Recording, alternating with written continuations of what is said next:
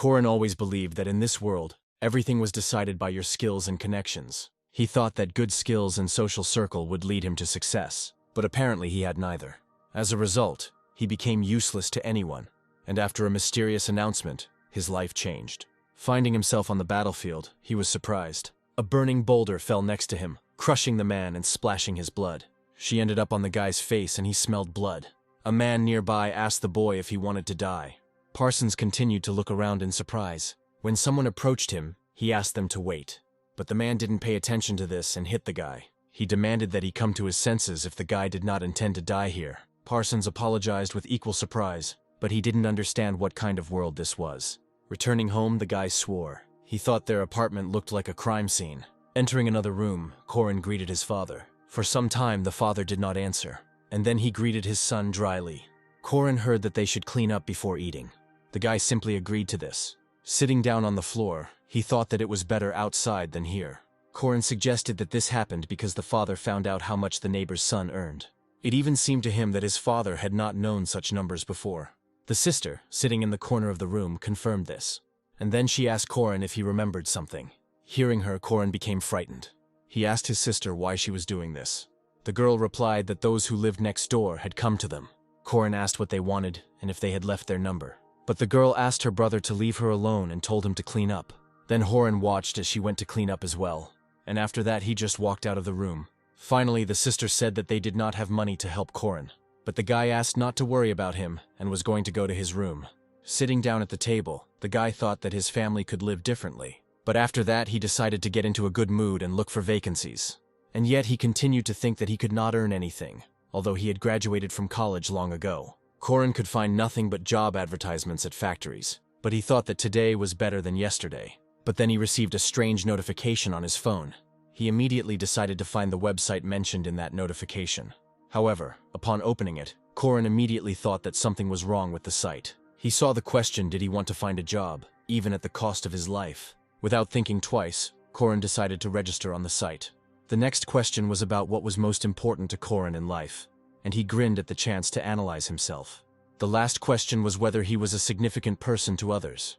Having answered all the questions, Corin suddenly felt more confident. But immediately after that, teleportation to another world occurred.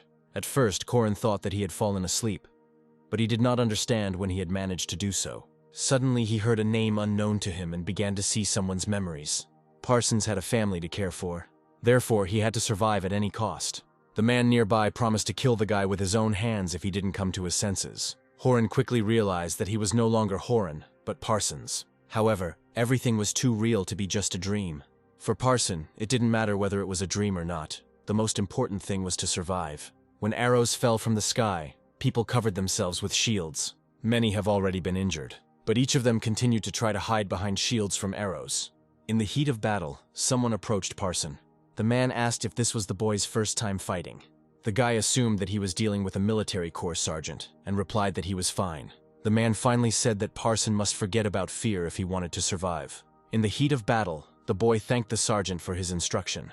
Their task was to get behind the walls and open the gates from the inside using a siege tower. When they do this, the knights will go on the attack, and their group had to try to survive until that moment. After this, the soldiers were ready to enter the battle again. The sergeant asked them if they wanted to survive. In one voice, everyone answered yes. Then the sergeant said that if they took a step back, the arrows would strike them in the back. Therefore, they had to besiege the walls and leave no one alive. Corin thought that it already looked like a war or something like that. Suddenly, he noticed an arrow flying past him. Afterwards, his cheek was covered in blood, and the pain made it clear that he was not sleeping at all. And if he dies here, what will happen to him? At that moment, with the help of the siege tower, the soldiers were already able to get close to the wall. Immediately after this, they began to fight with the archers. As Corin ran up to them, many pointed their weapons at him. Having pierced the man with a spear, he thought that he could not die here. He couldn't afford to die in a place where he couldn't tell truth from fiction. Therefore, he continued to boldly break through to his enemies. When he tried to attack the man, his spear suddenly broke. This was because his opponent was wearing plate armor. Then Corin had to throw away his broken weapon. However, even without a weapon, he still had determination. Corin had the idea to push the man off the wall. The man's body broke through the wall fence and fell towards the ground. Having fallen on the stairs, the man rolled down them. At that moment, Corin heard voices telling him to get rid of him. However, he intended to get hold of weapons. He grabbed the first thing he came across and started waving it around. At that moment, the soldiers in front of him were at a loss. Swinging his weapon, Corin wished death upon them all. Then the whole wall was filled with shouts and cries. The battle continued, and more people fell from the wall and died. Suddenly, the sergeant noticed that the new recruit was not bad, and now the time had come for the knights to finish off the rest. The boy watched the battle, breathing heavily. Afterwards, the guy looked around and looked down at his weapon. At that moment, Corin managed to survive. It was not a dream, because he felt pain and fatigue, and until he understood everything, he needed to remain Parsons. When the soldiers were able to break through the wall, they began to break into buildings. Some tried to stop the invaders. However, such people were immediately attacked. At that moment, those invaders were unstoppable. The sergeant was glad that they could now fully enjoy their victory. Later, the results of the victory were reported, and the king was pleased. The soldiers were also delighted that they had been able to recapture the territory. Listening to the joyful cries of his people, the man smiled, and he promised his people that their feat would be remembered for a long time. Corin thought they had lost a lot of men, but it seemed like this victory was very important. It was not just a victory, but also a chance at life for many people. Turning to his soldiers, the sergeant asked them to introduce themselves. Obeying, Parsons stepped forward, but then he suddenly exhaled in surprise. It seemed that Corin was the only one who understood commands, and that was what made him stand out. In the Korean army, Corin would have to work for 2 years to achieve anything. However, he was noticed here on the very first day. But despite this, the guy wasn't particularly eager to contact the stranger. The sergeant ordered the boy to take a step forward. Obeying, he stepped forward and introduced himself. The man noted that this was the boy's first battle, but he still managed to stand out among the fighters. Corin knew that this was the most pleasant thing he had ever heard. But in reality, people here were like disposable tools. The sergeant was surprised to hear that a place had become vacant in the king's entourage. That's why he offered the boy to become his knight. But it seemed to Corin that being a knight was the same as being a personal slave. The guy replied that this position was too high for him. The king heard that the boy was an ordinary farmer. Since many people were applying for the position, Parsons felt it was wrong to choose him. But the king was only surprised by the boy's good manners. Then Corin thought that he shouldn't have shown manners. Then he smiled and asked the man for silver. The man looked at the sergeant surprised, but then he frowned and asked the guy if he only needed money. Looking at the guy, he decided to drive him away. As he left, Corin realized that he had most likely made the man very angry. At that moment, everyone in the area was telling him that there might not be a second chance. But Corin knew that a squire earned more than a sergeant, and no one cared about ordinary soldiers. And at the same time, for such a position, anyone can stab you in the back. After this, the hype in the area did not subside. Corin heard everyone being asked to collect the reward before they left. When Parson was given the money, he was surprised. Suddenly, the faces of the people he had killed appeared before his eyes. In his hands was money that he earned by killing someone. Until now, Corin did not know what to do. He wasn't sure if he should live here like Parsons. But suddenly, the guy's body began to fall, and when he opened his eyes, Corin found himself in his room. Looking around, he couldn't understand whether it was a dream, or maybe he ended up in another dimension where he was a boy. However, it was all too realistic for him. At that moment, he looked around, hearing some kind of knock. Some coin appeared in his room. Looking at it, Corin realized that it was a gold coin. The next day, the guy was looking through his wallet. However, he was not happy with this situation. Corin never thought he could make money this way. The coin fetched just over 1,000,000 won, but he was in a world where he could not distinguish truth from lies. Even so, he was grateful that he was able to earn at least 1 coin from that world. But it also meant that it wasn't a dream. So, Corin really did kill people. As he thought about this, he noticed that his hands were shaking. But then his phone rang.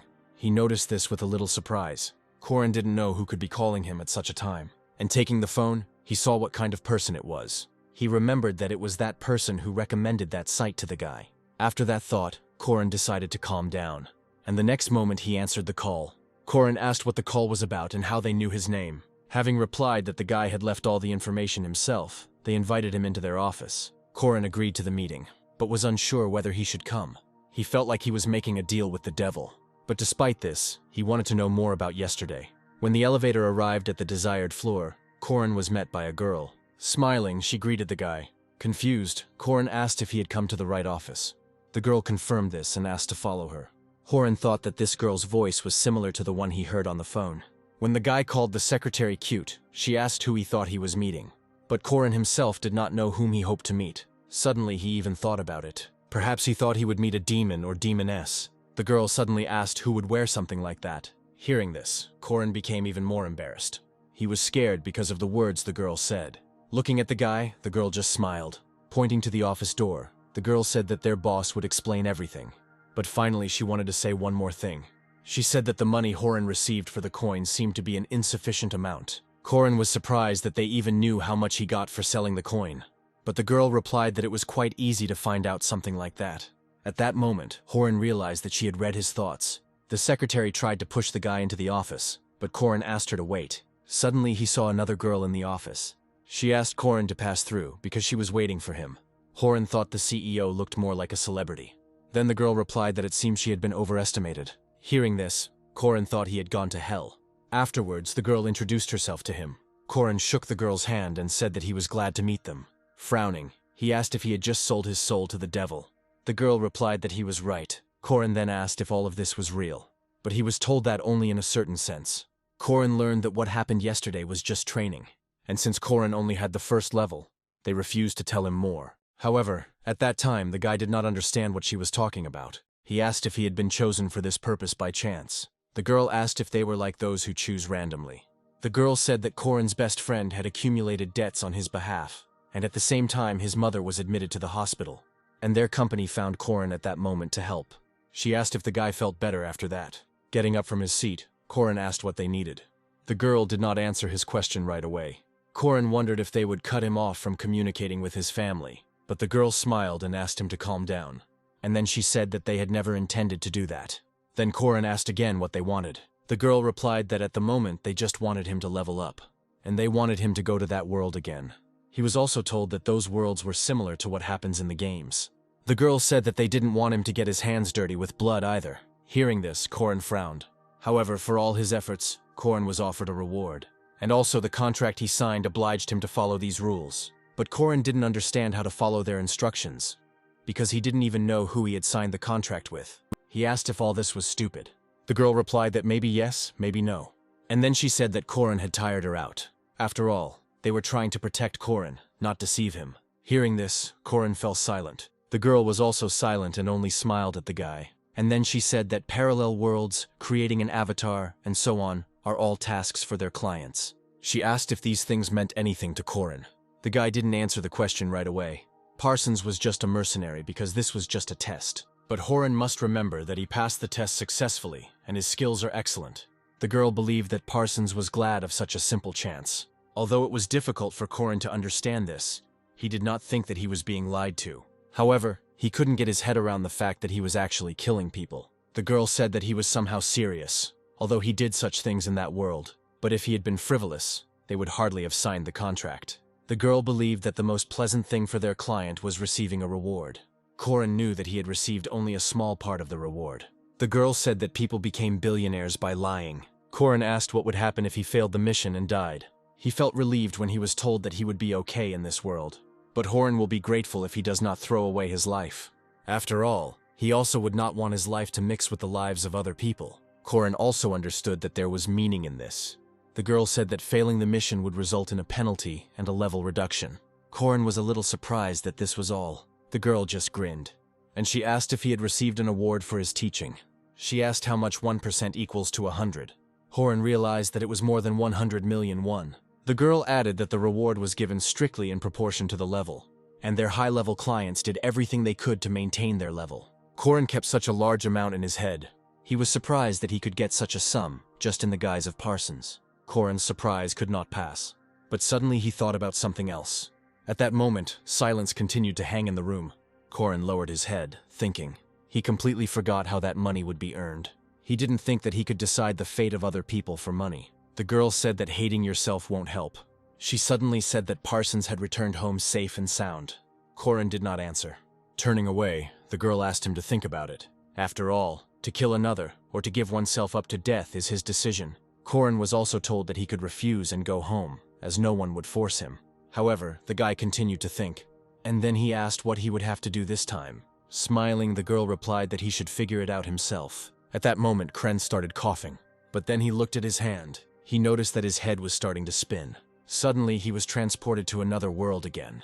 He immediately noticed that someone was swinging at him. Corin didn't even have time to realize anything before the axe almost caught up with him. But it turned out that the man hit the wall.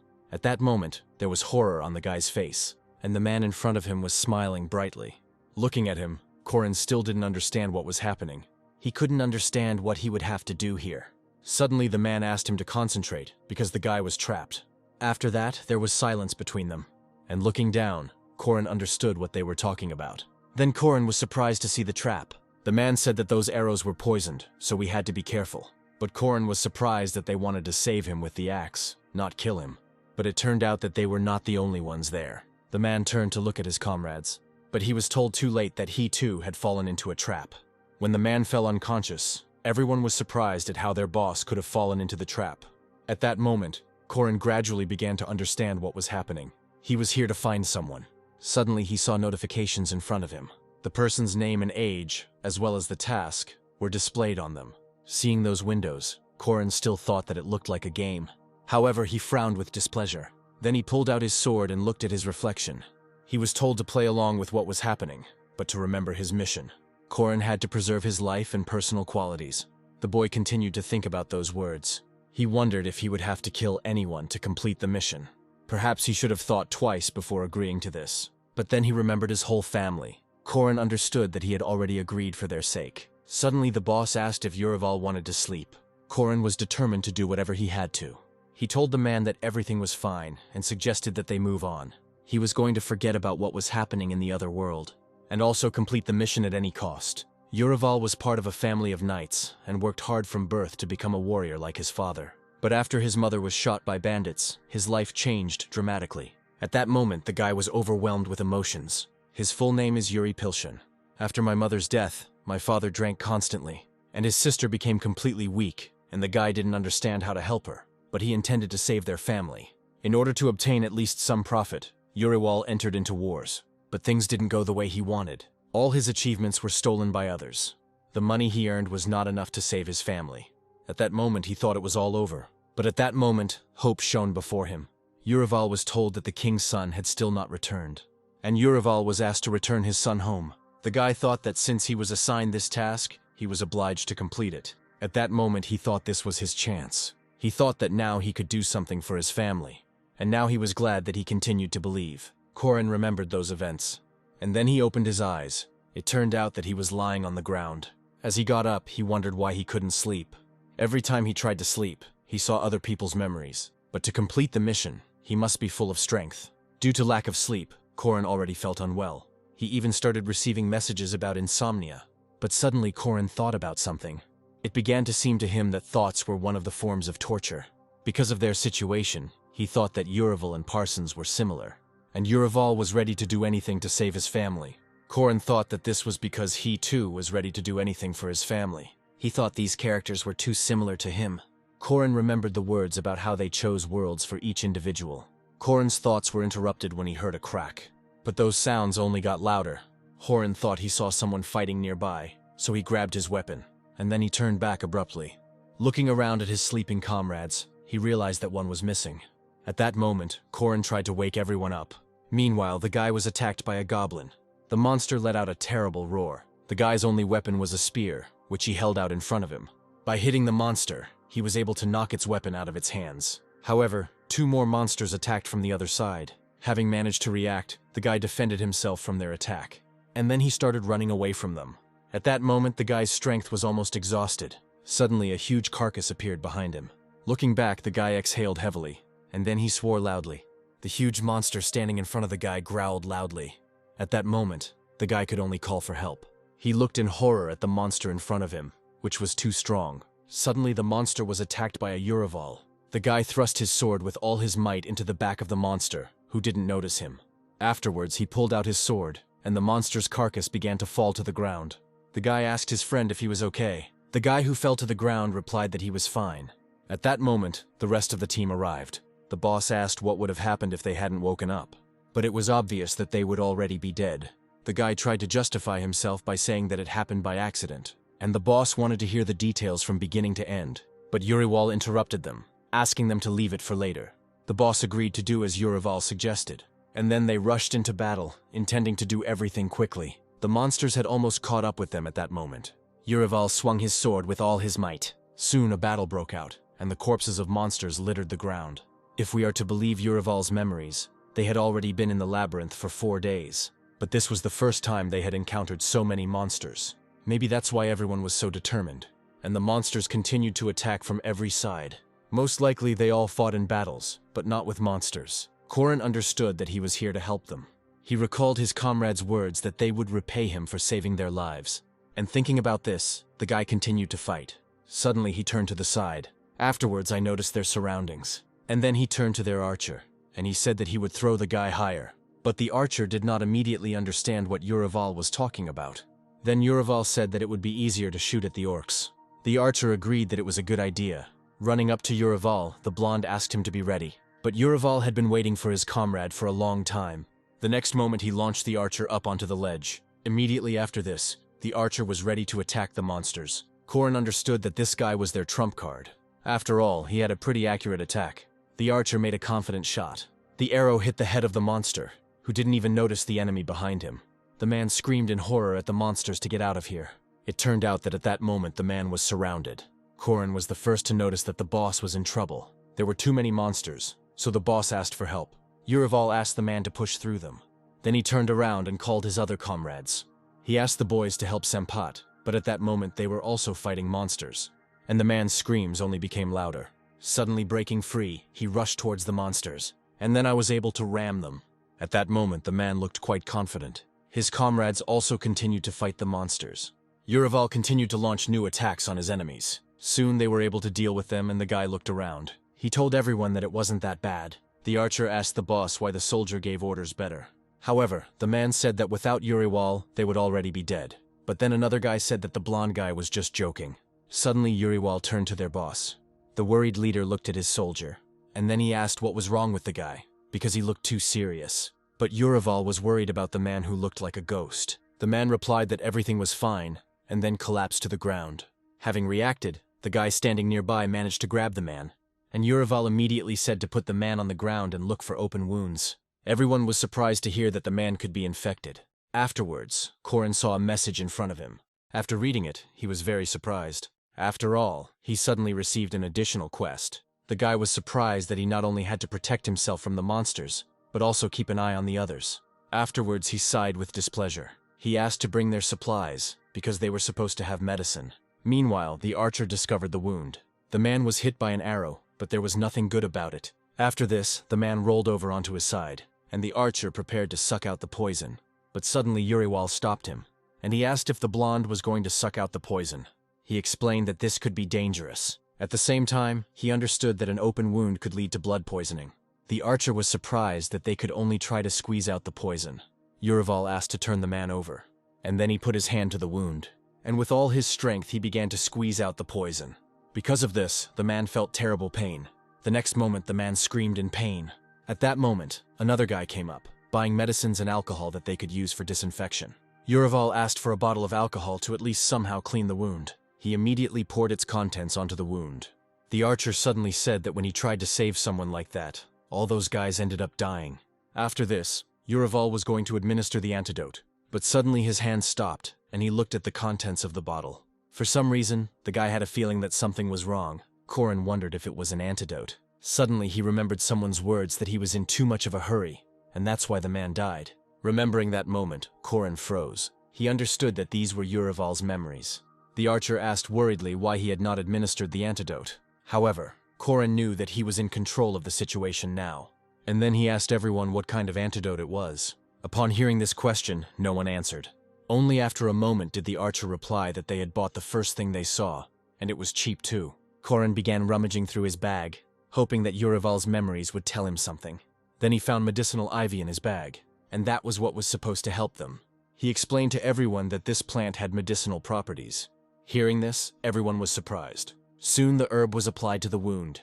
After this, the archer helped the man up, and Urival intended to bandage the wound. He promised the man to be as careful and quick as possible. Taking the bandages, the guy began to bandage the wound.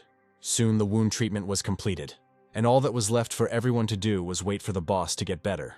But Urival told everyone that Senpat should recover soon. Everyone breathed a sigh of relief, because they knew the boss was strong. Suddenly Urival looked at Paisel. The surprised guy asked what was going on, and then he asked to tell how they got into such trouble. And everyone was wondering why he was leaving alone in the middle of the night. Having heard so many questions, the guy hesitated, and then he began to take something out of his clothes with displeasure. Seeing the dungeon map in front of him, Corin was surprised. Paisel told everyone that according to the map, there should have been a staircase not far from here. But Paisel said there was no ladder there when he checked the area. Then everyone understood why they had felt like they had been walking in circles all day. Paisel told everyone that he had tried everything. Besides, he had poor orientation. After some time he was very tired, and he didn't notice that monsters began to watch him. When he noticed them, there were already too many of them, and they were all approaching the guy. At that moment he finished telling his comrades how it all happened. There was silence for a moment after that, but immediately everyone started beating Paisel, demanding that he warn them about his adventures next time. Afterwards, Corin took the map in his hands with displeasure, and he suggested to everyone that he and Paisel would go there to explore the area. He decided to leave the camp to the other two guys. Soon he and Paisel were walking deeper into the caves. At some point, Corin noticed that they would soon come across a staircase. Paisel suggested that the map was lying to them, since the cartographer could have made a mistake when drawing it up. Then the guy asked Paisel where he got it. Paisel replied that it was in the backpacks, along with the supplies. Hearing that Count Raleigh gave it to them, the boy thought about something. At that moment they came to a place where there should have been a staircase that would lead down. Paisel decided to remind again that this is what he was talking about, because he checked this place. However, they understood that the ladder could not run away somewhere. Suddenly Corin turned to Paisel. The guy asked if he found anything interesting, but Corin only asked if anything seemed strange to him. But Paisel didn't understand what the guy was talking about. Then Corin decided to point to the floor, which was usually flat and hewn. But he noticed that where the stairs should have been, everything was different. Paisel suddenly also noticed something strange. Until now they had not encountered a single monster. But Corin interrupted the boy and asked him to look up. Looking up, Paisel saw that very staircase. But he couldn't believe that she was on the ceiling.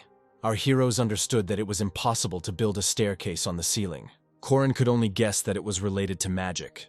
However, in Urival's memories, he saw how magic could be dispelled. The guy quickly drew his sword and swung.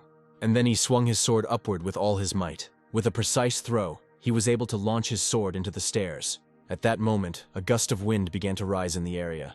Watching this, Corin was stunned. Paisel experienced the same thing.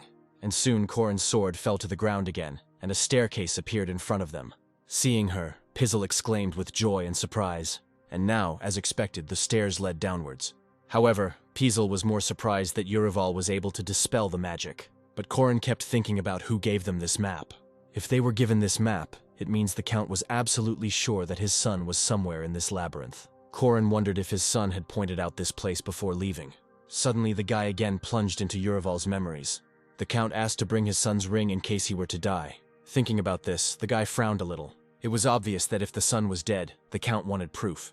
Paisel interrupted his train of thought and asked if everything was okay. Corin didn't answer and continued to think about his own things, because it seemed to him that something was not right in the story. Later, Corin decided to ask everyone how much they knew about that Count. He asked them to tell him everything they knew. But the archer did not understand why they were not happy that they had been able to find the stairs. Urival told them that something seemed suspicious and repeated his question. Then everyone thought about it and shook their heads.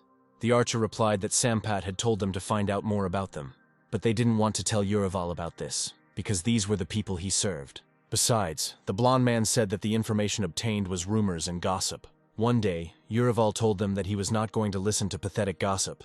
Paisel reminded him of this. Corin realized what a jerk Urival had been, and told everyone he was now willing to listen to them. Hearing this, everyone was surprised. Afterwards, he was told that the Count had one son and one daughter. But it was strange that the Count took for himself a maid who was raising a small child.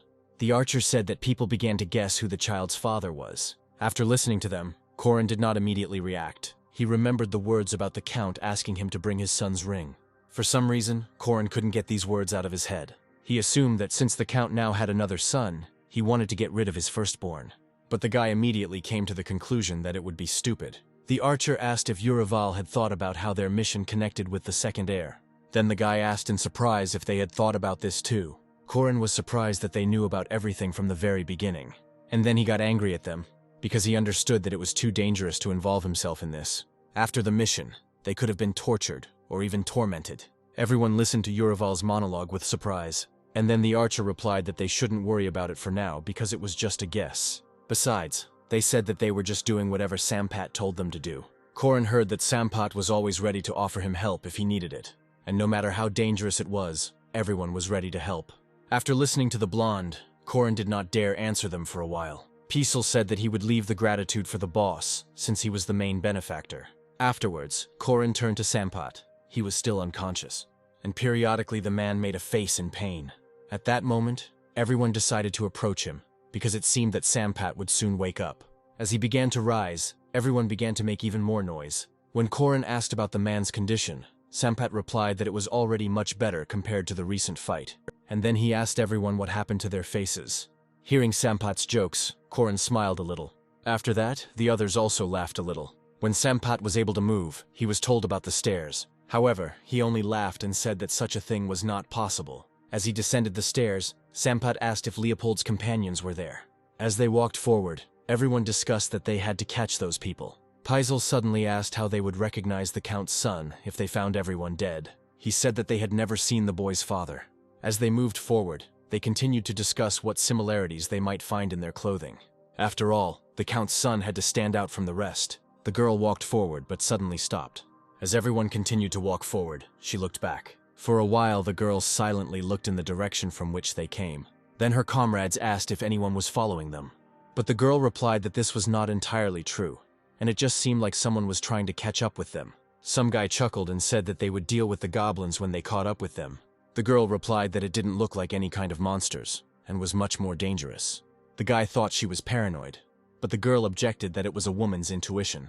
The old man intervened and said that if Azil said something, she had to be believed. Another man said they shouldn't have worried. After all, they were going to take care of those who wanted to find Leopold. Seeing some light, everyone turned their attention to its source. The butterfly flew closest to the old man, and afterward, he told everyone that it looked like someone was following them and was able to break through the magical barrier. Suddenly, the fair-haired guy looked at Azil. The girl asked the old man if these were the same people, but the old man could not answer her. But after that, they decided to set a trap and wait for their pursuers. Horin's group was inspecting the goblins that had been destroyed by someone else. It seemed to them that someone had been here just recently, and at that very moment, Sampat decided to vent his anger on the dead. The archer asked Uriwal to leave the boss alone, as he seemed to be very upset about losing consciousness. Suddenly, the guy added that the boss's mother lived alone, and he often sent her money. Even though the boss was acting like that now, the guy considered him a good son. Suddenly, Corin remembered his mother. For a moment, his face reflected melancholy.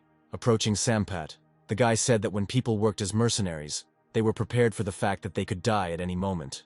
And Sampat replied that everyone here worked as mercenaries due to some family circumstances. Then the others also shared how things were going in their families. Piesel went to work as a mercenary, because there are many people he needs to help. Corin wondered why they all had such unfortunate fates.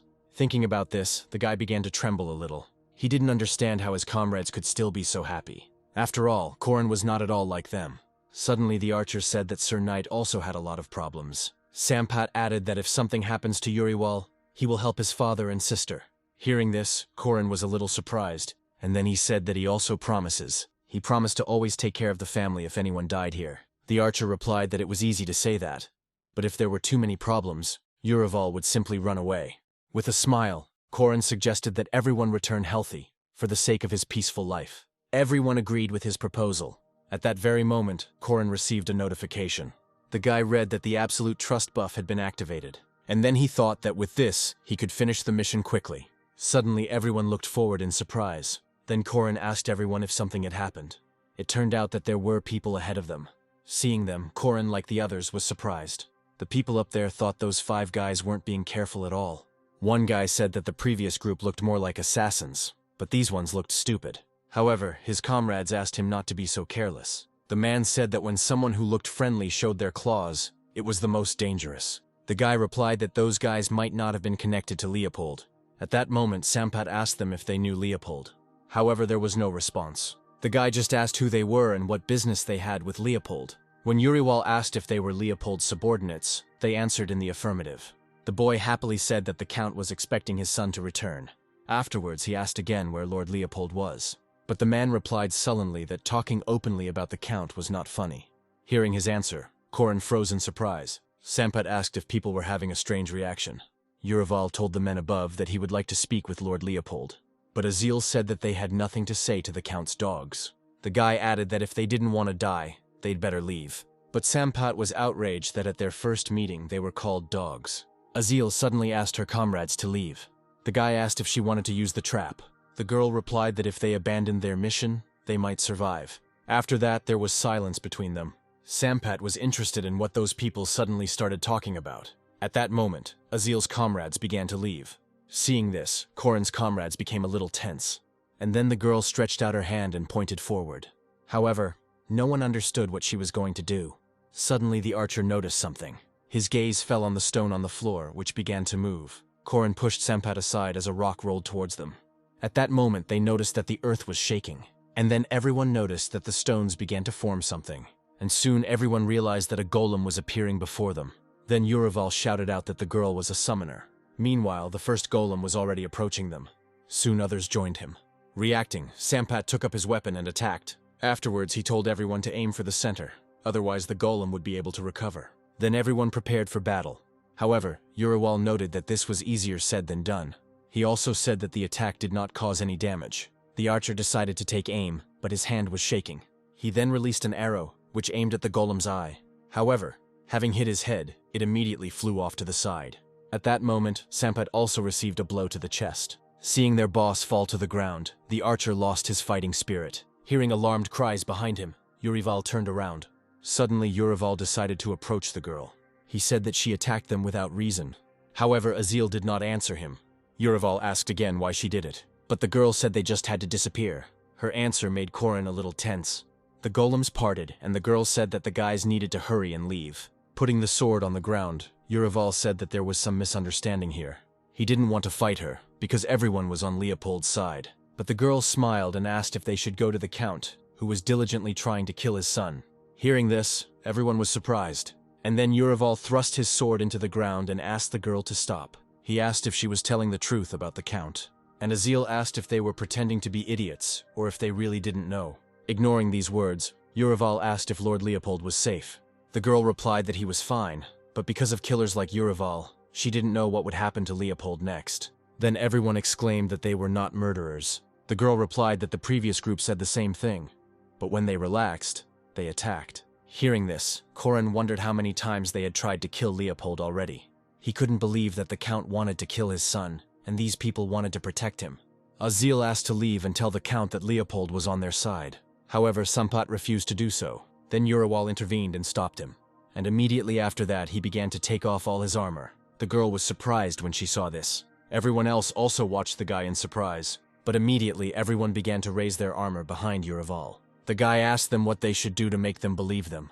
Azil did not answer him right away, and Sampat asked the guy what he was doing. Urival asked sharply if they trusted him, and Sampat asked the others if they would have come here if they didn't trust the guy. Hearing this, Urival raised his hands high up. He again asked whether Leopold's life was in danger, and then he said that the least he could do was put his life on the line. But at that moment, the girl disappeared from her place. Corin couldn't even notice the moment when she disappeared from sight. At that moment, something pushed him back strongly. It was Azil who suddenly approached him. But Uriel again said that they had no evil intentions, and he only asked to be allowed to talk to Leopold. But Azil asked if he really thought he could win their trust with such nonsense. Having said that she didn't like them, the girl prepared to fight them personally. She promised to kill them all, but suddenly all their weapons fell to the ground. Noticing this, Azil was taken aback. Then everyone said that Urival explained to them what loyalty is. At that moment, Sampat asked the girl to trust Urival. Hearing this, the guy smiled. Then he received another notification that full trust had been activated. Having closed it, Urival turned his attention to Azil. The girl stood still and looked at them all in surprise. Sampat asked what Urival would do now. But at that same moment, the guy turned around at a sharp sound coming from behind them. For some reason, all the golems suddenly started moving. Azil's comrades also heard the roar. Surprised, they all turned to where Azil should have been. Grabbing their things, everyone immediately started running away, and the bodies of the golems continued to move in the sky. Sampat told Urival to run faster, because if the golems crushed them, they would die instantly. Only Azil continued to stand still. It turned out that there was a huge monster right in front of her. Bending down, he looked closely at the girl, and then he opened his mouth and growled at her. But at that very moment, someone attacked the monster in the eye. Then Azil saw in front of her Urival, who had returned. Having hit the monster, the guy fell to the floor and rolled to the side. Looking back, Sampat was horrified to see Urival running straight towards the monster. Then Urival asked them to help, because they could not leave the girl in trouble. Reacting quickly, Sampat ordered everyone to change space. He divided the roles between everyone who would distract and who would attack. Meanwhile, the monster continued to stand in front of the girl. Running up to her, Urival asked her to pull herself together, otherwise they would all die. The rest began throwing stones at the monster and attracting its attention. But when he turned towards them, fear made the bodies stop. When the monster tried to attack them, they had to dodge. While he was distracted, others tried to attack him. At the same moment, Urival was informed that the monster was beginning to come to its senses, and now it was necessary to take Azul somewhere where it was safe. At that moment, she told Urival that she was okay, but she wondered if she was scared. Immediately after that, she summoned the golem again. Sampat was surprised when he saw him grab the monster's leg, and then he swung and was about to attack. The next moment, the monster's blood was spilled. As soon as he got wounded, he immediately started screaming. At that moment, the archer decided to take aim at him, and his arrow hit the monster right in the eye. When this happened, the guy was glad that the monster was now deprived of both eyes. However, Sampat sensed something was wrong. At that moment, the archer became afraid for his boss. Sampat was told to run away, but it was too late. At that moment, the monster's paw almost covered the man. But suddenly the monster stopped and noticed the emerging light. It turned out that the fire attacked the monster. This was the work of Azil's comrades, who rushed to her aid. Then the magicians continued to attack from afar. More and more fire arrows hit the monster's body. Azil was glad to see her comrades. At that moment, Urival asked everyone to continue attacking. Everyone was determined and was going to kill the monster. One after another, Urival's comrades pounced on the monster, and soon the monster collapsed without strength. Urival turned to the others and asked them if everything was okay, and they answered him that everything was fine with them. However, at that very moment, a sword was pressed to his throat. The rest of Urival's comrades were also already taken hostage. At that moment, the guy thought that everyone was in trouble because of him. Then he objected that just a minute ago they were all fighting together. However, the tip of the sword pierced his neck. Everyone started to worry about Urival. The guy said that Urival was funny. He asked if it was true that they could become comrades just because they fought together. But Urival asked to at least listen to them. He asked them to tell him the whole situation and swore that he would not attack them. But the guy grinned and asked what kind of nonsense Urival was talking about. However, he still felt that Urival deserved an explanation for his help. At that moment, another guy appeared from behind the man. Looking at him, Urival wondered who it was. At that moment, Leopold introduced himself to Urival. After some time, everyone was asleep, and next to them a blue fire burned. Leopold asked if the Count had sent them to rescue him. Now the boy knew that Urival's detachment had come here without knowing anything, and added that the Count had an heir. Urival objected that the infant could not be considered a legitimate heir. Then Leopold told how one day his father got drunk and said that his wife's son was here. Urival realized that they were not talking about the Count's son, but about the child of his wife and someone else. When Urival asked if this was true, Leopold could not answer for sure, especially since his mother was no longer alive. And then he said that what was more important was that the Count did not consider him his son. Urival understood that no one would make a person who was not a blood relative their successor. Then Urival said that he would report to the Count that they had found Leopold dead. Leopold thanked the guy for this. But then Urival added that this would require the guy's ring, and the ring meant that this man was the heir to the throne. At that moment, Leopold frowned. Leopold did not want to get the throne, but there was something personal in his behavior. Leopold said that this was the only thing he received from the Count. Therefore, this ring was very important to him. He still remembered how happy he was when he received it. He admitted that this was the only thing that connected him with his father. Then Corin understood what gave Leopold the strength to go on. And he understood that most likely the guy would not part with this ring. Suddenly, Urival said that their team was very strong. Leopold said that they were good people who saved his life several times. And then he heard that he had to give the ring to Urival. The guy asked if everyone would be in danger if he didn't give up the ring. But Urival said that Leopold had misunderstood him. He said that Leopold had a big heart, so there must have been many supporters. And if he decides to go against tradition, the soldiers will split into two parts, and thus the soldiers will be killed. Then Leopold frowned, and then he hesitantly touched his ring. The guy said that he brought trouble to people regardless of whether he was alive or dead, but he asked what benefit he would gain from sacrificing the ring. And Urival replied that this is what people from the royal family should do. Leopold was surprised when he heard this, and then he smiled. Suddenly he turned to the old man, and he said that he wanted to give the ring to that man. The old man asked the boy if he was sure. The old man thanked Urival for helping Leopold make a difficult decision, but Urival replied that it was nonsense. Seeing that the old man had prepared a knife, the boy became scared, and the old man prepared to cut. This made Leopold feel afraid, and when it was all over, he winced in pain. In horror, Uriwal asked why they did this. It turns out that because of magic, no one could remove the ring, and the Count did not want to kill his son without having a clear plan. Leopold asked that this sacrifice not be in vain, and he asked Uriwal to accept the ring. Then Uriwal found a ring stained with blood in his hands. The guy thought they had finally gotten him, but Corin wondered what would happen to Leopold's hand now, because now he will have to live his life this way. Suddenly the guy saw some kind of light in front of him. It came from Leopold's hands. Then Corin saw how the old man began to use magic. It turned out that a severed body part could be reattached using magic. Leopold asked what Uriwal would do. Leopold was glad that his hand was okay. The old man told Uriwal that it would be difficult for them to return the way they came, and he said he would ease their burden. He offered to teleport Uriwal's group. Soon everyone was ready to leave. Sampat said they were very lucky. The old man was about to start casting a spell because everyone had gathered. Uriwal asked to take care of them. When the old man asked if everyone was ready, Uriwal answered in the affirmative. The next moment he began to cast a spell. A stream of air and mana immediately appeared. Seeing this, Corin was surprised, but from surprise their faces took on a frightened expression. Soon their bodies began to rise. Finally, Leopold decided to say something to Uriwal. He said that they would meet again soon. He thanked the guy and said that now he was in his debt. At first, Corin did not answer, but then he smiled and said that there was no need to thank him for that. Immediately after that, they disappeared behind a stream of mana. But at that moment, Corin sensed something was wrong. Covering his face with his hand, he screamed. He experienced the same thing as when he first went on Uriwal's mission. And then he received a notification that the mission was completed. But he didn't understand how it could be completed if he hadn't yet brought the ring. Later, reports came out that having received the Count's ring, he had successfully completed the mission. The additional mission was also completed, because he saved all his comrades. The guy thought with relief that it was good that he was able to complete the mission early. But it seemed to him more as if he was in some kind of dream. Uriwal did not have a distinguished background. However, he was surrounded by good friends. In fact, Corin would like to have friends like him. Opening his eyes, Corin wondered if he had returned to his world. However, there was nothing in front of him. Corin didn't understand what kind of place this was. At that moment, he received an error message. At that time, Corin did not understand what this meant, and then the movement into the spiritual world began to occur.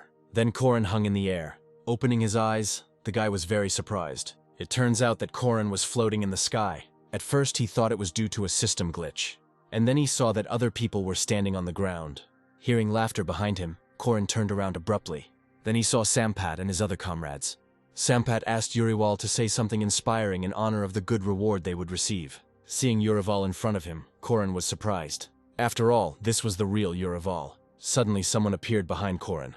Then Corin was told that he was right. In front of Corin stood a man, exactly like Uriwal. The guy couldn't believe his words. This made him wonder what was going on. Uriwal told Corin that it was he who called him here. And then he said that obviously Corin was confused. Corin agreed, because it seemed to him that the mission was completed. But earlier he could not even imagine that he would be able to talk to Uriwal. Afterwards, Uriwal said that what was happening below was an illusion that he simply wanted to show to Corin. At that moment, the people below froze. Uriwal said that Corin had a desire, that's why he came. And then he asked Corin to turn his attention downwards. Then down below, Uriwal appeared before the Count. This was Count Raleigh's room. And Uriwal, who was saying something to the Count. There was also Pizel, who answered Uriwal while the Count remained silent. Frowning, Pizel was about to take something out of his pocket, and then he rushed at the guy with a knife and apologized. Before he could react, Uriwal was stabbed. Pizel said that his family was captured, that's why it's like that. And if he doesn't carry out the order, his entire family will die. Thus Corin learned what had happened. Uriwal said that this is how the return from the mission ended. Corin was surprised that Pizel behaved this way. Pizel did not give the impression of being a traitor at all. Uriwal said that Corin completed the mission shortly before his death. It turned out that Uriwal also had his own mission. Caden and Rob died in the labyrinth, but they still managed to capture Leopold. Uriwal admitted that, unlike Corin, they were not looking for a peaceful solution. Corin was surprised that it seemed like Uriwal could read his thoughts, and Uriwal said again that after he became a soul, he was able to do a lot. Corin said that in order to take the ring, it was necessary to at least cut off a finger. Uriwal suddenly said that he never met them. It turns out that when Uriwal arrived, Leopold's comrades were dead. This happened before they encountered the Orc. Corin began to understand what Uriwal was talking about. All the people he knew were dead. Urival was surprised that in Corin's case, no one died, and Corin asked what Urival wanted after his death. The guy replied that Corin had obtained the ring through negotiations. But could he convince the Count and Paisel? Hearing this question, Corin thought about it. Urival admitted that he wished that Corin could have left him alive. Paisel was forced to act on the Count's orders. Corin asked if he could consider this his final mission, and the answer was yes. Corin understood that there was at least a small chance of victory. Urival asked to show him success, and said that he would wait for it. At that moment, Corin again moved into Urival's body. It was at that moment that Paisel tried to attack him. But the guy managed to react and dodged. He took a few steps forward, which greatly surprised Paisel. Seeing the guy approaching him, the Count tensed up. Corin understood that the Count must have planned what was happening, and he didn't think that a normal conversation would happen now. Hearing a sharp sound, Corin turned back, and he saw that Paisel was attacking him again. Then Corin had to intercept Paisel's hand. Afterwards, he made the guy drop the knife, and by tripping him, he knocked Paisel off balance. At that very moment, he was able to knock the guy to the floor. Urival asked Paisel to come to his senses, because if this continued, they would all die. Hearing this, Paisel was surprised. The Count watched what was happening in silence. Urival asked Paisel why the Count wanted him dead. Without waiting for an answer, Urival said that he knew the Count's secrets. But that applied to Paisel and everyone else who was on the mission. He asked Paisel where the guarantee was that he would be alive after killing Urival. Then Paisel said that he was not thinking about himself, but about his family. The Count promised not to touch his family if he got rid of his friends. Afterwards, Corin turned his gaze to the Count. Again he asked Paisel if he believed the Count. He promised Urival a good reward, and even a castle. So will the Count keep his word given to a commoner if he does not keep his word even to a knight? Then Paisel had nothing to say. Urival said that they would also get rid of the Paisel family, since no one should know about the Count's atrocities. Looking at the Count, Urival asked if he was saying everything correctly. The Count did not answer immediately. Paisel looked at the Count and also waited for the man's reaction. And then the Count said that Urival was wrong. He told Paisel that after the mission was completed, he would let his family go. He asked if Paisel would believe the ravings of a madman. Hearing this, Paisel was surprised, and then he used all his strength to break free from Urival's grip. Corin was surprised and could not react to this. At that moment, Paisel grabbed his weapon again, but it turned out that the guy ran towards the Count. The Count was surprised, but tried to keep his emotions under control. Paisel attacked the Count, but Urival tried to stop him. At that moment, blood spilled and Paisel dropped the knife. The Count asked how a commoner dared to go against him. He considered it a pathetic sight. While Paisel was bleeding, the Count headed towards Urival. Corin was surprised that the Count seemed to be skilled with a sword. Meanwhile, the Count came very close to Urival. And unlike the Count, the boy didn't have a sword with him. The Count was angry that he had to do all the dirty work himself. Urival's weapons were taken away, as carrying them there was prohibited. Because of the reward, the Count wanted to force the mercenaries to kill each other. But now he changed his mind and wanted to kill Urival himself.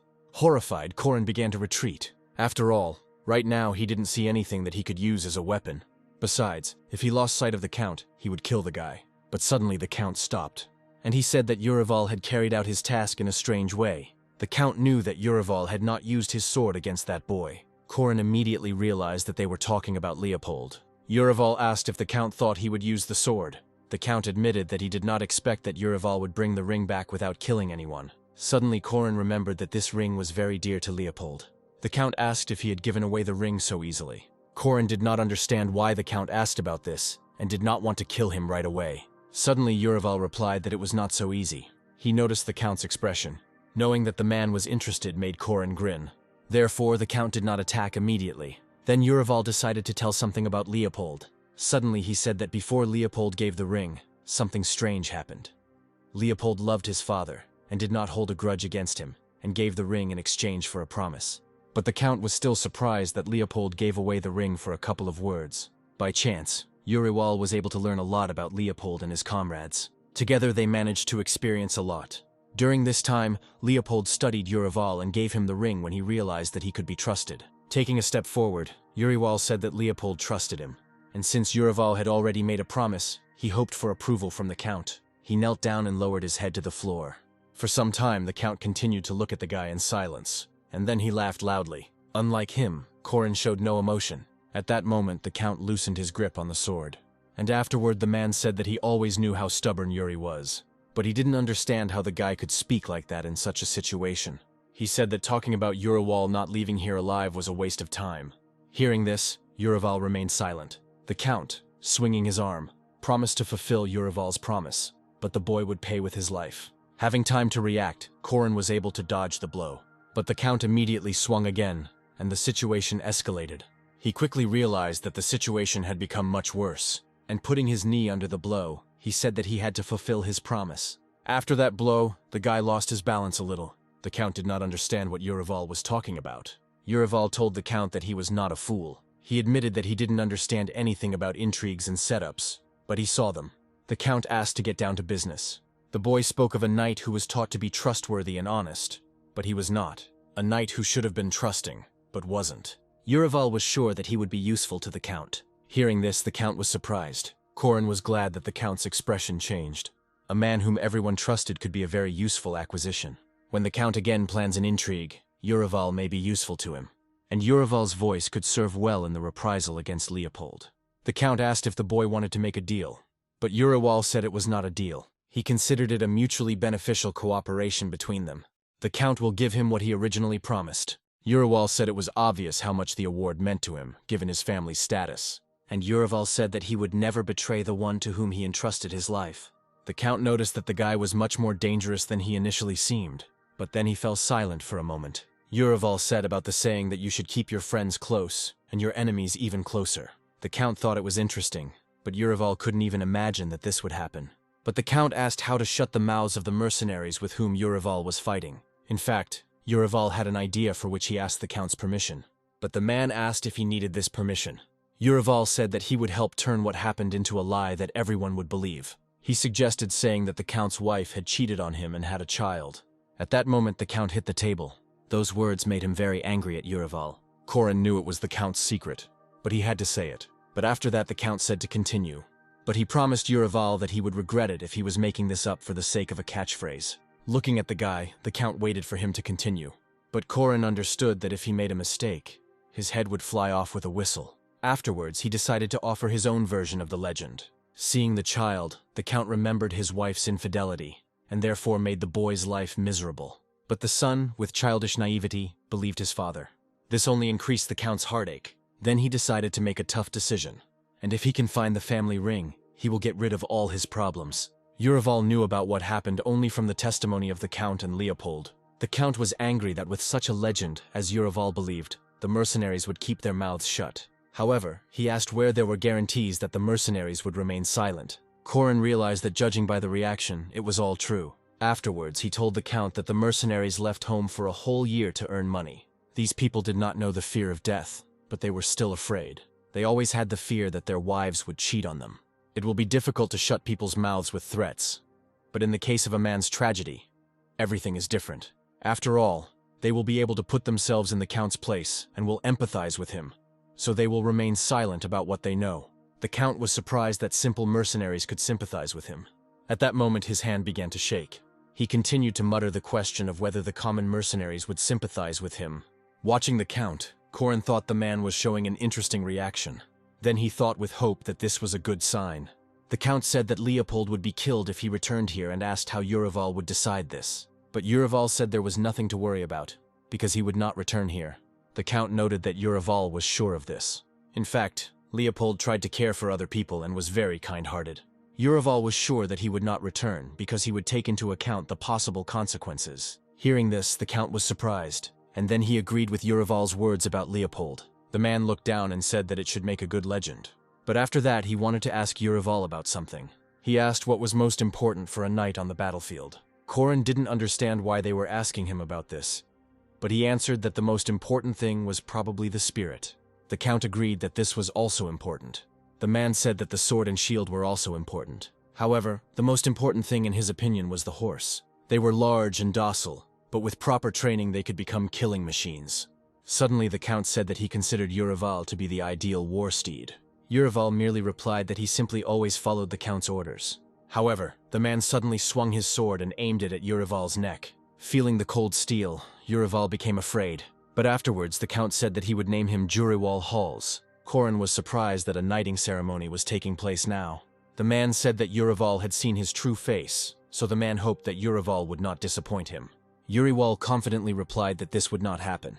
When he asked if he could take Pizel to a doctor before it was too late, The Count said that Yurival could do as he pleased. After this, the guy thanked the Count. But it was at that moment that Yurival noticed that time had stopped. Then he thought the mission was complete. Since he was able to convince Paisel and the Count, it turns out that Yurival's request was fulfilled. Then the Horin joyfully exclaimed that he had done everything as the Yurival had wanted. He asked the guy if he liked the ending. However, there were many mixed feelings on Yurival's face, so Corin realized that something was wrong. At that moment, Yurival bowed his head and pursed his lips. And then he screamed loudly. Corin watched from the side and did not understand what had happened to the guy. For some time, Yurival continued to release emotions. Corin asked him to calm down and asked what had happened. Then Yurival finally asked himself why he hadn't done it. The guy began to blame himself for the fact that he had a chance to save everyone. Corin watched as he said that it was entirely possible to save everyone. And then the guy's screams filled the void again. Yurival admitted that he thought that if he did everything possible, he would be rewarded for it. However, he later realized that the world was not so simple. At that moment, he thanked Corin. Yurival hoped that Corin would be able to learn from his mistakes. But Corin asked him not to slander himself because, in Yurival's place, he wouldn't even be able to gather everyone. He was able to win hearts and trust, and only thanks to Yurival was Corin able to achieve success. Corin believed that Yurival had not lived in vain. Corin thought it would be cool if Yurival was more gentle and listened to the advice of others. Yurival chuckled and said that Sampat had always told him this. He thought that it was precisely in his heart that he differed from Corin. When Yurival wanted to get something from his pocket, Corin noticed his movements. Showing Horin an unknown item, the boy said that he would like to give it to him as a gift. The boy said that it was a piece of his soul that Corin was worthy of possessing. Corin didn't know where he could use it, but he thanked the guy. But when he accepted the gift, he felt strange. Suddenly he was transported to a new place and wondered where he was now. Ordinary people took a break from their work and were happy to greet the Lord. They called Yurival, who also greeted everyone Lord. He looked carefully at all the people who greeted him. People of all ages were always glad to see him. They also greeted the girl who was riding in the carriage, and who also greeted ordinary people. After some time, she got out of the carriage and began distributing food to people. Corin realized that it was Yurival and his family. Yurival explained that in exchange for his soul and life, this was the reward he was promised. Yurival had to wait a long time for that mission to be completed. However, in the end, Corin managed to complete it. However, Corin understood that what was happening was not reality, but just a lie and a dream in which the guy would be fine. He asked for such a scene for his soul. Yurival did not crave wealth and power. He just dreamed of his family living in peace, but he lost everything.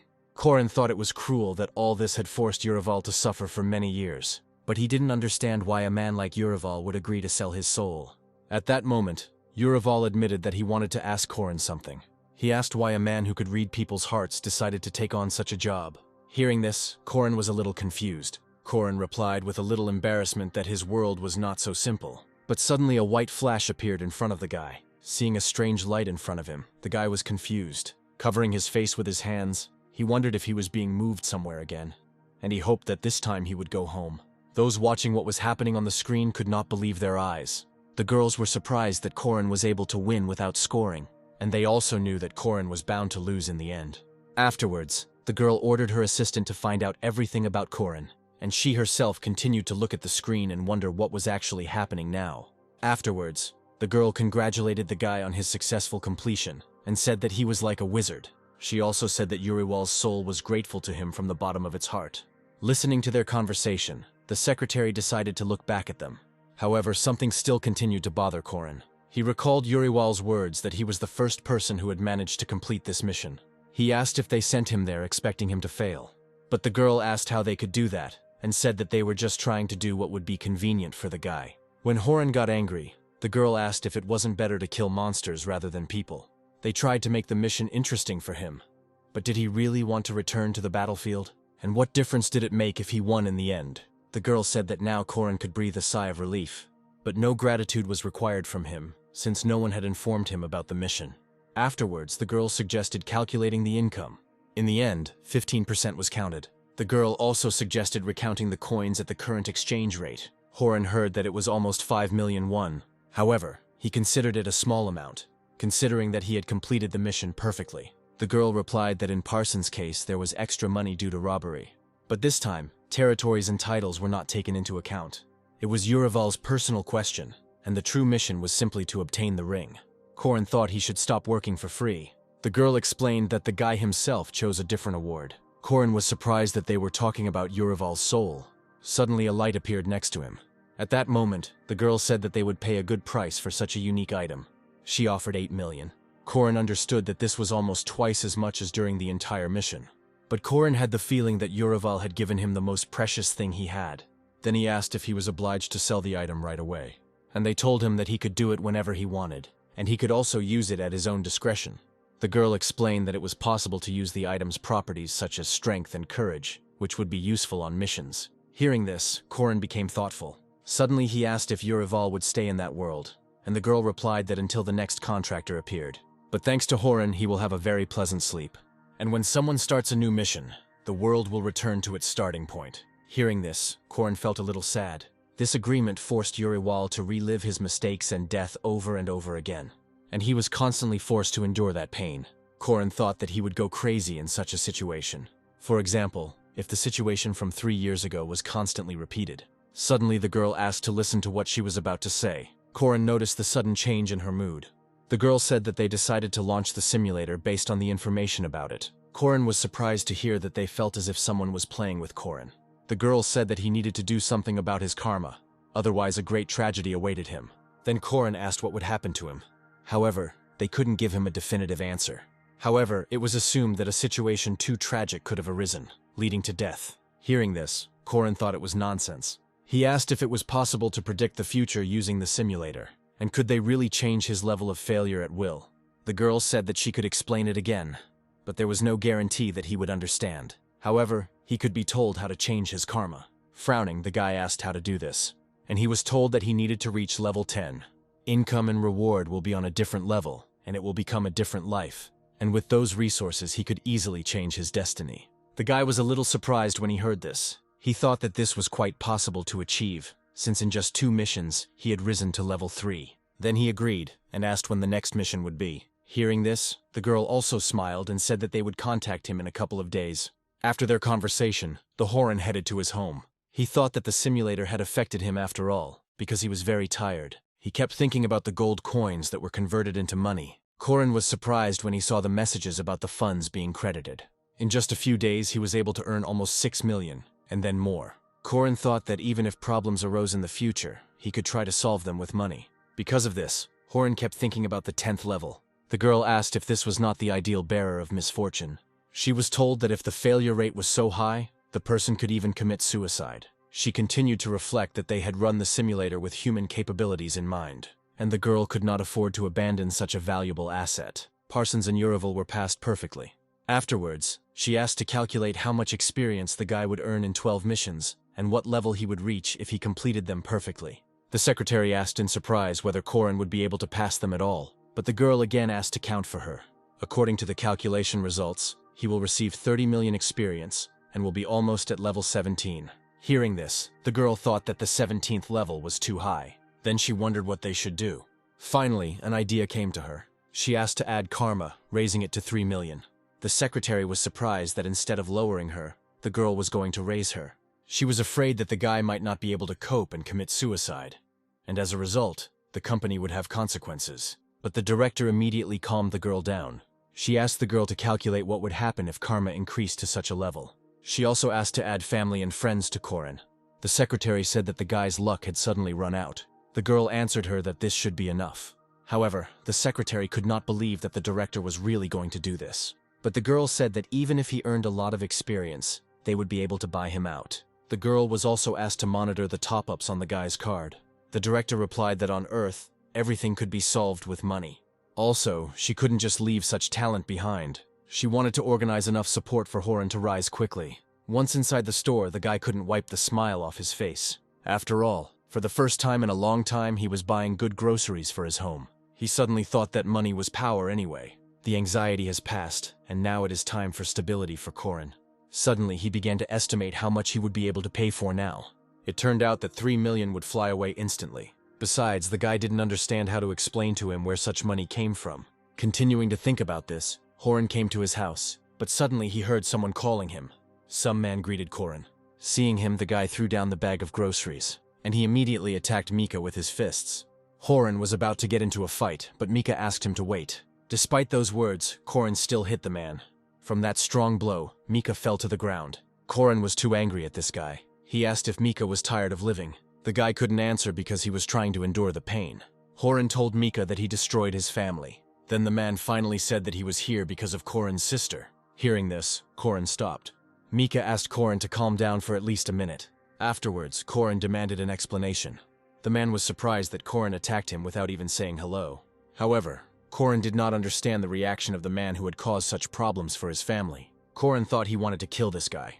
At that moment, he grabbed a bottle of alcohol, and then he broke it. Corin asked me to quickly tell him what was going on and get lost. Mika said that the news is not very good, so it is better to throw the bottle first. But Corin demanded to know what the matter was. Then the man said that he went to the club for work and met Corin's sister there. Then Corin became even more angry. The man said he didn't know that he worked there and didn't even touch her, simply asking her to go home. Mika believed that this could backfire on their family, so he came to warn them. Corin asked when it was.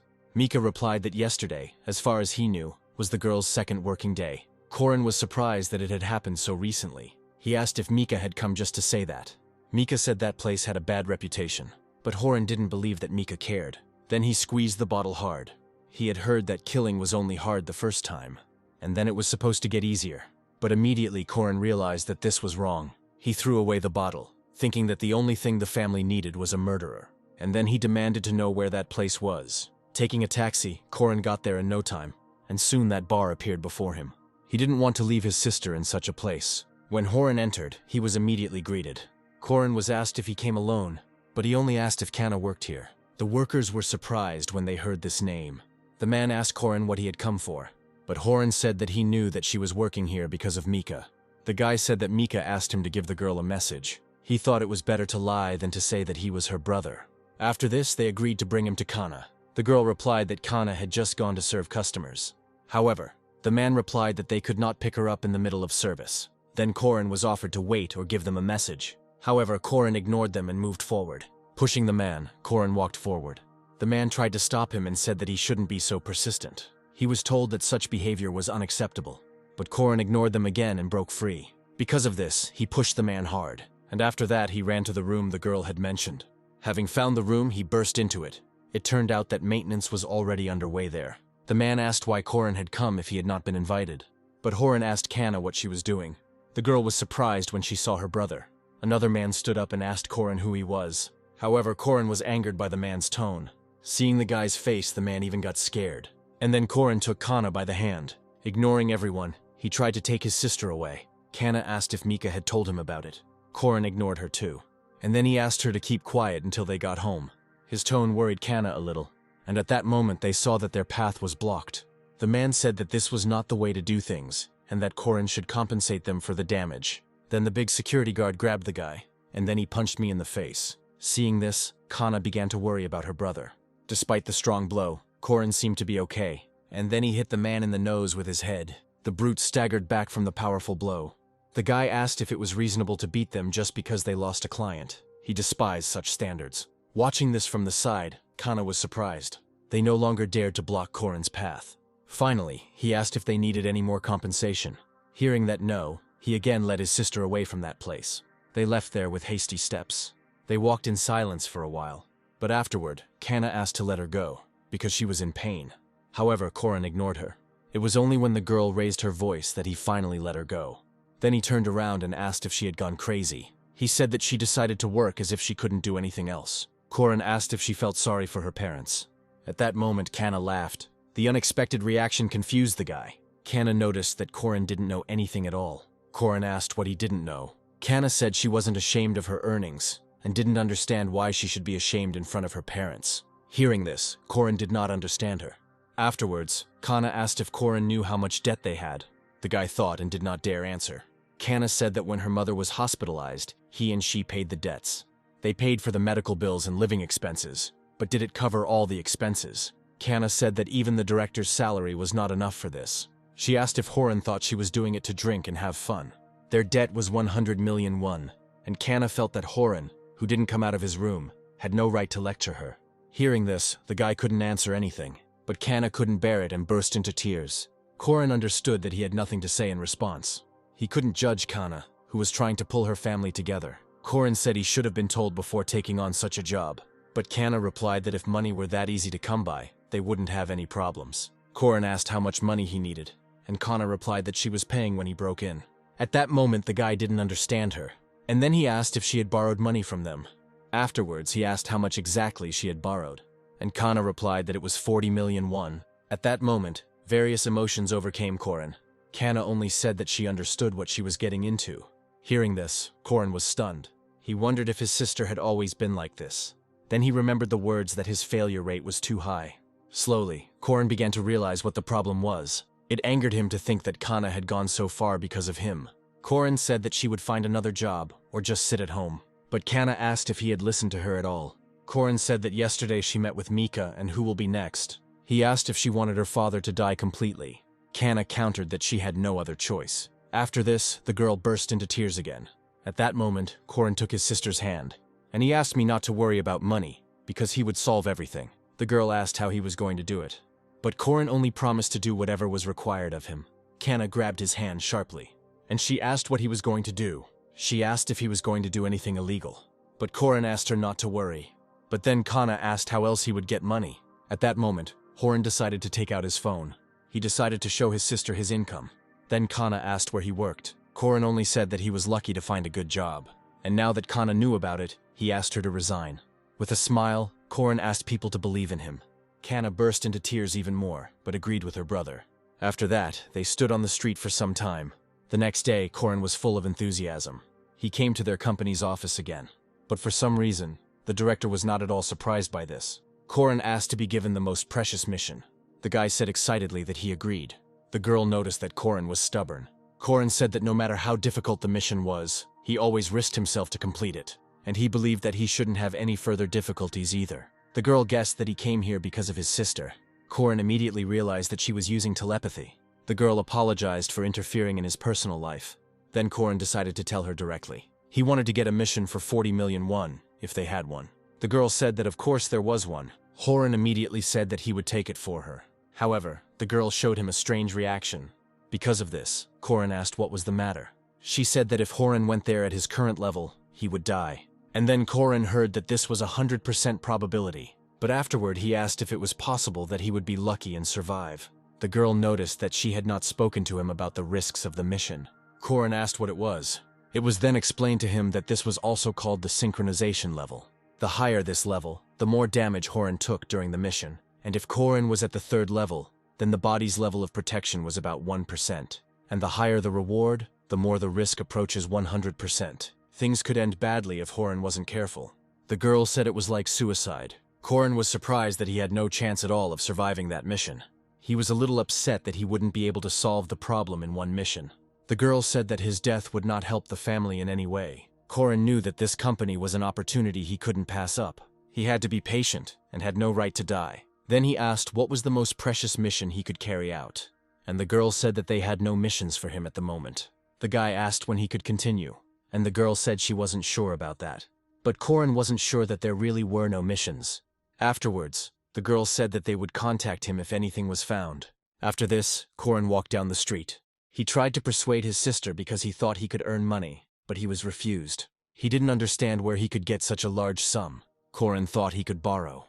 But I realized that this was too much money. However, he still thought it was worth a try. Corin believed that there was always a chance. But at that very moment he refused this, because then all his friends would turn away from him. Corin knew that loans could be obtained in many places. It would be best to go to a bank, but they won't give him a loan due to his bad credit history. Corin wasn't sure he should borrow money from places like that. At that moment he felt desperate. Because of this he had to return. The girl immediately greeted the guy. Embarrassed, Corin asked her to lend him 40 million won. Hearing about this, the girl was interested. She chuckled at the fact that first he promised his sister to repay the debt, and now he was getting into debt himself. Corin replied that this was the only place where he could get money, and he didn't care whether they refused him or forced him to do something. The girl agreed with a grin. Corin was delighted, but she wanted to tell him about one condition. She admitted that she had thought about entrusting Corin with one mission. Hearing this, the guy became interested. Then he asked what this mission was. He was told that it was a mission of increased complexity, and such missions were only available to a few. Corin asked if they would give him money if he did this. Then the girl admitted that at the moment, only missions of increased difficulty remain. Corin immediately felt that this was some kind of setup. The girl said the standard price for the mission was 1,000,000 won, but if he did well, she would raise the price. Hearing this, Corin's eyes lit up, and if Corin passed the bonus level, he was promised to double the amount. The guy immediately realized that this was more than all his previous missions. Although it's not 40 million, it's still a huge amount. But then the girl reminded him that he was currently being charged, and that he would only receive 10% of the amount. At that moment, Corin returned to reality. And then he cursed under his breath. Corin was angry that the task was already difficult, and they were stingy. Then the girl proposed a deal. Corin asked under what conditions this would be. They told him that the risk would be increased, and that Corin would have to endure more. Corin decided to check if there would be more pain and injuries. Although this was true, the guy became interested in the fact that the amount would rise by 50%. He agreed to it almost immediately. The girl admitted that she liked the guy's assertiveness. But when they immediately decided to send Corin on a mission, he was outraged by this. But finally, they wanted to tell him something else. Corin didn't understand when he was told to try not to lose himself. The girl added that she hopes he will return in one piece. Corin wanted to ask what it meant, but didn't have time. There was silence in the room when he disappeared from it. But at that very moment, the secretary burst into the office. She asked why the president raised the synchronization from 30 to 50%. But the girl replied that Corin himself had agreed to this. But the secretary was angry that the guy had not been told about the high risks. But the president responded indifferently that if Corin remained crippled after this, then that was his limit. But the question followed, what if he really does become crippled? The girl couldn't even find a word to describe the president. But suddenly someone said that the president had no heart. The guy who came in asked if that was what she wanted to say. The secretary was surprised when she saw him. And the president replied that this guy recommended raising the synchronization level of Corin. The girl objected that Corin was a newbie and could even die. The man replied that he wanted to understand whether Corin could withstand the mental pressure, and whether it was worth working with him in the future. The president agreed that this mission was to completely change Corin. While Corin was moving, he received messages telling him to avoid injuries, as they would appear on the original body. Corin still couldn't get used to the transfers, and each time he again experienced the excitement of a new beginning. The president liked Corin's assertiveness, so she decided to send him on the mission right away. But at that moment, Corin was surprised. He asked with displeasure if that was really their policy. At that moment, his hand began to dissolve. This made Corin feel uneasy, and the president decided to give some final advice. She asked the guy not to lose himself on this mission. Corin was surprised and did not understand what she was talking about. But the president also hoped that the guy would return in one piece. When Corin transferred, he received warnings that his original body would be damaged. But he didn't seem to pay any attention to them. He just thought that he still couldn't get used to the transfers. At that moment, Corin fell to the ground and clutched his chest. For some reason, he only got worse, and he felt as if all his insides were on fire. At that very moment, the memories of the man into whose body he had moved came rushing back to him. And Corin also saw the most terrible moment in the life of this man, because of which he entered into a contract. Suddenly, Corin began to see his memories clearly. The girl asked Strovan where he disappeared to at night, and the guy replied that he worked in security. He later added that his service was secret. That's why he couldn't tell her anything. A man with a tattoo on his face greeted Strovan. He told the boy that this time the task would be more difficult, and he wanted to say something to the guy. The man asked if he was not the best assassin. That's why I decided to entrust my fate to Strovan. After that, the guy completed the task. The guy was praised for getting rid of the corpses and given a reward. But later his parents died.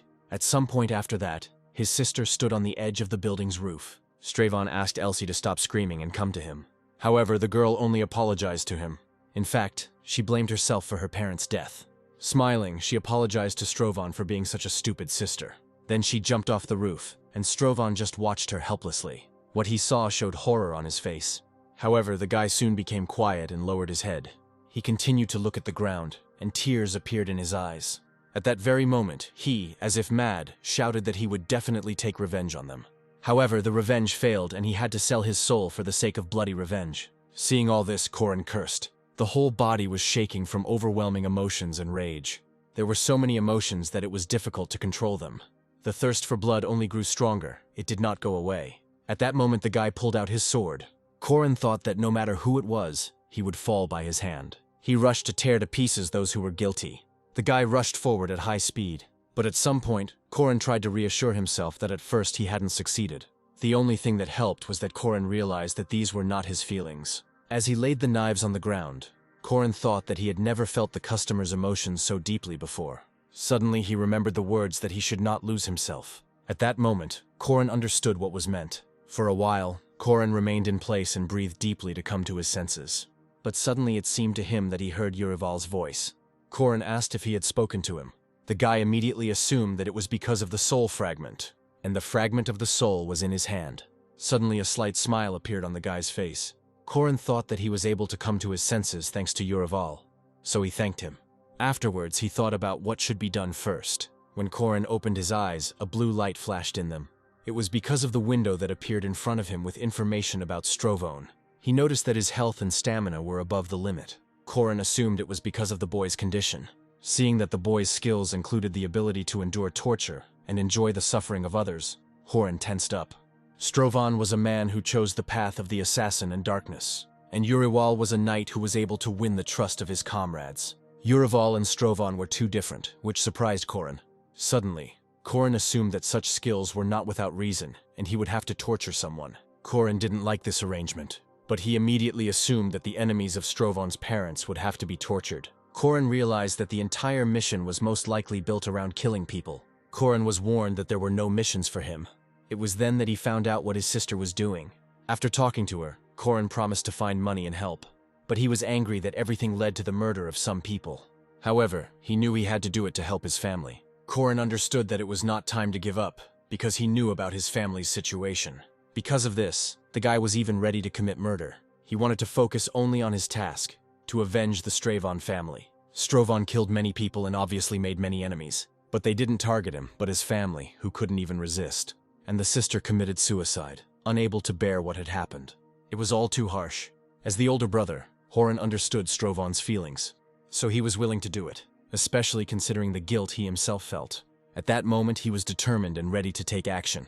First, he ran forward through the forest. He was going to get to the city, which was 4 kilometers away. However, he understood that Strovon had special skills. At some point, the muscles in his legs began to work harder, and the next moment, Corin rushed forward. With great leaps, he could move forward quickly. He also felt that his body was incredibly light. But while thinking about this, Corin did not notice that he was high in the air. Corin noticed that it was too high to land safely. But after landing, he was perfectly fine. Corin even thought that he was starting to feel jealous. Thanks to the training of this body, its movements corrected themselves. Strovon was of noble birth with a good body and face. That's why Corin didn't understand how the guy managed to become a killer. Strovon grew up in the slums. He had to steal to avoid starving to death, did not join gangs, but eventually ended up in the Assassin's Guild. Corin thought that life was throwing Strovon from side to side. He had an unfortunate fate, but killing people still came back to haunt him. But Corin considered himself no better than him, since he earned his living in a similar way. Suddenly Corin stopped. He suddenly wondered what the company he worked for even did. They were like devils, since people sold their souls to them. The more devoted a person is, the higher the price of his soul is for the devil. Even the Bible mentioned that a sinner who came to God was more valuable than the righteous, which means that for the devil, it should be the opposite. Corin thought that he was taken because he was a good man. He didn't understand why they chose him, because he wasn't ideal, but he had never done anything too bad either. Corin recalled the words that a contract can be called a silent agreement on both sides. When Eve was tempted with the forbidden fruit, it was based on the free will of both parties. Because of this, Corin thought that in order to agree, a person must actually want it. Suddenly he remembered that he had been asked questions before the contract. Corin wasn't sure, but it seemed like there was a flaw in the contract signing. He wondered if it was possible to put this contract into paper, but he also understood that it was not worth it for an ordinary person to speak out against them. At that moment, Corin thought it was time to stop thinking about it. He already knew that his thoughts could be read, so it was worth stopping. Besides, what he needed now was money, not knowledge of who owned his soul. Corin decided to focus on the task again. Soon the guy came to some place. It turned out that the bodies of the Strovon family were supposed to be here. Wanting to find clues, Corin activated his keen eye skill. Then he looked down at the ground and examined it carefully. It turned out that some tracks led inside the building. He decided to take a closer look at them, since it was not clear whether they were left by a person or an animal. But suddenly something made Corin tense. It seemed strange to him that the area was so quiet. As soon as the guy turned around, some object flew at him. Without hitting the guy's body, the dagger stuck into the stone wall. After the attacks continued, but Corin had already moved forward. The guy jumped, and then a knife was pointed at him. Because of this, Corin thought that he wouldn't be able to dodge. But unexpectedly for himself, Corin managed to avoid the knife. Afterwards, he landed on the ground. Corin was surprised that he could do a double jump. Drawing his sword, Corin rushed forward. Now he was ready to attack back. He swung his sword and was ready to strike. But then the guy shouted to Strovan that he didn't know Strovan was here. Hearing this, Corin stopped. He asked Kesha what he was doing here. Looking at the guy's sword, Kesha suggested putting it away first. As soon as Strovan did this, Kesha was able to exhale. Kesha was Strovan's partner, and now the guy admitted that he thought he was finished. But Strovan merely repeated his question. After all, neither Kesha nor the guild should have known about this place. Hearing this, the guy fell silent. And then he asked if Strovan really didn't trust him, even though Kesha had been cleaning up after him for 5 years.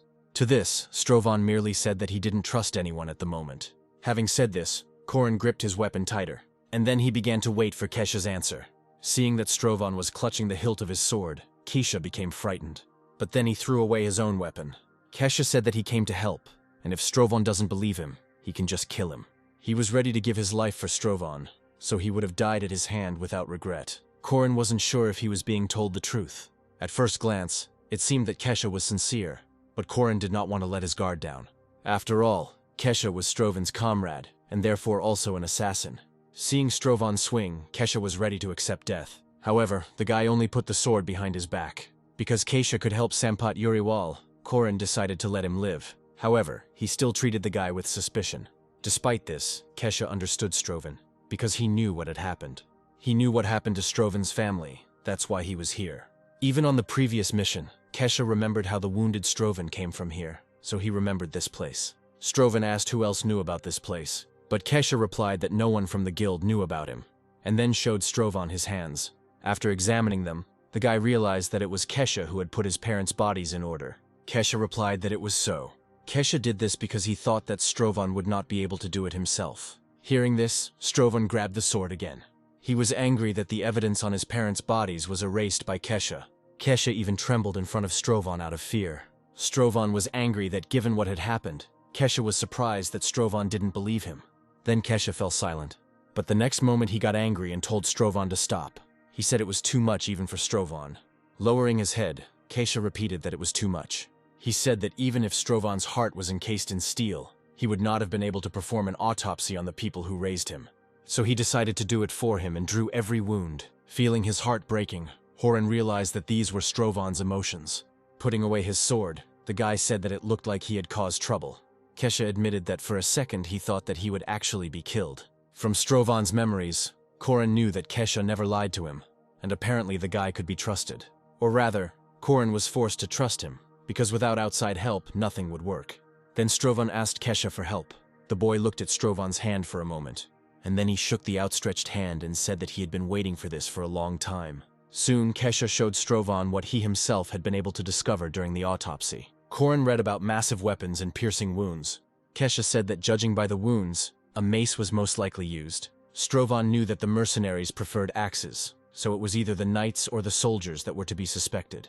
Kesha thought that it was more worth suspecting the soldiers, because he questioned an old woman, and she said that she saw a group of soldiers that night. Hearing this, Strovan became angry and asked why the soldier would do this. Kesha asked the guy to calm down and said that he was shaking from the thirst for Strovan's blood. Corin thought that his partner was right, and he shouldn't let Strovan's emotions control him. Afterwards, he decided to classify the mission as in a game. It is a riddle or a hunt. Games were more often focused on finding riddles or hunting monsters. He could get a reward for a successful decision, or just run after monsters. The mission with Urival was more like a riddle, and Parsons' mission was a regular hunt, where he had to kill everyone in sight. But Corin didn't understand where he should take Strovan. He asked Kesha to find out which unit the soldiers belonged to, but the guy had already found out how many of them there were then. Strovan was surprised that Kesha had already collected all the information. Kesha said there were about 15 soldiers, and at that moment Strovan started shaking. Because at that moment, Corin realized that this was a hunt. 15 soldiers had to be killed. Soon they arrived in the city of Eldine. From the rooftops of buildings, they watched a group of soldiers. Kesha suddenly said that Strovan's parents were not the only victims of these people. From Strovan's memories, Corin knew what had happened. Not long ago, there was a war for territory in the city, and a new lord was appointed. Then, disarray and unrest began throughout the city, and it was all suppressed by the new Lord Harrison. Soon, people became accustomed to forgiving the crimes of his men, and began to turn a blind eye to everything, and the guardians of the law became the most brutal criminals of Eldain. There was a noise below, but Strovan also began to watch carefully. Having burst into someone's house, the soldiers dragged an old man out of there. Bending down to pick up the pebble, the girl demanded that he let go. Afterwards, she threw a pebble at the head of one of the soldiers. The man turned to the girl with displeasure. The girl said that they did not steal anything, and the soldiers just wanted to make fun of someone. The man heard the girl asking to take her instead of her father. At that moment, the guard released her father. Having said that she was a good daughter, the guard swung his spear. At that moment, Strovan understood what would happen next. His fears were justified, because the girl was pierced by a spear. Strovan immediately decided to go down, and Kesha was unable to stop him. The man chuckled that her father would soon join her, so the loneliness would not last long. When Strovan landed, everyone turned their eyes to him. Instantly, everyone tensed up and looked sternly at the guy. The guards immediately asked who he was. Strovan didn't answer, but lowered his head and laughed. The guards only had more questions, but then one of them suggested stabbing the guy to shut him up. Approaching the guy, they told him not to move. Strovan continued to laugh, and to the guard's surprise, thanked them. He thanked them for being such scumbags. Hearing this, the guard gritted his teeth. The man pulled out his sword and told him he was crazy. At the same moment, he swung at Strovan, who continued to stand motionless. For some reason, he was unperturbed. With a grin, the guard called Strovan a presumptuous fool. But at that moment, he noticed that his sword was already broken. Sensing something was wrong, he turned sharply to look at the guy in front of him. He didn't even notice that Strovan kicked him. At that moment, the guy pulled out his sword. After that, he was going to get to the other guards. But before that, he inflicted many wounds on the one who was in front of him. The man was killed instantly, and then he was thrown back to his comrades who were standing behind. The first to tense up was the one to whom the dead man was closest. But immediately his reaction was adopted by everyone else. The silence was broken only by Strovan's laughter. The guy thought he might be crazy, but he wasn't the only one here. Finally, the guards came to their senses and got angry at Strovan. One man called everyone over and said that the guy in front of them was crazy. At the same moment, Kesha came down to Strovan. He told Strovan that they needed to retreat, as the guards were calling for reinforcements. However, Strovan didn't care. On the contrary, he was even glad that he wouldn't have to look for each guard separately. Afterwards, he rushed into battle and again ignored Kesha. As the boy approached, the guard held out a spear in front of him, and then he lunged, trying to pierce the guy. However, Strovan easily dodged the blow, and then he turned around and cut off the man's hand. Seeing that the limb was missing, the man screamed in horror. While he was confused, Strovan struck him in the neck. At that moment, there was a creepy grin on his face. Watching this, the other guards thought the guy was a demon, so they decided to attack at once. Using his mace, the man rushed at Strovan. But at that moment, the guy stood motionless. Even when they were about to attack him, he did nothing. However, at the same moment, the attacker received multiple wounds. Bleeding, the man screamed in pain. Strovan told Kesha that this soldier had a mace and asked him to make sure he didn't die. Kesha heard him and was about to take out his weapon. At that moment, other guards approached Strovan. One of them asked apprehensively when reinforcements would arrive. Another agreed that they had little chance of surviving, so they decided to flee. But at that very moment, Strovan, who was behind them, disappeared, and he crushed the fleeing guard with his body. But immediately, Strovan turned his attention to the second guard. He ran away, not paying attention to his comrade. At that moment, Strovan threw his sword, which pierced the guard's back. After this, all the guards were killed. The only survivor begged the guy for mercy. However, Strovan did not even think of leaving him alive. The guy said not to ask for mercy until he was finished. But the man, in fear, began to ask for forgiveness and mercy. He tried to shift all the blame onto his comrades and clear himself. Ignoring his words, Strovan grabbed his head, and then he began to squeeze the man's head with force. In a harsh voice, he demanded that the man remember something. But the man asked what the boy was talking about. Strovan told him to remember the people he had killed, even though they had begged for mercy. In a cold voice, the guy said that he hoped the man would be able to do it. Then the man said that he truly remembered each of them. Strovan said that if the man could name the 3 people he killed 3 days ago, Strovan would do nothing to him. The man replied that it was Emily, Park, and Lamy, but Strovan said he would kill the man if he got even 1 letter wrong in his name. The man got angry and said that he couldn't remember everyone because there was a war going on, and they were under martial law. However, Strovan was not surprised to hear his answer. At that moment, the rest of the guards heard someone's screams. Then they all started moving in that direction. And when they arrived at the right place, they saw that their comrades had been killed. They were surprised that only 2 people killed everyone. While everyone was preparing for the attack, Strovan chuckled again. When it was all over, Strovan used water to wash the blood and dirt off himself. He wanted to erase the traces of what had happened from himself. Stravon suddenly said that this reminded him of Parsons' mission. But in reality, for Corin, it felt even worse. There was a war on Parsons' mission, and Stravon was acting like a butcher. He was not content with simply killing, and he even hunted his victims like a predator. And then he listened to their dying cries. And I felt genuine pleasure in doing so. Continuing to think about this, Stravon poured water on himself. And then he told himself that he had lost. The guy even thought that perhaps he shouldn't have taken this mission at all. But immediately he told himself to think about his sister and father. Corin tried to convince himself that it was just a game he was being paid to play. It was as if Corin had a choice: kill in the game or die in reality. Corin risked getting seriously injured here, but at the same time, with the money he received, he could help his sister. The reward had increased fivefold, and now he simply set himself the goal of completing the mission perfectly. Kana said she borrowed money from the club, and now, if they didn't pay, their family could be killed and their sister could be taken as a slave. Corin didn't understand how Kana could sell herself for them, and he was going to kill anyone who touched her with even a finger. At the same moment, Corin's level increased, and he received messages about it. He was given the ability to empathize more, so he began to hear someone's voice. Corin immediately felt as if his blood was boiling inside him. Afterwards, the skill was forcibly disabled, and the emotions immediately subsided. Corin was surprised by what happened, and falling to the ground, he sighed heavily. But almost immediately the guy burst out laughing. Then Corin began to understand what kind of empathy this was. The massacre that was carried out was the will of Stravon, because then he managed to enter his body. This means that this madness was more related to Stravon than to him. Corin thought that perhaps he should be glad about this. But then the guy shouted that he would not run away. Corin thought that since it wasn't entirely him who killed them, then it wasn't entirely his fault. But he thought that he should not run away and take part. He was going to guard the killer's last truth, just as Uraval guarded his pride until his last breath. Suddenly he saw notifications about the Bloody Avenger. Not understanding what this skill was, Corin began to read its description. Then he found out that he had already killed several people. But Stravon was only half satisfied. He wondered what would have to be done to make Stravon satisfied. Now he didn't understand whether he left one guard alive for the sake of information, or for some other reasons. At the time he couldn't think clearly, but now he realized that Stravon had another skill. It reminded him of a scene from Law-Abiding Citizen. The hero did not want to give the murderer an easy death and dismembered the culprit alive, and while the torture lasted, he received genuine pleasure. Then Corin thought that only this method would help in satisfaction. After Kesha brought Stravon to some place, he asked why the guy decided to keep them alive. Kesha thought he wasn't going to kill them, and the guy confirmed it. Corin also noticed that after the last fight his health was almost at zero. When Stravon asked about their condition, Kesha replied that they were breathing, but not for long.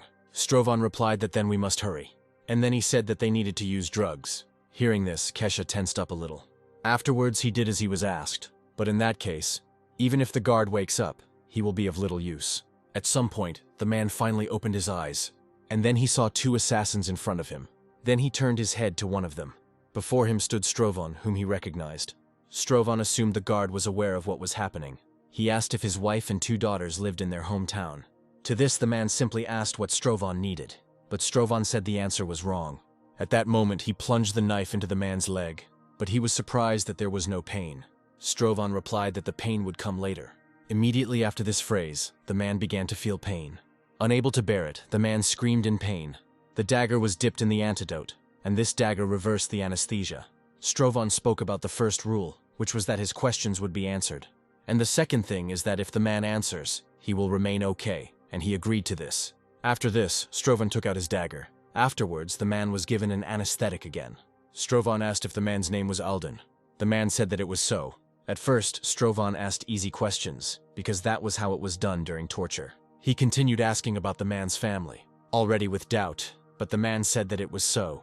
But then the man realized that he had revealed his family's situation.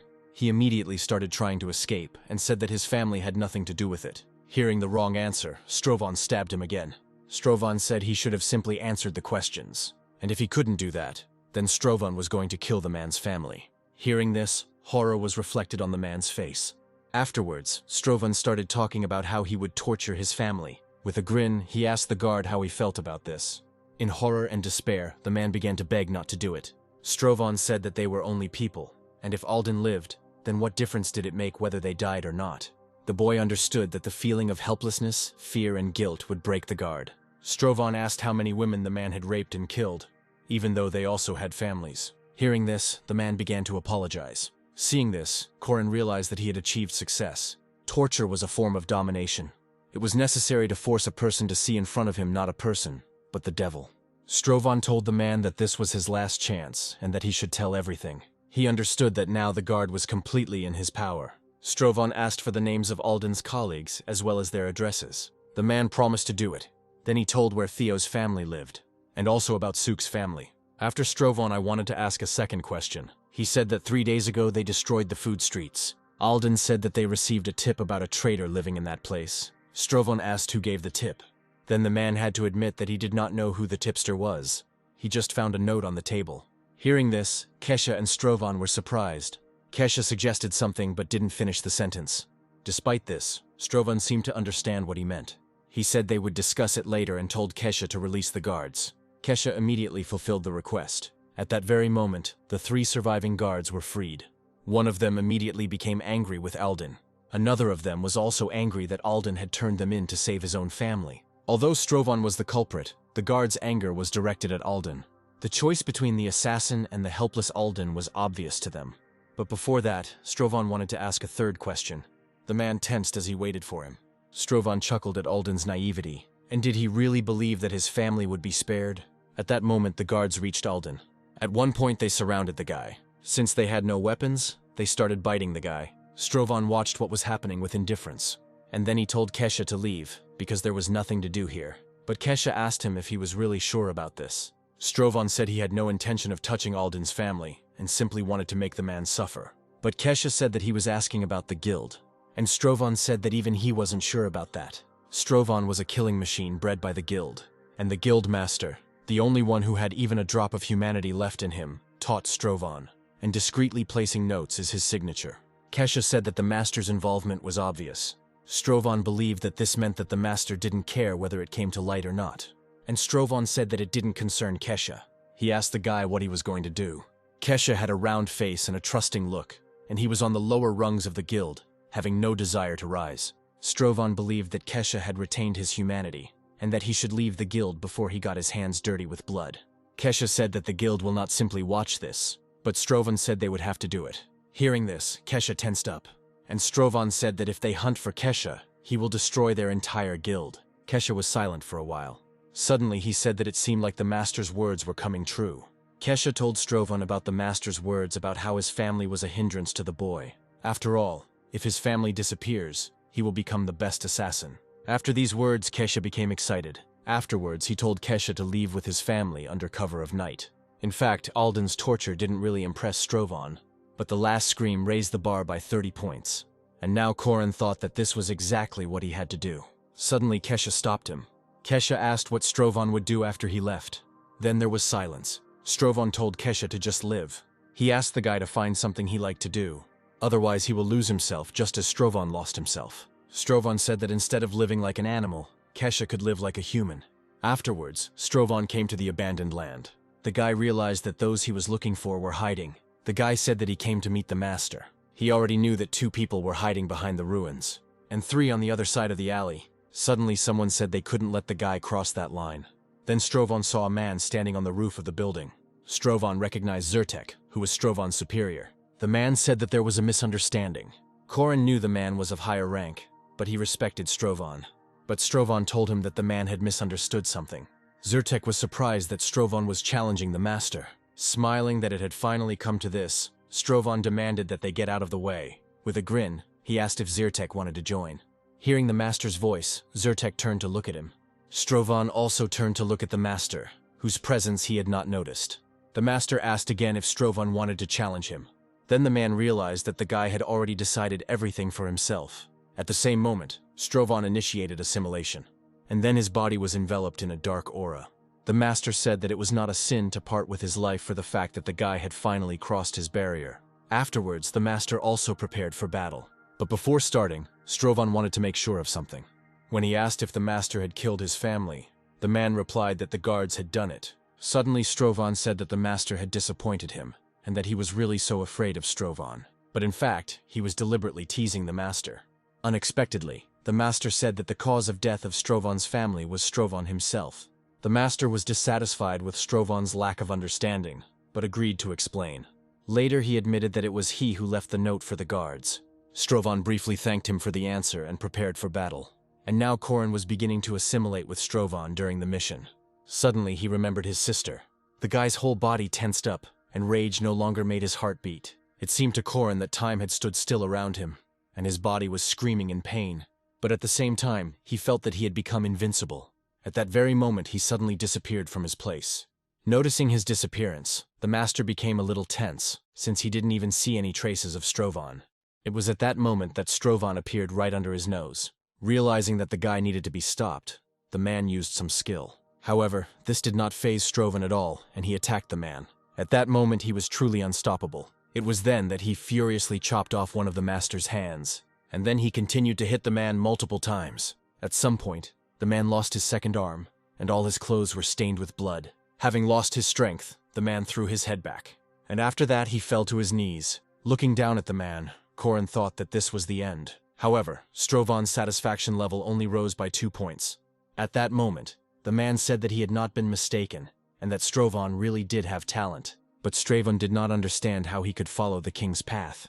The master said that Strovan could become the king of assassins and the lord of shadows. Hearing the man's ravings, Strovan asked the master if he was laughing, but the master admitted that he had been waiting for this dream to come true for a long time. Corin was surprised, because he thought that such things only happened in novels. But the master really did raise his student in order to later destroy his personality. The master said that in his stupidity, Strovan had no ambition, and was earning a little money for his family. Gritting his teeth, Strovan replied that it was so. It was obvious to the master that the boy wanted to preserve what was most obvious to him. But what the master wanted to do was also obvious in his opinion. Strovan said that the master was crazy, and the man agreed with the boy. As a result, he destroyed Strovan's life and happiness. But Strovan didn't agree that the murder of his family was becoming an excuse for him. Suddenly the master said that Strovan was an assassin who made his living by killing other people. Because of his kindness and guilt, Strovan refused a greater reward. The master was convinced that he killed Strovan's family for his own good. With disdain, Strovan said that the master was pathetic and nauseating. Strovan said that he would not become what the master dreamed of him to be. But then the master said that he had already sent messages to all the assassins in the country. He told everyone that the king of assassins, whom they had been waiting for, had been born here. Corin understood that if the man had really done this, then it was obvious what would happen next. Everyone will come to this city, and if Strovan defeats everyone, he will become the king of the assassins, even if he does not want to be. The guy asked the man why he did this, and the man said again that this was his dream. He suddenly said that the power of the assassins had always been in demand, but they had always been treated with disdain. The man said that if the nobility had a king, then the assassins needed him too, the king of assassins, before whom even kings will tremble. However, Strovan did not crave recognition and only earned money for his family. The man believed that the family was holding back Strovan's growth, so he decided to get rid of it. The master was glad that he was not mistaken about the guy, but was a little upset that he saw this power only before his death. And then he told Strovan to end it and go his own way. Hearing about the dream, it seemed that Strovan understood the man's feelings. He was the one who would follow his dream even with fire and sword. Strovan felt disgusted to look at him, even though the master was one of those people. He understood that death would mean nothing to the man, since he had already achieved his dream. So Corin made a different decision. After the guy cut off his hand, he grinned. Seeing this, the man shouted in anger. With a grin, Strovan asked if an assassin without an arm could become the king of the assassins. This made the master feel helpless as his whole dream was crumbling. But this was not enough for Strovan, and he decided to cut off his legs as well. The master asked the boy why he did this, and renounced the world at his feet. Strovan also gouged out his own eye and cut off his ears, and finally intended to kill himself in front of the master. He wanted to die as a man, not become the monster they wanted him to be. After these words, he cut his neck with his own sword. The man's eyes rolled back in horror, and then he fell at Strovan's feet. The master died first, although Strovan was closer to death, and the man simply could not bear to watch his masterpiece being desecrated. At that moment, Strovan's revenge succeeded and Corin moved into empty space. He asked the guy if he was happy now. Strovan was in front of the guy and didn't answer him right away. This Strovan seemed paler and older than the one Corin already knew. Strovan replied that without a doubt he was satisfied. Mutilating yourself is the most dangerous journey, but it was worth it. And even if Strovan kills himself, it will happen after the mission is completed. However, Corin still understood that it was dangerous. Strovan thanked the boy and said that he had also killed the guildmaster, but was unable to take revenge on him. The man admitted that, as the master had wished, Strovan had become the king of the assassins and ruled the entire shadowy part of the country, but he never smiled until his death. Strovan admired Corin's courage at the last moment and wondered if he had been afraid of death, but Horin told him that this was not so. Corin believed that Strovan had lost everything, and he did not have the strength to think about anything else. Although Strovan was able to kill the master, he lost the meaning of life. Strovan was surprised that Corin supported him, although Strovan lived like a beast. However, Horin simply understood the man's feelings, and he knew what it felt like to never see your family smile again. Corin admitted that he had been in a similar situation, and the result was the same. Strovan noted that Corin had never killed, but he understood the king of assassins. Finally, he said that Corin was a strange man, and then they moved to the cemetery. Strovan came out to 3 graves. Corin immediately guessed that these were the graves of the Strovan family. Corin asked if this was Strovan's reward, but Strovan asked if the boy thought the reward was too great. Excitedly, Corin asked why the reward was like this. After all, it was completely different from Urival's award, which exuded nobility and calm. And even though it was just a dream, Urival was happy. So why was Strovan's family still dead then? But Strovan turned to Horin and said that he already knew. Corin guessed that it was a matter of awareness. How the king of assassins, Strovan, killed hundreds and thousands of people, while their families suffered from helplessness. Therefore, Strovan considered himself unworthy of family happiness, and left for himself only the bitterness of loss. However, Corin became angry, and said that he did not want to receive something like that. After all, Strovan could have wished for a happy and well-fed life in a golden palace with his family, and if he was so disgusted by killing people, then why did he do it? After listening to all of Corin's anger, Strovan unexpectedly thanked the guy, and afterward, Corin said that he would never live like Strovan. Strovan agreed with this, and said that Horin did not need such a thing, and then he decided to grant Corin his power, and asked him to accept it. Seeing the object in Strovan's hand, Horin thought that it was familiar to him. Horin thought about how Strovan had experienced many losses, and although he felt sorry for Strovan, he did not want to get close to him. Strovan said he didn't want Horin to have to use it, but life could be unpredictable. After listening to Strovan, Corin agreed to accept his power. Finally, Strovan told the boy to protect his family and what is dear to him. After all, this is the only way he will become a man to the end, even if he sells his soul. The next moment, Corin was transported to his world. He immediately looked around in surprise. It turned out that he was immediately transported to his house. But it was a little strange, because before the mission, he was in the office. And it was from there that he went to another dimension. Suddenly, through telepathy, he heard that the teleportation had been successful, and they had little time. The guy was told that they thought something important was about to happen at his house. At that moment, the front door swung open. When he left the room, Corin saw some men trying to take his sister away. Upon seeing Corin, Kana immediately became worried. At that moment, the guy rushed forward. He tried to get to his sister as quickly as possible, and as soon as he was able to do this, he grabbed her hand. Having defended Kana, he asked the men who they were. The men were surprised that there was someone at home, and it was their brother at that. One of them asked if the boy's name was Corin, who was the wayward brother. Frowning, Corin asked them again who they were. The man apologized and noted that this was only their first meeting, and threw Corin a business card. Afterwards, Corin asked what such people were doing in their house, and where they wanted to take his sister. The man replied that Kana had financial problems, and she said that she would work off the loan and even add on top. But after that she didn't come to work, which became a serious problem. Corin noticed that the man spoke slowly and in a business-like manner, which only frightened him more. The man asked if Corin knew what kind of trouble his sister was in, and Corin admitted that he found out about it yesterday. The man chuckled and said that Kana borrowed money from them and received 30 million, and then did not show up for work, which is a big problem for them. So they were going to bring Kana back to work. Corin said that since Kana took out a loan, she just needed to pay it back. But the man just laughed and asked who would return them if Corin didn't even have a job.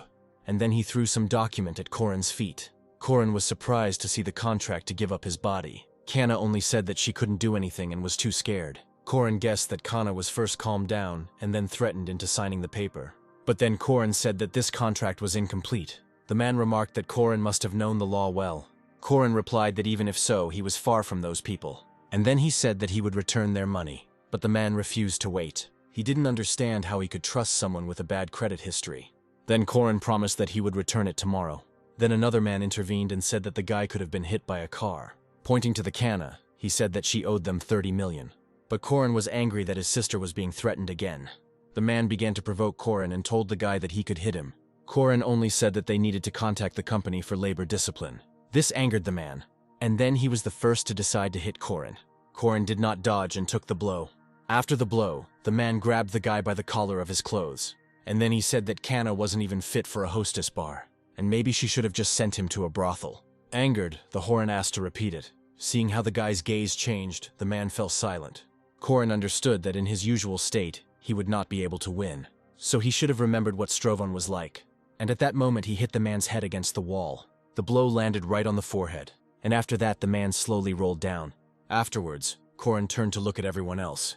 The sister was surprised that he knew how to fight, and the man also did not expect this from Corin. While everyone was silent, Corin exhaled heavily. The men asked Corin if he wanted to get into a fight. Corin said that he was hit first, and he was only defending himself. Afterwards, he said that they could call the police and sort everything out. However, the men remained angry. Then Corin realized that everything was as Strovan had said. He didn't want to use that power, but he had no choice. Corin was going to kill anyone who could harm his family. Suddenly, the man turned to his subordinates. To the surprise of the others, he asked to take away the one who was lying unconscious.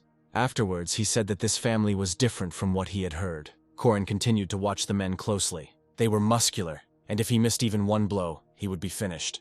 Strovan gave him the power of an assassin, but will his body be able to withstand it? But even with half that strength, Corin was confident that he could kill those people. The man said that they really needed to talk like civilized people. Hearing this, Corin was surprised, and the man said that Corin knew how to kill.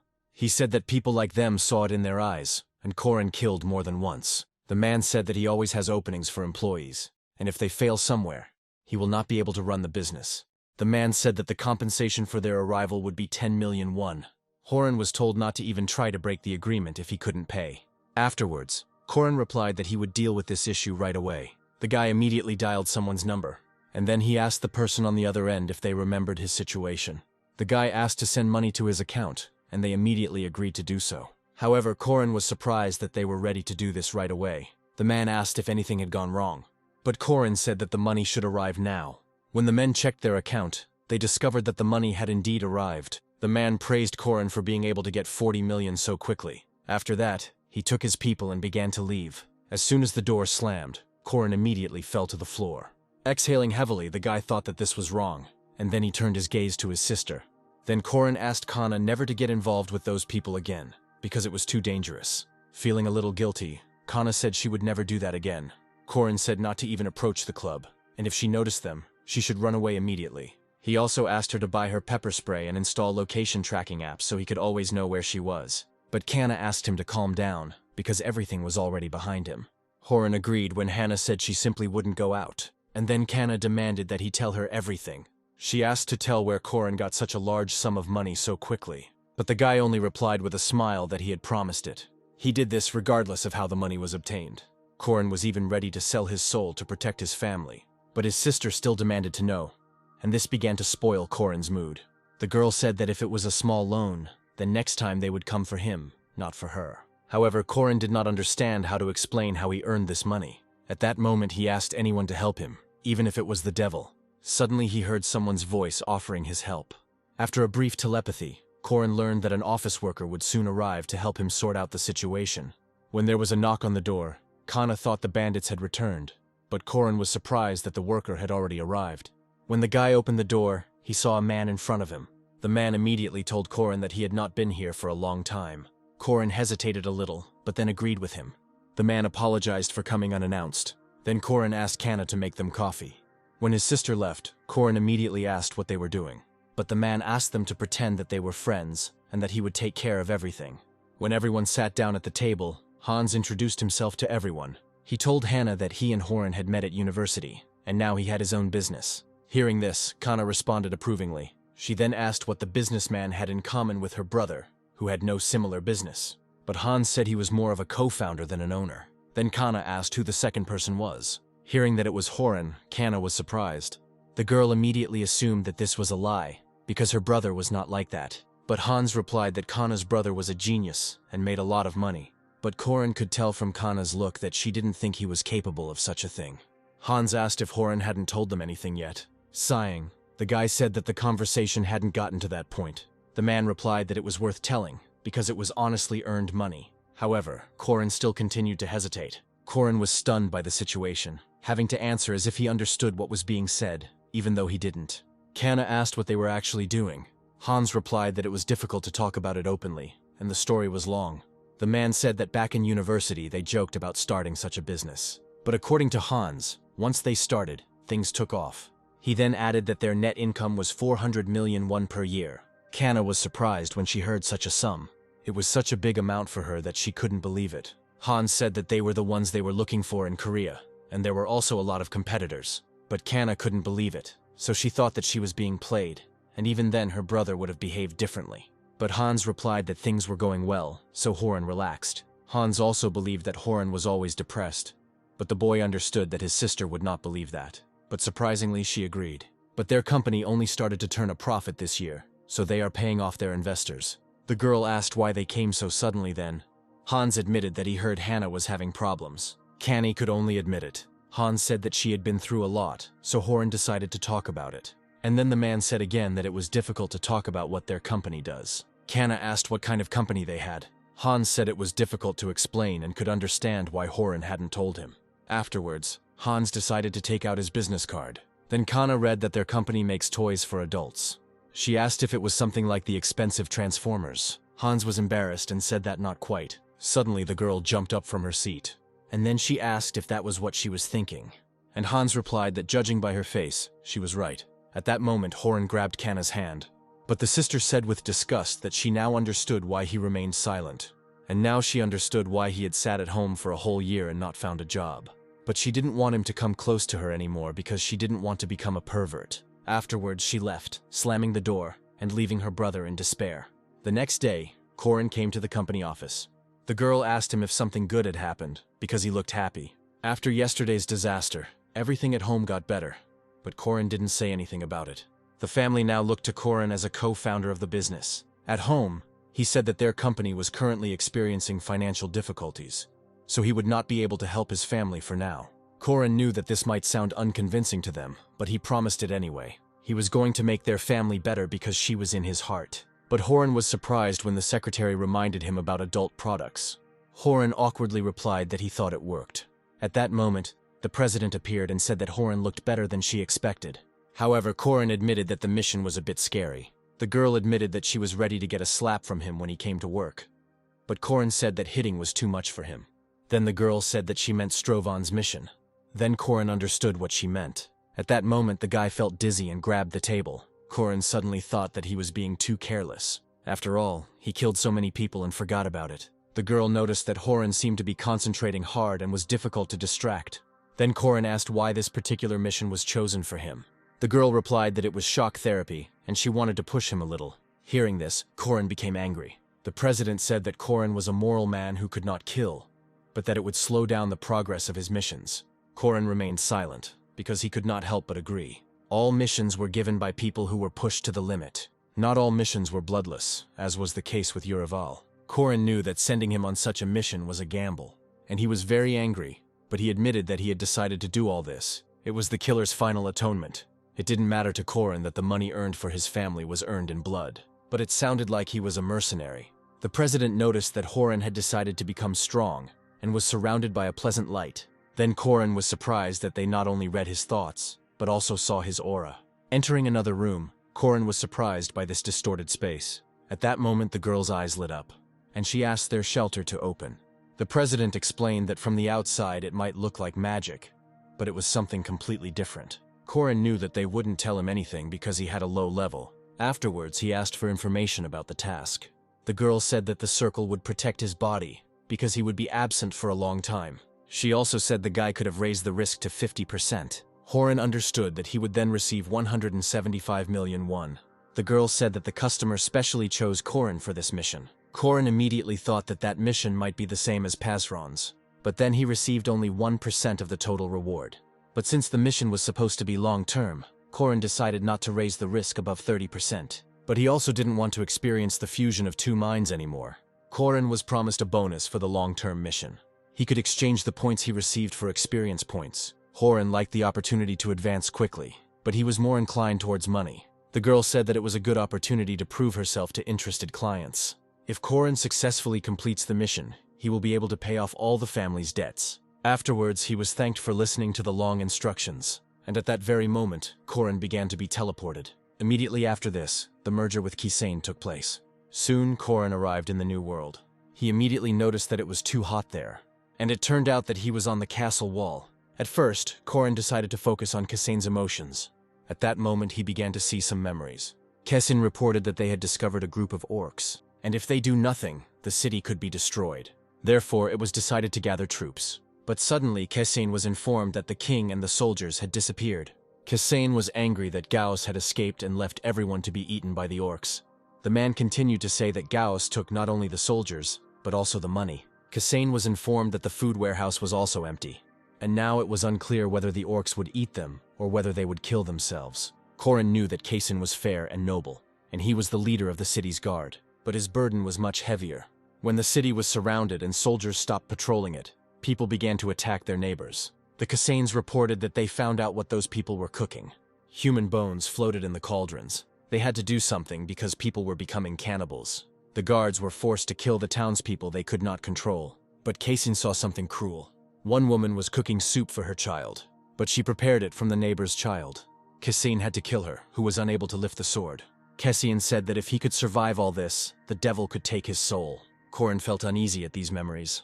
He suddenly realized that he was on the castle wall again.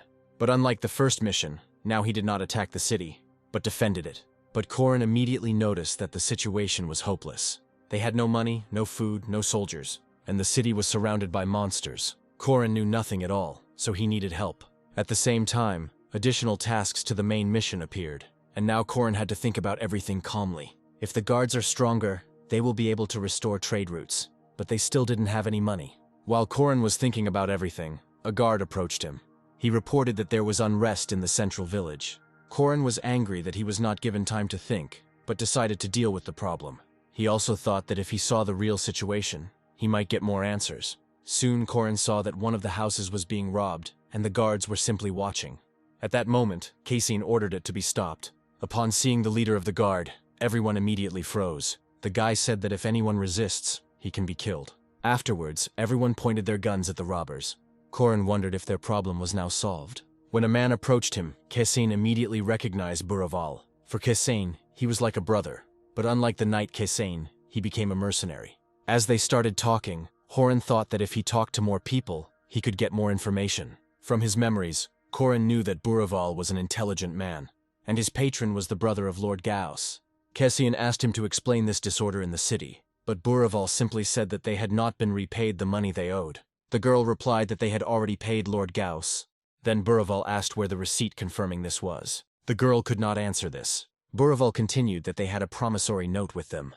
Buraval said that he only wanted to take what she owed. Corin understood that Buraval was simply robbing that girl. He understood how unfair it was to the girl, because the lord simply ran away with the money. The girl said that they had already repaid their debts, and if they were robbed now, they would not survive. Suddenly, Kessin said that he would confiscate everything. Hearing this, everyone was surprised. Since they couldn't determine the truth, the guards would simply take away the source of the problem. But the girl wasn't happy with this, and Buraval showed a paper confirming that all this belonged to the lord. Kessin replied that Gauss's name was there, and Shios had no right to collect money. And although he was Gauss's brother, according to Kessin, he was an outsider. And if Shios tried to take over Gauss's property, then it was treason. Kessin said that Gauss was still the lord of the city until his death was confirmed. Then Buraval fell silent, and Kessin told the guards to confiscate the things. The girl began to cry because she considered them all thieves. Buraval said that Kessin shouldn't do that, but Kessin said that while the lord was not in the city, he, as the head of the guard, was his representative. Buraval could not deny this, and then he just had to leave. The girl's family was in trade, so now Kessin had food. He thought something good could come out of this. Although he felt sorry for that girl, he could now feed his guards. There was only enough food for the guards, and the residents only saw how the guards robbed the house. And then the mood of the townspeople began to deteriorate. Corin noticed that there were significantly fewer positive citizens. The guards were the only ones who could do their job, so they were Corin's priority, and he couldn't allow the mission to fail. Afterwards, Kessin decided to come to someone. Kessin came to the vice-lord of the city. Kessin thought he knew how to solve the food shortage problem. Zapiro asked how to do this, and the guy said that under the guise of war, they should take food from the residents. Zapiro was surprised. He was angry that the guards would steal from the townspeople. Kesin said that he had just met Buraval, and he tried to rob the store using the name Shios. And if this continues, the remaining food will disappear. And Kesin wanted to take this food from Shios, but Zapiro thought this was complete madness. He said that Kesin would be executed, and his body would be torn apart in the middle of the street. Kesin said that when he was executed, Gauss would return, and the city would be safe. And if they do nothing, they will die of hunger, or be eaten by the Orcs. And Kesin wanted to use any opportunity to save the city. Hearing this, Zapiro was surprised again. But he didn't get angry like before. Kesin was determined, so he agreed to help. All legal acts had to be approved by Zapiro, so his support was indispensable. Then Corin saw a message that Zapiro had succumbed to Kesin's suppression. And then the skill of understanding the situation was activated. Zapiro immediately listed the places where there would be the most food. Corin chuckled as Zapiro sorted through the documents as if he were only 20 years old. Afterwards, he gave Kesin a complete list of shops in the city. He said that this would make it easier for Kesin to find everything he needed. But Kesin said Zapiro could get into trouble too. But the man said that times of war require sacrifice. But Kesin said that if they survived, they would be taken to the scaffold. Suddenly, Hepiro wanted to tell him something. Zapiro said his parents and his son lived here. And when he saw that a foreigner was risking his life, he could not stand aside. Kesin said that if Zapiro wanted to help, he'd better stay close. But the man said that he was not close, but much ahead of him. Seeing the seal of Gauss, Kesin raised a cry. When the sun rose, he gathered all the soldiers. Gaius took all the good soldiers with him, so these were in bad shape.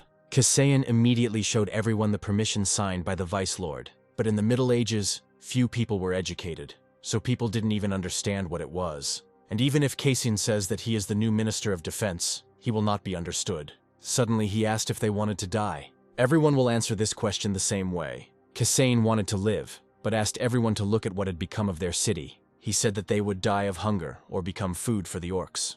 In their situation, they had to think about death. And Kesin was going to let the soldiers' hidden fear come out. The speech before the battle raised morale. The soldiers were indignant and asked if Kesin wanted to send them to fight the Orcs. Kesin said they had a way out. Then there was silence. Kesin said that he had declared a general mobilization and had the right to do so. He wanted all the men to lift spears and the women to cook.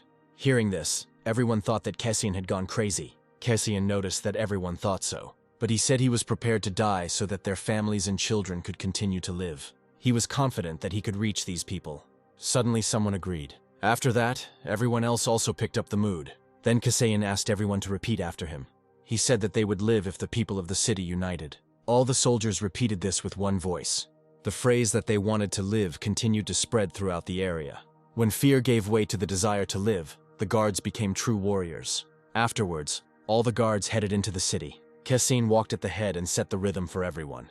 They finally came to the right place. Buraval stopped them, because they had come to Shiros's estate.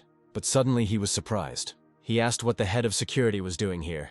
Instead of answering the question, Kesin repeated the phrase that he wanted to live. Instantly, the entire security picked up this phrase. Surprised, Buraval asked what they were doing. Kesin said that if the people of the city unite, they will live. Everyone also picked up this phrase. Watching this, Buraval continued to be amazed. Afterwards, he got angry and was ready to draw his sword. Kesin replied that they would take the food. Hearing this, Buraval became a little angry, and then he put his sword to the guy's neck. He asked Kesin if he wanted to die, but he didn't answer right away. Only a moment later, he took a step forward and said that Buraval could kill him. But he asked if Buraval would be able to resist all those soldiers. Taking a step back, Buraval asked why he needed all this. But Kesin only took the man by the shoulder.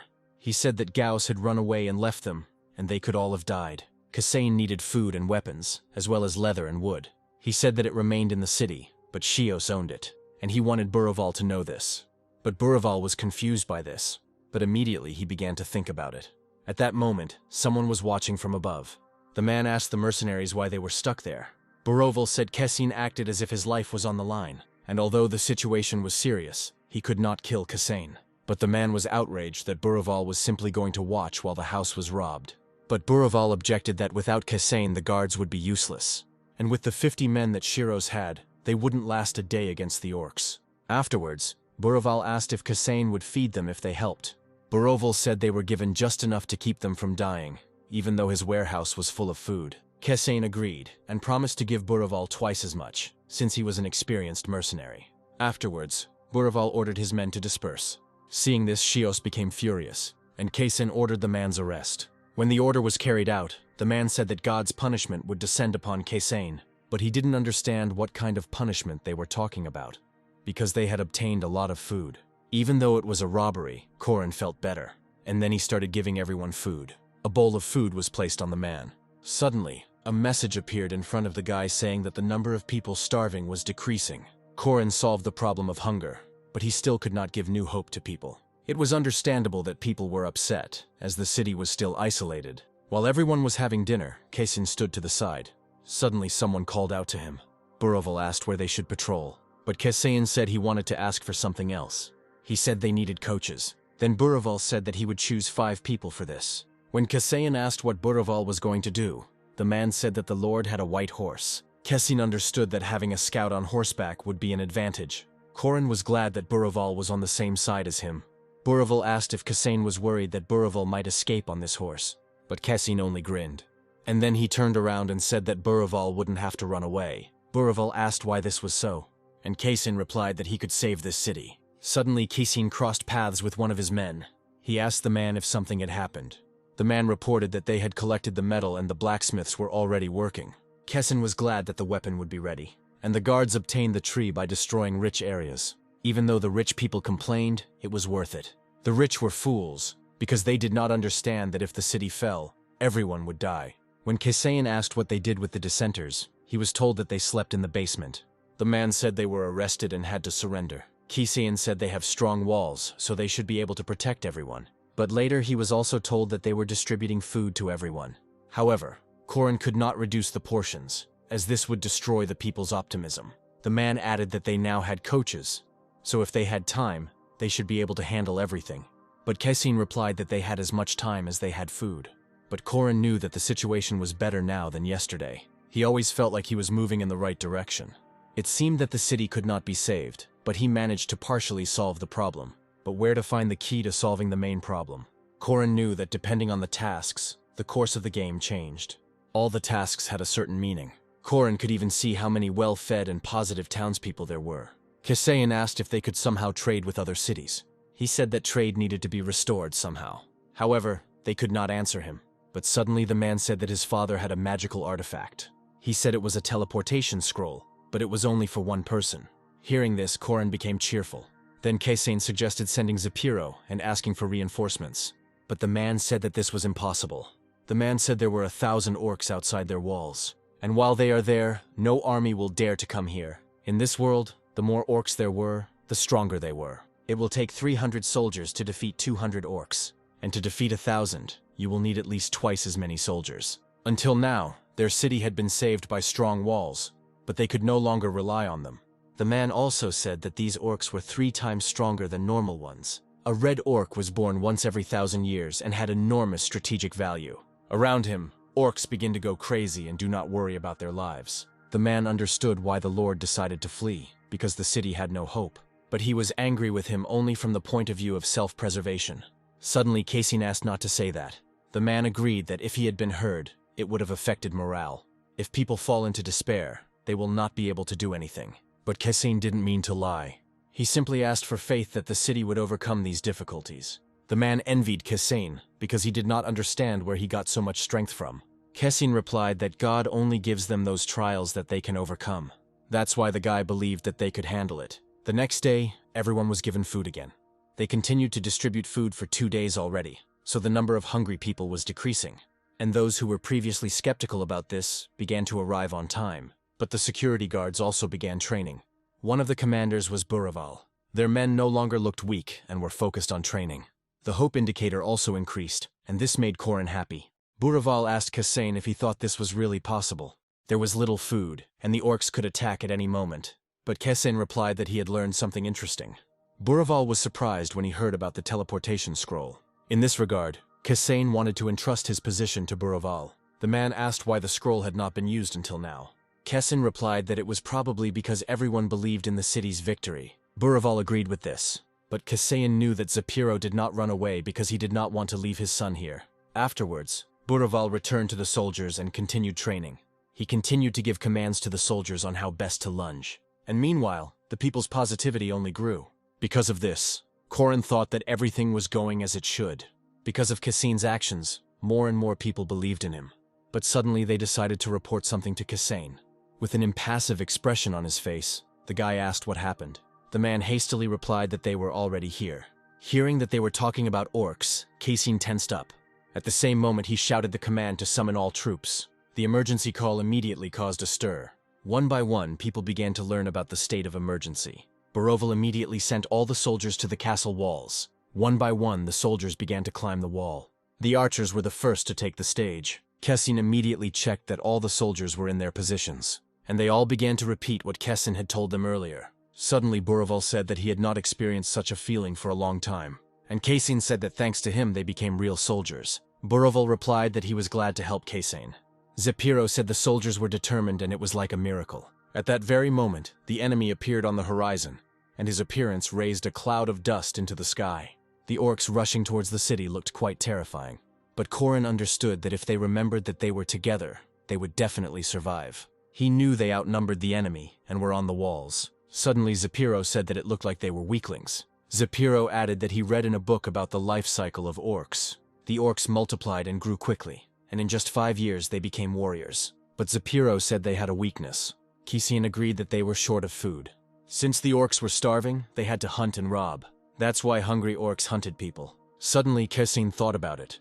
Now he looked at the orcs a little differently. They probably screamed so loudly because they were tormented by hunger. At that moment he turned to his soldiers. Suddenly he told everyone that the attack would stop in half an hour. The soldiers were surprised when they heard this. He asked the soldiers to remember this time. In their minds, the soldiers kept repeating to themselves that they would live. But suddenly Zepiro screamed. He said that if Cassane made a mistake, people would die. But the guy replied that if Zepiro was right, then the orcs were weak and wouldn't last long. But Zepiro countered that the orcs were resilient. Then he decided to tell Zepiro something else. The man agreed that the orcs were stupid, but he wasn't sure the plan would work. Cassane said they must use their power wisely. After Zepiro started to leave and said that he would prepare everything.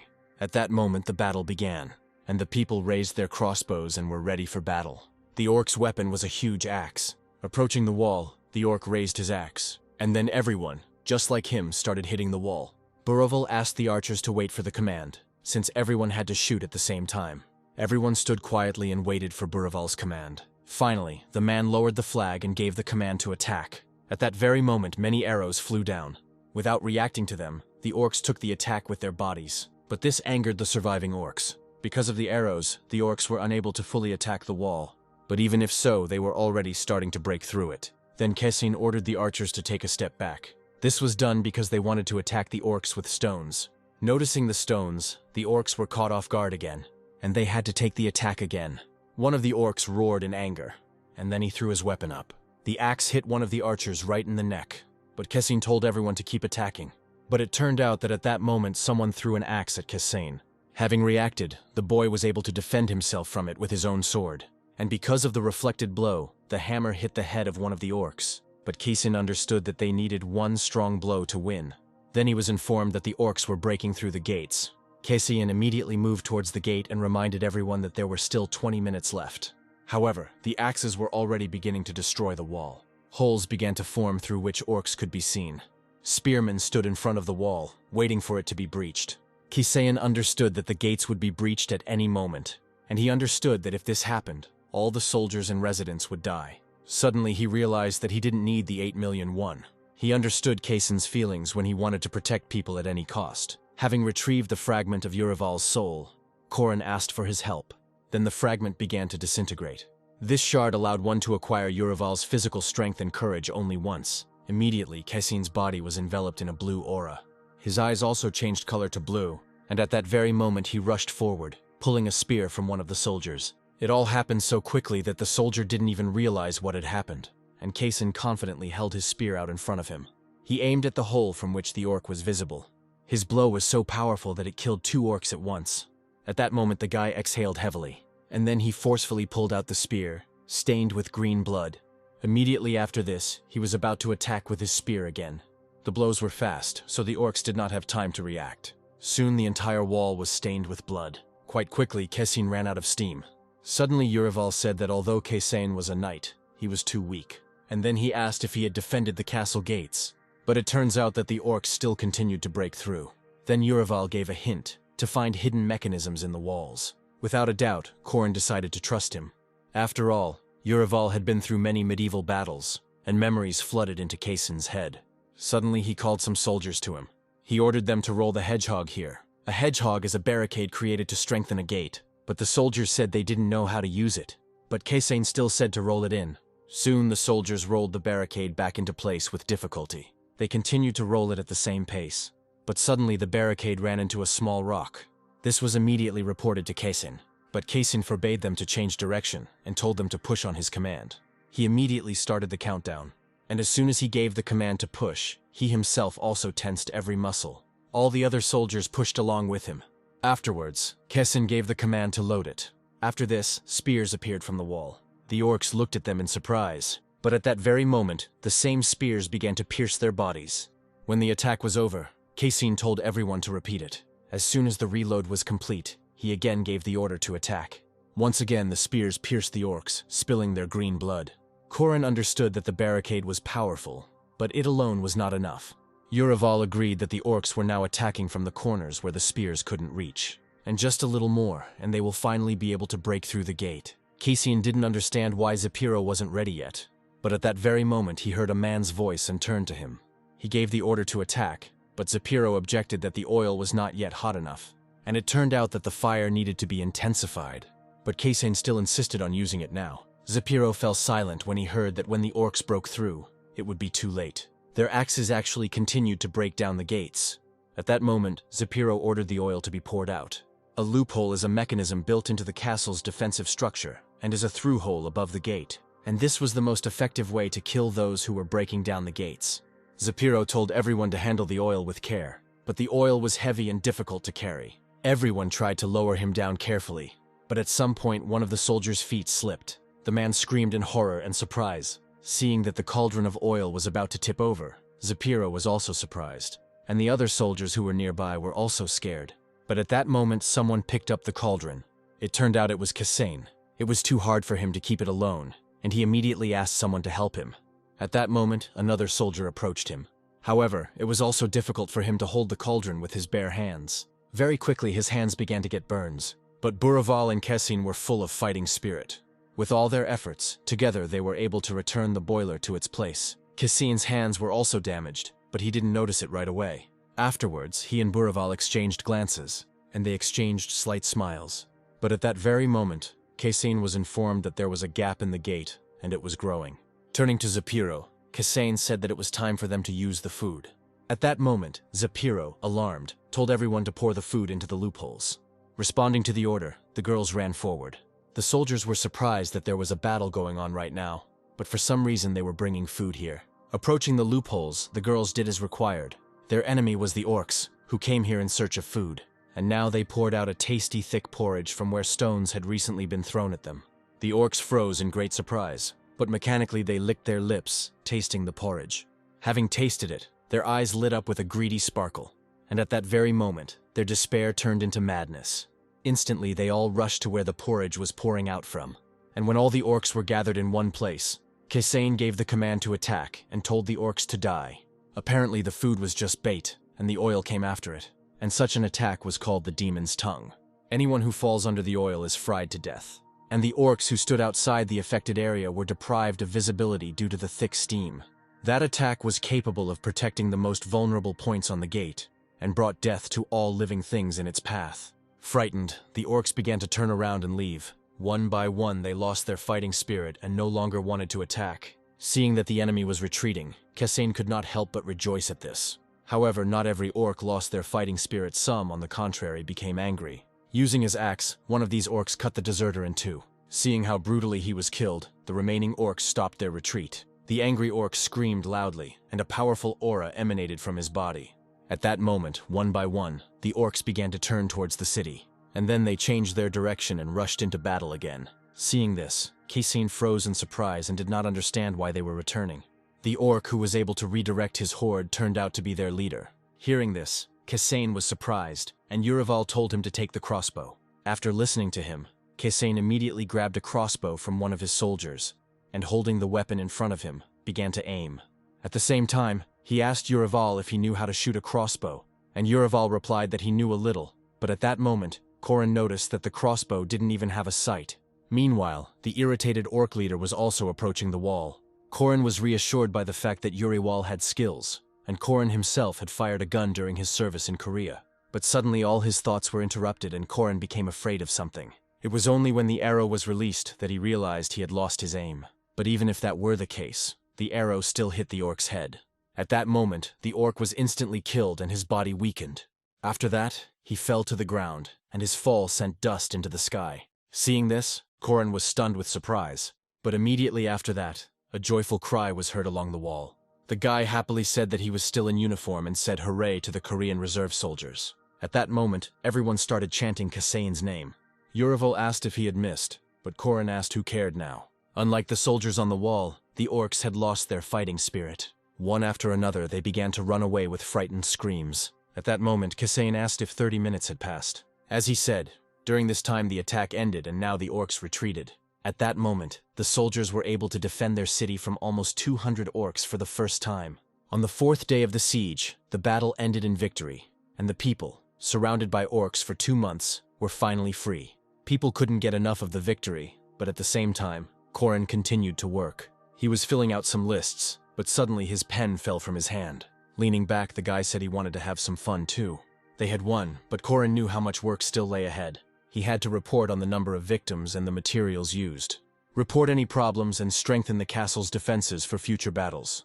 Yurival agreed that the problems that arose after the battle were no easier than the battle itself, and said he disliked paperwork. Suddenly, Corin asked if he had been appointed to that position because he was not good at that kind of work. And then Horan thought about the fact that when he played similar games, he was not required to complete such tasks.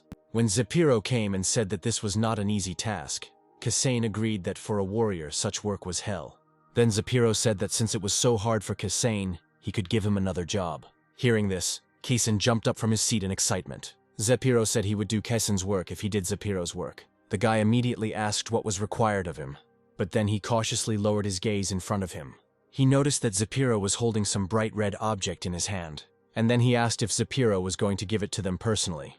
The man calmly replied that doing so would be a sign of respect. When Kasane asked if Zepiro had slept, the man replied that he had slept as much as he needed. However, Corin believed this was not true, and suspected that the man had been working all night. Kessin said that it was not a sin for Zepiro not to raise a sword in battle, just as it was not a sin for him to be a bureaucrat, and he asked her not to work so much, otherwise it would end badly.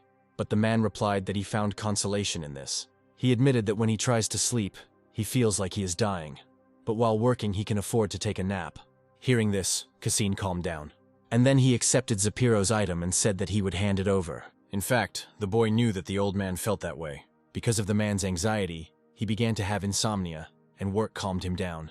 In Kasane's hands was a scroll of red parchment and letters to the families of the fallen. One by one, he began to visit the families he needed, and he passed on letters of condolence to them. The Kasane family said he was very sorry and that he tried to do everything he could. It was a harsh notice that the family would now live without one important person. Kasane told the woman that her husband had fought bravely until the very end. The woman fell to the ground in tears, and the old man attacked Kasane. In tears, he told the commander that he had taken a relative from them and had to return him alive. At that moment, all Kasane could say was that he was sorry it had happened. The soldiers managed to defend the gates and repel the attack. But the battle remained a battle. People were wounded and died. Of the 300 soldiers, 50 were wounded and 20 were killed. But all this did not matter for those families who lost a loved one. Having calmed down, the old man asked how he should live on. Kessin said he didn't know what words would calm them down now, but he said they would receive the same amount of food as they had when his son was alive. But immediately after these words, Kassin was hit in the face. The old man became angry and said that he had not exchanged his son for food, and then began to drive the boy away. Obeying him, Corin immediately turned around and began to slowly walk away. For a long time, Corin continued to walk in silence. But afterward, he couldn't contain his emotions and gritted his teeth. He said angrily that perhaps they should just ignore such a family and leave them hungry. But then Yurival told him to watch his language. At first, food was given to soldiers and their families, and the families of military personnel received twice as much food. In this way, they demonstrated a special attitude towards them and hoped to raise their fighting spirit. Corin knew that all the soldiers were worried that after they died, no one would take care of their family. But Corin justified his behavior by saying that he needed to vent his anger, and that he should not be blamed for the death of a loved one, but the Orcs. Corin thought that he should be the one doing this job, not Zapiro. The leader had a huge responsibility on his shoulders, so his work was more tiring than that of others. Therefore, the leaders were hardworking and took care of their armies so that the soldiers could go into battle without a drop of doubt. Corin even knew a leader who shared food and shelter with his people, and all so that they could not be afraid of death, but fight and win. This kind of work was hard, but Corin believed that the leader should do it. Now Kasain was the general of defense, so he had to distribute letters to everyone. He wanted families to be proud of their loved ones. He wanted those who died in battle to bring honor to their families. Corin agreed with Uriwal's words that he wanted to inspire them. Kessin knew that sending people into permanent service would be difficult, so he only accepted volunteers. Corin understood that the more he inspired the people, the more they would want to join the ranks of the army. But then he heard from Uriwal that it sounded good, but in reality, it would not be as Corin expected. Suddenly, Kessin turned to someone and asked the one who had been pursuing him for a long time to show himself. Then suddenly a man appeared in front of him and greeted the general. Approaching him, he asked how many people had died. Kessin calmly replied that there were quite a few of them. The man became frightened when he heard that many more were yet to die. Kessin understood that as long as the Orcs existed, they would not be able to avoid battle with them. Hearing this, the man asked if there was any way to escape from the Orcs. Kessin replied that they could not escape, but they could stop the Orcs if they took action. Then the man asked in surprise what this meant, and Kessin said that he needed strength and people who would be ready to fight. After hearing that the general needed more soldiers, the man was initially silent in surprise, and then he turned away and seemed to be thinking. Kessin followed his gaze and saw a boy calling the man next to Kessin father. The man lowered his head and said that he was weak in body. Kessin replied that there were people fighting who were younger or older than the man, and of course he could have stayed by his son's side. But didn't he want to become a father his son would be proud of? The man didn't respond to this, but only looked resolutely at the general. Kessin said he saw fire in the man's eyes, and he had to decide for himself whether he would fight them or not. But turning around, he said that if the fire went out, the man would be like a beaten dog. Then Corin decided to bet on whether this man would volunteer or not. At that moment, the man was left alone and thinking about what had happened. Returning to Zapiro, the Kassain said that he had been informed that the man wanted to see him. The man stopped writing when he noticed Kassain. Calmly, Kassain asked Zapiro what he was doing. The man replied that he had studied the history of the city because he wanted to know what merits it had had. And then he handed some paper to Kassain. While Kassain read the paper, Zapiro talked about what they needed to make people want to live here. Suddenly, Kassain was surprised, and then he looked at Zapiro and asked if the gnomes were an asset to the city. Zapiro said that little grew in their fields, but the city had such high walls. Such buildings required a strong economy, but with such a small population, this was impossible. At its peak, the city's population was 25,000, and in order to provide for such a population, it was necessary to bargain with the dwarves. The dwarves possessed advanced iron techniques. They were experts in rocks and minerals. But suddenly Kassain asked why trade with them had stopped.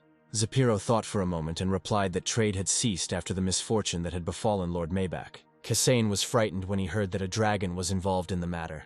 The key to saving the city was the dwarves, but that wasn't what the city needed right now. Now all that was needed was food to feed the people, and that was disappointing. Corin knew that if he found the missing link, he could solve the puzzle. Suddenly someone burst into the room and said that they had arrived. The man nervously kept repeating that they were already here. Frightened, Kassain immediately thought that they were talking about Orcs. But the man said that the Orcs did too, and they all fought. Hearing that Quibel had arrived, Zapiro was also surprised. However, Kassain was not familiar with this name, so he was left in confusion. And then he was told that these were merchants and friends of his father who had arrived in the city. Hearing that they had brought food with them, Kassain was surprised. It was at that moment, unexpectedly for himself, that Corin was able to find the missing puzzle. And then the whole picture was assembled. Afterwards, they climbed up the wall and began to observe what was happening. A lot of dust rose below due to the arriving carts with goods. But then hungry Orcs decided to attack them. Despite this, the brave warriors killed them with ease. One by one, they cut the Orcs in two. It seemed that people would not suffer serious losses in the battle. Kassain was glad that 100 Orcs could be killed with such ease. Kassain said they were impressive and asked if Zapiro was friends with such people. Then the old man said that he wanted to thank Quibel, and he felt very sorry, because he would have to kill his friend after 20 years of friendship. Hearing this, Kassain was stunned with surprise. He asked what Zapiro meant by that. He didn't understand why they had to kill the merchants who brought them food. Then Zapiro said that Kassain had overlooked something. Zapiro said that since Gauss had taken all their money, all they had to do was take it all by force. Filled with anger, Kasain punched the wall. He was angry that Gauss had taken with him everything that had been achieved. Having calmed down a little, Corin thought that they would somehow be able to come to an agreement with the merchants. But he himself wondered if he would give food to a city surrounded by monsters. Although the city needs help, if he were the merchants, Corin would not help. Traders who had come a long way would not want to incur losses. But even if so, their goods were needed by the city. Corin already understood that life depended only on yourself, and it was worth killing or being killed. And then he agreed with Zephyr. He thought that this task was inevitable anyway, so now it was worth planning everything. He then turned to Zapiro and said that they should hurry and meet the guests. As expected, they soon met the arrivals. Zapiro thanked all the people for the journey they had made. His friend replied to the man that they had received them very well, as they had even been accommodated in the Lord's house. But Zapiro said it was a great honor for them, because the traders had come a long way. The man thought that coming here was worth it. He then followed Zapiro into the building. Suddenly, Kasain told Zapiro that they should not commit a massacre, but rather enter into negotiations. Corin knew he had to complete this mission, and those mercenaries were very strong.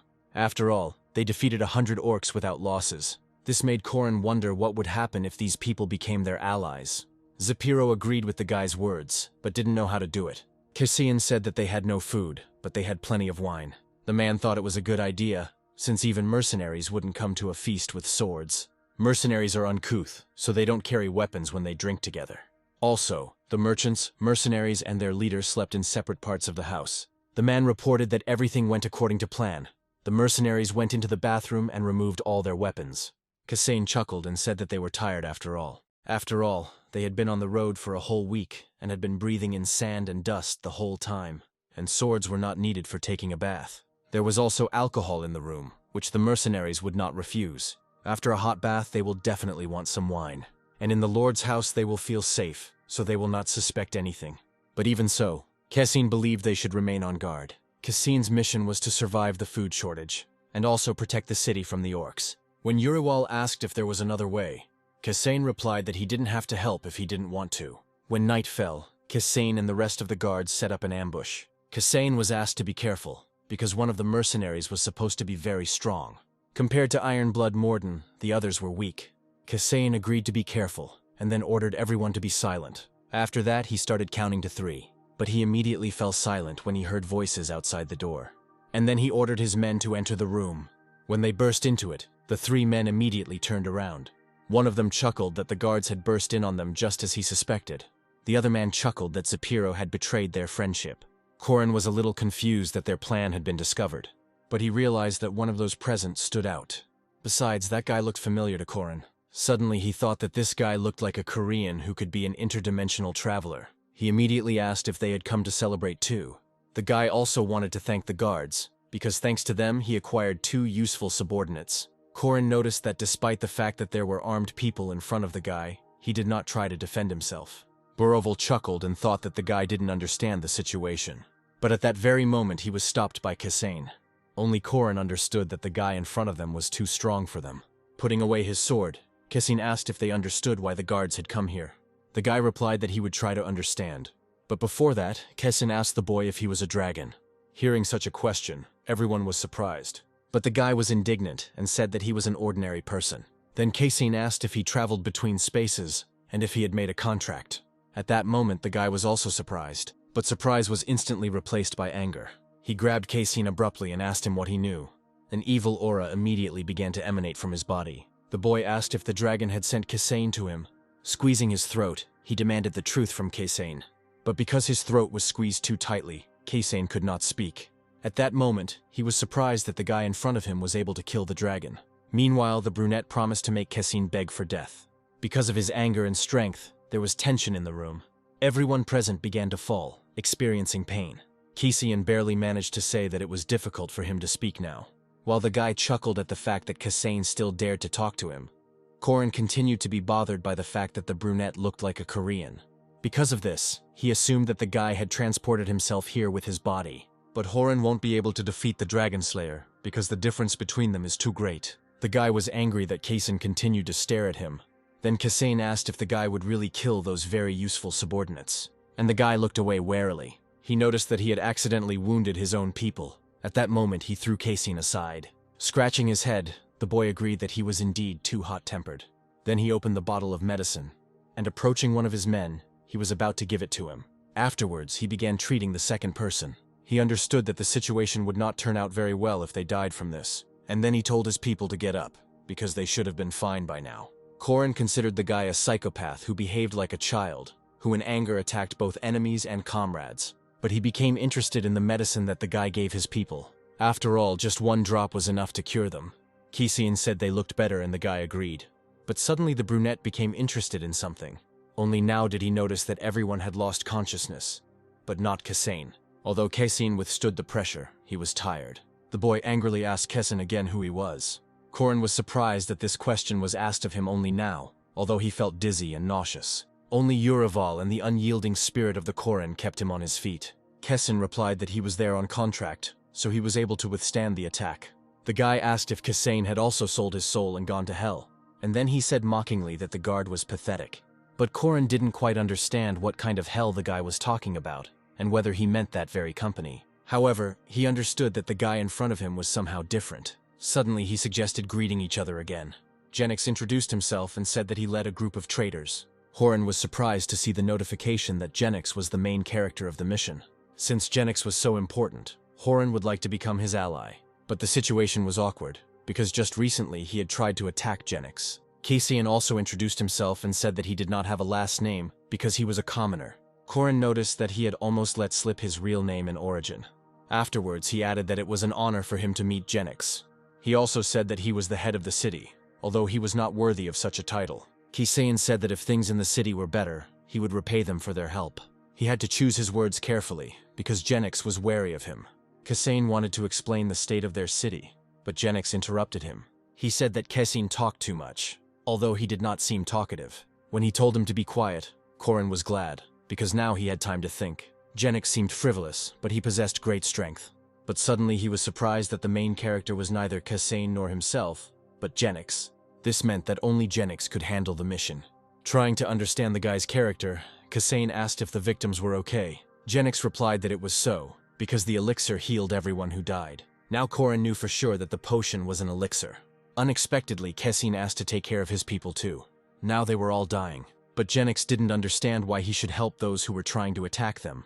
Then Casein said that the city's residents were victims. Jennix thought that by not knowing about Jennix's identity, Casein was trying to shirk responsibility. But Casein only asked if Jennix was to blame for what was happening around the city. The main character was not Corin, but Jennix. Outside the city there was a city where a dragon lived. But despite this, the city was surrounded by orcs. Suddenly, the monsters that always remained near the mountain fled. He asked Jennix why this happened. Casein heard that Jennix was able to kill the dragon, and he assumed that because of the guy's intervention, the city was surrounded by orcs. Hearing this, the guy became quiet, and then he silently handed the elixir to Casein. Seeing the elixir in his hands, Corin could not help but rejoice. Jennix immediately warned that if more than one drop was given, people would die. Casein thanked him briefly, and then he approached his people. Almost immediately he was able to notice how effective the elixir was. Turning around, he said that he was finished. But at that moment he did not find Jennix in the room. Thinking that Jennix had not denied his responsibility, Corin realized that his guess was correct. The fall of the city began with the achievement of Jennix. But for the city, this achievement turned into a disaster. At the same time, Jennix acknowledged his responsibility. Smiling, Corin thought that he would be able to complete his mission. Sitting on the floor, Corin called the gold to himself. When Uriwal asked what he was doing, Casein replied that he was digging for gold. He said sadly that while he was locked up, there was nothing to do, so he would think about gold. Due to his own failure, Casein ended up in prison. Then he wanted to check the information about the task. And I noticed that after meeting with Jennix, the task changed a little. The robbery was interrupted, but if it hadn't been for that attempt, he wouldn't have met Jennix. According to the assignment, Jennix was looking for 4 comrades, one of whom was supposed to be Casein. The guy mentioned that Casein helped him find 2 subordinates. Corin assumed that the 2 had previously refused to join Jennix. But this made Corin smile, because if they helped him, then he would help them. The next day they came to Casein. The man said Jennix wanted to see him. Standing up, Casein immediately agreed to go, but the man thought he was acting strangely. He assumed that Casein was so frightened that he began to delirious. Suddenly he asked Casein if he was okay. The guy replied with a smile that it was so. The man asked not to worry, and said that Jennix was not too angry and should not kill Kaysane. Corin guessed that despair must have clouded his mind. But unlike the tense Kaysane, Corin actually behaved calmly. Thinking it was better to act like Kaysane, he said he felt relieved. He explained this by saying that Jennix could help them protect the city. But suddenly he heard voices from the side. The guy saw that people were still being given food. Looking over the state of the city, Kaysane said that Jennix was probably not a bad person.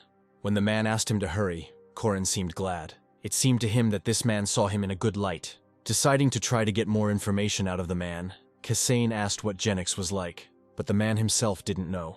It turned out that they had met Jennix only a week ago, when they were traveling in a caravan. Kaysane was surprised that they moved this way. The man admitted that he also thought it was unusual, but everyone had been doing it lately. Kaysane learned that the ecosystem had changed, and now orcs were in many places. Kaysane understood that this was caused by the death of the dragon. Although all he knew about dragons was that they were some kind of natural disaster, but the death of such a monster was also a kind of disaster, because now there was nothing to hold back the monsters. Kaysane was told that on the third day they were attacked by orcs. The merchants went forward, and the mercenaries covered the rear. At that moment, the man thought they would die. But suddenly Jennix appeared and saved them. He swung his sword just a few times, but he killed all the orcs. The only thing the man knew about him was that the guy was carefree and didn't think like ordinary people. Quibel was outraged that Zapiro had betrayed their friendship and wanted to kill him. Looking down, Zapiro only said he was sorry. But the man didn't need empty apologies, and he continued to be angry. Unable to bear it, Jennix told them to stop. He asked not to insult Zapiro's parents, because it was disgusting for him to hear such things. And he added that Zapiro did not decide to do this on his own. And then he asked to invite their next guest. Then Kaysane entered the room, and everyone turned to look at him. As he entered, he waited silently for Jennix to speak to him. First, Kaysane was congratulated on his promotion and asked if he had any excuses. But Kaysane replied that there were none. His answer angered Quibel. Then Kaysane repeated again that he had no excuses. The guy honestly admitted that he wanted to kill those who came to them with goodwill. As Horin fell to the floor, he thought that Jennix was probably testing him. Meanwhile, the brunette calmly watched Kaysane. Horin felt like he needed to curb Quibel's anger. Kaysane said that he was the only one to blame for everything, and that he was the only one who suggested this idea. Hearing this, the man became even more angry. He asked why Kaysane did this, and Kaysane reminded that he would not make excuses. And when asked if he was going to die, he answered that he wanted to live. Such impudence angered Quibel, and he thought that he was being mocked. Suddenly, Kaysane bowed low. He admitted that he almost killed a woman and a child. He told the story of how the woman boiled the neighbor's child to feed her own. Everyone was surprised to hear that the city had been in lockdown for 3 months already, and even their lord fled from here 2 months ago. Kaysane continued talking about how everyone was starving, and the orcs were tearing apart the old men and women. He said with tears that they had forgotten about honor and humanity, and they had nothing else to lose. They just wanted to protect their lives. Listening to his story, Zapiro could not hold back his tears.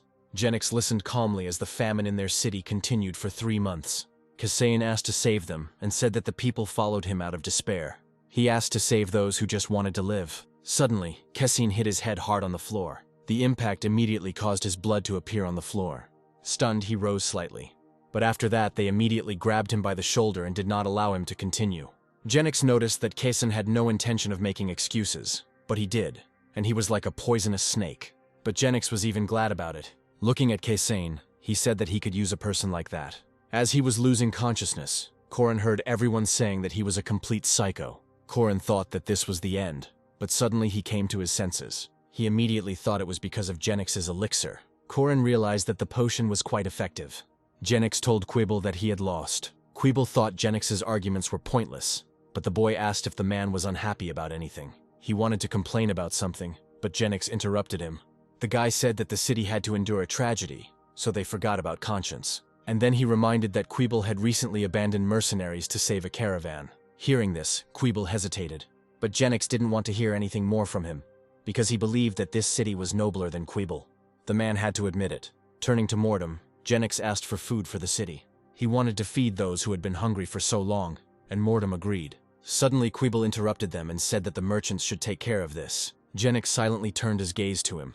Not understanding him, Jennix asked if Quibel couldn't do it. But he immediately asked if the man would be able to cope with this and control his anger and resentment. The man smiled and said that any merchant does not show off his feelings. Jennix agreed and decided to give Mordum another task, to divide the mercenaries into new recruits and experienced ones. He asked to find shortcomings in the defense system and eliminate them. Mordum said he would select those who fought during the siege. Afterwards, Jennix turned his gaze to Zapiro. When the man was approached, he was surprised. Jennix asked him to take a day off and then he would get the job, but Zapiro wanted to object.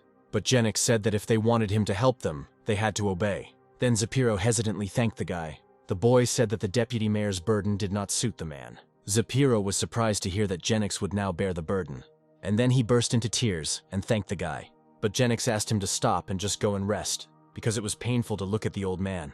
As Zapiro left, Kisin watched him go. He thought in surprise that this was amazing. Although Jennix sounded arrogant, he gave clear instructions. Now all of Jennix's men had received their orders and left. Only Kisin remained. As he approached the guard, Jennix wondered what to do with him.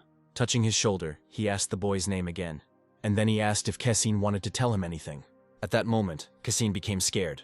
Soon Corin opened his eyes and saw the company employees in front of him. Finding himself back in his world, he felt as if he had woken up from a deep sleep. But he was glad that now the heavy armor did not press on his shoulders. And it was at that moment that Corin came to his senses and was surprised that he was now in his own world. Frightened, he asked if he had died on the mission. But the girls only smiled and silently listened to his indignation. Finally, one of them began to speak to calm Corin down. The president said it was just a safety point. Hearing this, Corin was a little surprised. The girl added that the mission was long, so Horin needed a break. Worriedly, Corin continued to ask if he had failed the mission. Suddenly the girl said that Corin was inexperienced for such missions. Afterwards, she added that they wouldn't talk about it now, and he still hadn't failed the mission. Corin asked to explain what kind of preservation this was, since no one had told him about it before. Corin didn't expect to hear such a term, because the events took place in another reality. The girl said that it was dangerous to continue the mission, so they gave Horin a safe place. But hearing about the danger, Corin asked why he was not wounded then. Suddenly he looked forward in surprise. When everything started to swim before his eyes, the girl said that his mind was overloaded. And then Corin grabbed his head. The president said he was at level 4, and it was already becoming difficult for his body. At that moment, Corin's head was splitting. Kisin's past was very tragic. Because of this, Corin could not think of what was happening as some kind of game, because it was the reality of another world. The girl said that Corin and Kisin were in danger. Jennix began to suspect him, and a little more, and the guy would have found out about everything. Corin agreed with this. The question Jennix wanted to ask could affect not only Horin, but also the company. He suspected that was why they had suspended the mission. Afterwards he asked who Jennix was. Horin suspected that Jennix was a fellow traveler, but traveling with his real body. The president merely reminded that there is information to which Corin does not yet have access. The president heard the boys' dissatisfied thoughts that if they had secrets, they could at least explain why he couldn't know about them. Angered, she told Horin that he had played carelessly and was trying to find out what he shouldn't have. The girl's sudden anger confused Corin, and he realized that he shouldn't have talked about the contract and the measurements. The girl confirmed that this is exactly what was being discussed. Having let out her emotions, she took a deep breath. Then Corin asked her to explain what exactly his mistake was. The girl said that it was annoying that Horin immediately noticed such things. Corin understood that he was the type of person who would ask questions to satisfy his curiosity. But the president had to agree that Corin had achieved such success thanks to his curiosity. She then added that when he reached level 10, he would open access to such information. Corin replied that he would try. However, his game depended on thoughts and methods. Even if he needs to level up, he will continue to play the way he is used to. And the girl agreed that Corin is exactly who he is. Afterwards, Corin asked if he would continue working on this mission. While checking something on the computer, the girl said that they had no other options. Afterwards, she said that they were given permission. They could share some information so that Jennix wouldn't catch Horin red-handed. Corin was surprised when they were going to give him myths from other worlds, but the girl explained that this would help prepare for the interrogation. Then the guy opened the folder given to him with interest. He was surprised to see references to hell and an evil god. However, thanks to this, he understood what Jennix had meant then. If it would help clear suspicion from himself, Horin thought it was a good idea. The president said that everything Horin needed to know was written on the next page. After reading its contents, Horin thought that it looked like the plot of some kind of game. Elan supports the law of cause and effect, while Ad, on the contrary, tried to destroy this law. However, Horin considered it strange to consider this goddess evil just because she makes contracts in exchange for a person's soul. The girl suddenly said that their company was somewhat reminiscent of this goddess. But did they harm Horin? Corin himself understood that the company had always only helped him. The girl believed that the afterlife was important because the soul was the most valuable thing. But reality was also important, and she believed that such a contradiction was necessary to preserve the integrity of Corin's soul. Corin asked them to stop, because it was beginning to seem as if they wanted to persuade him to do something. The girl was taken aback when she heard that she was going against the principle of mutual consent. With a smile, she suddenly replied that helping Corin was tiring, but he was quite intriguing to her. To Corin's mixed feelings, she replied that it was a compliment, and compared Corin to a spicy fried octopus. But this comparison seemed very bizarre to Corin. Because she really liked this kind of food, the girl asked him to recommend a restaurant to her. But Corin suddenly became embarrassed, because it seemed like they were trying to ask him out on a date. And noticing his reaction, the girl said that all men without experience in relationships are hopeless. Afterwards, she said that Corin's thoughts were confused due to fatigue, so he should go home and rest. Corin came here early in the morning, but it was already getting dark. While he was in another dimension, time continued to pass in his home world. When asked what he would do with the money, the guy reminded him that he had not yet completed the mission. It was then explained to him that in the case of a long-term mission, he could receive payment in advance. But Corin was warned that if he took the payment at the end, the amount would be higher. Corin guessed this, but wanted to get the money now so that in case of failure he would have insurance, especially considering that this mission was so risky. But suddenly he remembered something. Jumping up abruptly from his seat, Corin asked to wait. He asked if he could take something other than money if he successfully completed the mission. The girl asked what exactly he meant by that, and Corin admitted that he wanted the potion that Jennix used. But upon hearing this, the president's face changed. She immediately refused, since bringing objects into another dimension is prohibited. Corin asked why, since he had been given gold coins before. He fractured his skull, but that medicine cured him. The president replied that it was completely different from gold coins. After all, he didn't exist in this world, which means his appearance would upset the balance. But Corin was indignant at these words, because it was just a bottle of liquid. Then the girl calmly asked not to bring personal emotions into this. Corin was surprised when she asked if he wanted to get it for his mother. He was angered that telepathy touched him on the raw. But then he realized that he had never told them about his mother. He sternly asked if they really had to pry into his personal life. But in fact, he understood that they knew everything from the start. They were even able to obtain all the information about a gang they had never seen.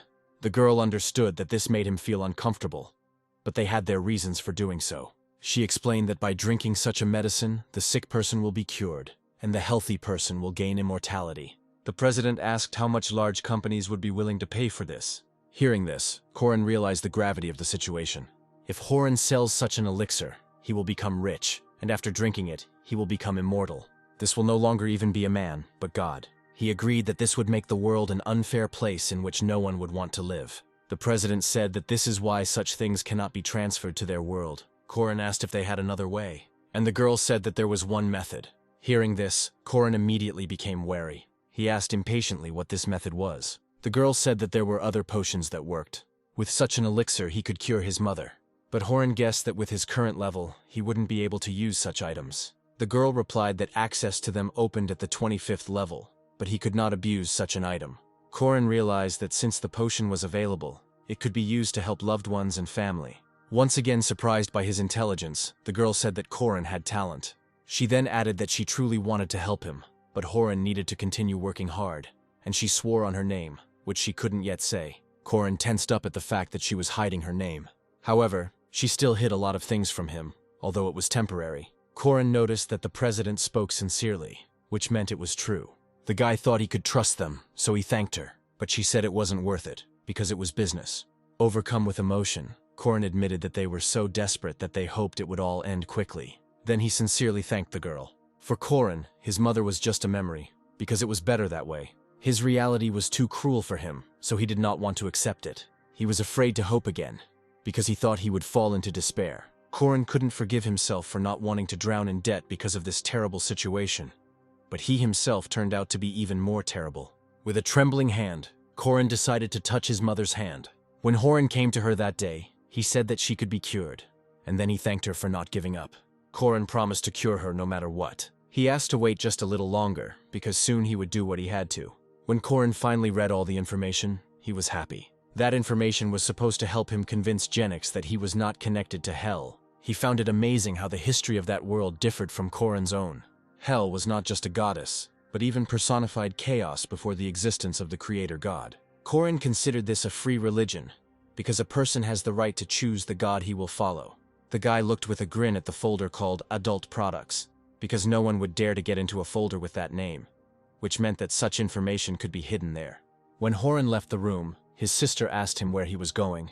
Hearing about the work, Kana was surprised, because it was night. Realizing that it was now 9 o'clock in the evening, Corin thought that this was indeed strange. When leaving, the guy said that he was going on a business trip because there was a problem at the plant. Usually Hans was in charge, but Horin needed to step up.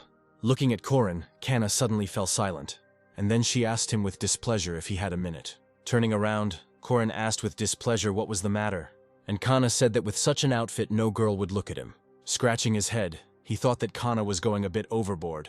Kana was outraged that Corin, the president, would meet clients like this, and even his shirt was wrinkled. A little taken aback, Corin replied that he heard her, and Kana said more calmly that Horin should get himself in order. After Horin promised to fix it, she smiled. Returning to her sofa, she wished her brother good luck at work. Before leaving, Corin wanted to say something to Kana. Because of something more important, he won't be able to bring home money for a while. But in the end, he changed his mind and did not tell Kana anything. When Horin arrived at the company, he was immediately greeted. The boy said with a smile that he was not tired, so they should continue Casein's mission. If Corin had such a desire, the girl agreed. When she asked what the rush was about, the guy's thoughts flashed through her head. Realizing that she had seen too much, the girl apologized. With a smile, Corin replied that he could not sit idle. After all, now he had a chance to cure his mother. But to achieve his goal, Horin needed to level up. The first 2 levels were easy to overcome, but the further he went, the more difficult it became. Corin knew that access to the potion would open, but he didn't yet know how much he would have to pay for it. It was a business, and obviously the company would not be involved in charity. But suddenly the girl asked not to worry about anything. Corin was surprised to hear that leveling up was hard, but getting Dharma was easy. When he asked her what she meant, the girl realized that she had said too much. Corin had heard of a similar term, karma, what you are born with. Karma was a hole you couldn't get out of. Then what is Dharma? Listening to Corin's thoughts, the girl suddenly asked not to tell the president about this. She said that there is no point in talking about karma and Dharma. Her answer interested Corin. It seemed to him that the girl was panicking about this situation. Corin asked what difference it made what he was thinking, since he was unlikely to guess. And the girl cried out that the problem was precisely that Corin had guessed correctly. Panicking, the girl asked what she should do now, and Corin grinned, because it was too easy with this girl. Corin said it was bad, but even if he remained silent, the president would read his thoughts. Then the girl said that if he drew a line between the conscious and the subconscious, it would be more difficult for them to read minds. Corin thought that the point was whether he would express his thoughts in words or leave them as an abstract idea. Having read his thoughts, the girl said that everything was correct. She then added that if you think with your subconscious, the speed of your thoughts will be too great. Corin was surprised to hear this. Then he suddenly remembered the meeting with the president after Strovan's mission. That day, the president misread his mind. During that conversation, Corin's head was filled with a fictitious job, but the president thought he was thinking about his final mission. This meant that they did not read thoughts directly, and only received them in the form of messages. Even though their company traded souls, they weren't perfect. Reading minds is an amazing skill, but if Horin can learn to bypass it, he will have an advantage. Suddenly he asked if this information was not prohibited. The girl said that when Horin reached level 10, they would stop reading his thoughts, because they didn't do that with their official employees. Corin thanked her, and was surprised that the girl was always very talkative. Afterwards, he asked where the president was and was told that she was absent. But at that very moment, the girl screamed that it turned out that the president had just returned, and Corin needed to be sent on a mission immediately. It was the right decision for both of them, because until Horin learned to control his thoughts, it would be better for him to have less contact with the president. Sending the guy on a mission, the girl wished him good luck. Corin noticed that the girl wanted to send him away as soon as possible, and he kept thinking about his goal. He definitely wanted to get that medicine. As soon as he thought this, a white flash lit up his face, and at that very moment the president arrived. Approaching the assistant, she asked if the girl had sent it. The girl said that she sent it and did everything as the president said, and the president said that she was sure that Corin could handle everything. But the assistant was angry, because now her work evaluation was ruined. And then she asked why the president was making things more complicated. Looking at Horin, she replied that Horin was skeptical about this job, and even if they told her how to complete the mission, it would hardly help. She knew that Corin would trust the decision he came to on his own. Afterwards, she said that Corin was playing too unpredictably, and in order to predict his game, they should change the course of events. The assistant only agreed, since it was difficult to follow his train of thought. Unexpectedly, she asked the president whether Corin would acquire new skills in the future. The girl was surprised to hear that the president really hoped for this. She then added that doing hard work gives you more joy. At that moment, the assistant realized that the president had deliberately set everything up that way. But the president asked not to be mistaken, because everything happened solely because of Corin's actions. After all, if he works a lot but does not receive a reward, then it will be a waste of time. After listening to the president, the assistant promised to contact Strovon. With a smile, the president replied that this should be done in the safest way. However, when the assistant was about to establish contact, she saw a message that someone wanted to intercept Corin. She immediately reported this to the president. Then she turned back to the message and wanted to read the username. And when she saw who the name belonged to, she was surprised. The president immediately recognized Chris, whom she considered abnormal, and she said that the guy should be reminded of the company rules because he couldn't do that yet. She asked me to convey on her own behalf that he should sit still. At that moment, Corin was already back in the world of Kassane. He thought that since he could now lose points and levels, the game was becoming more serious. Suddenly someone approached Kassane, and turning to the man, the guy was surprised. An exclamation mark appeared above Buraval's head. Corin realized that this was an automatic quest search, and asked if Buraval needed anything. He thought to himself that it was like a video game. He also believed that this gave him more opportunities to gain experience. Buraval said that recently their people were getting tired more quickly during training.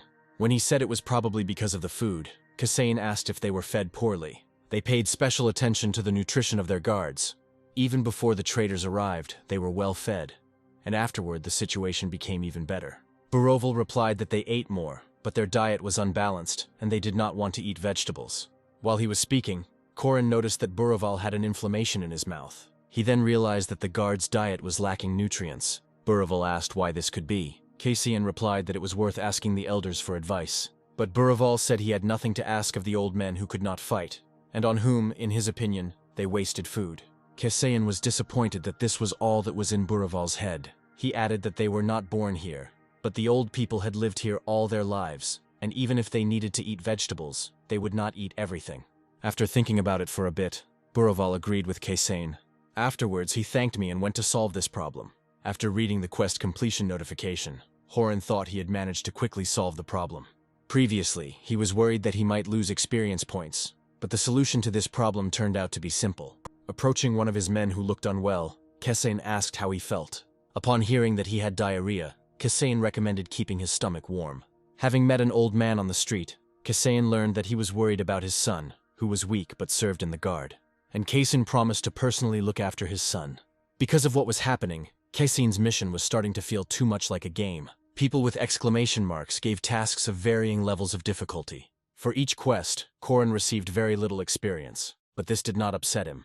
After all, some quests, like the one with Buraval, offered a big reward. When Uraval was outraged that the knight was doing such a thing, Corin replied that their city should be united. Seeing Kassane passing by them, the guards greeted the commander.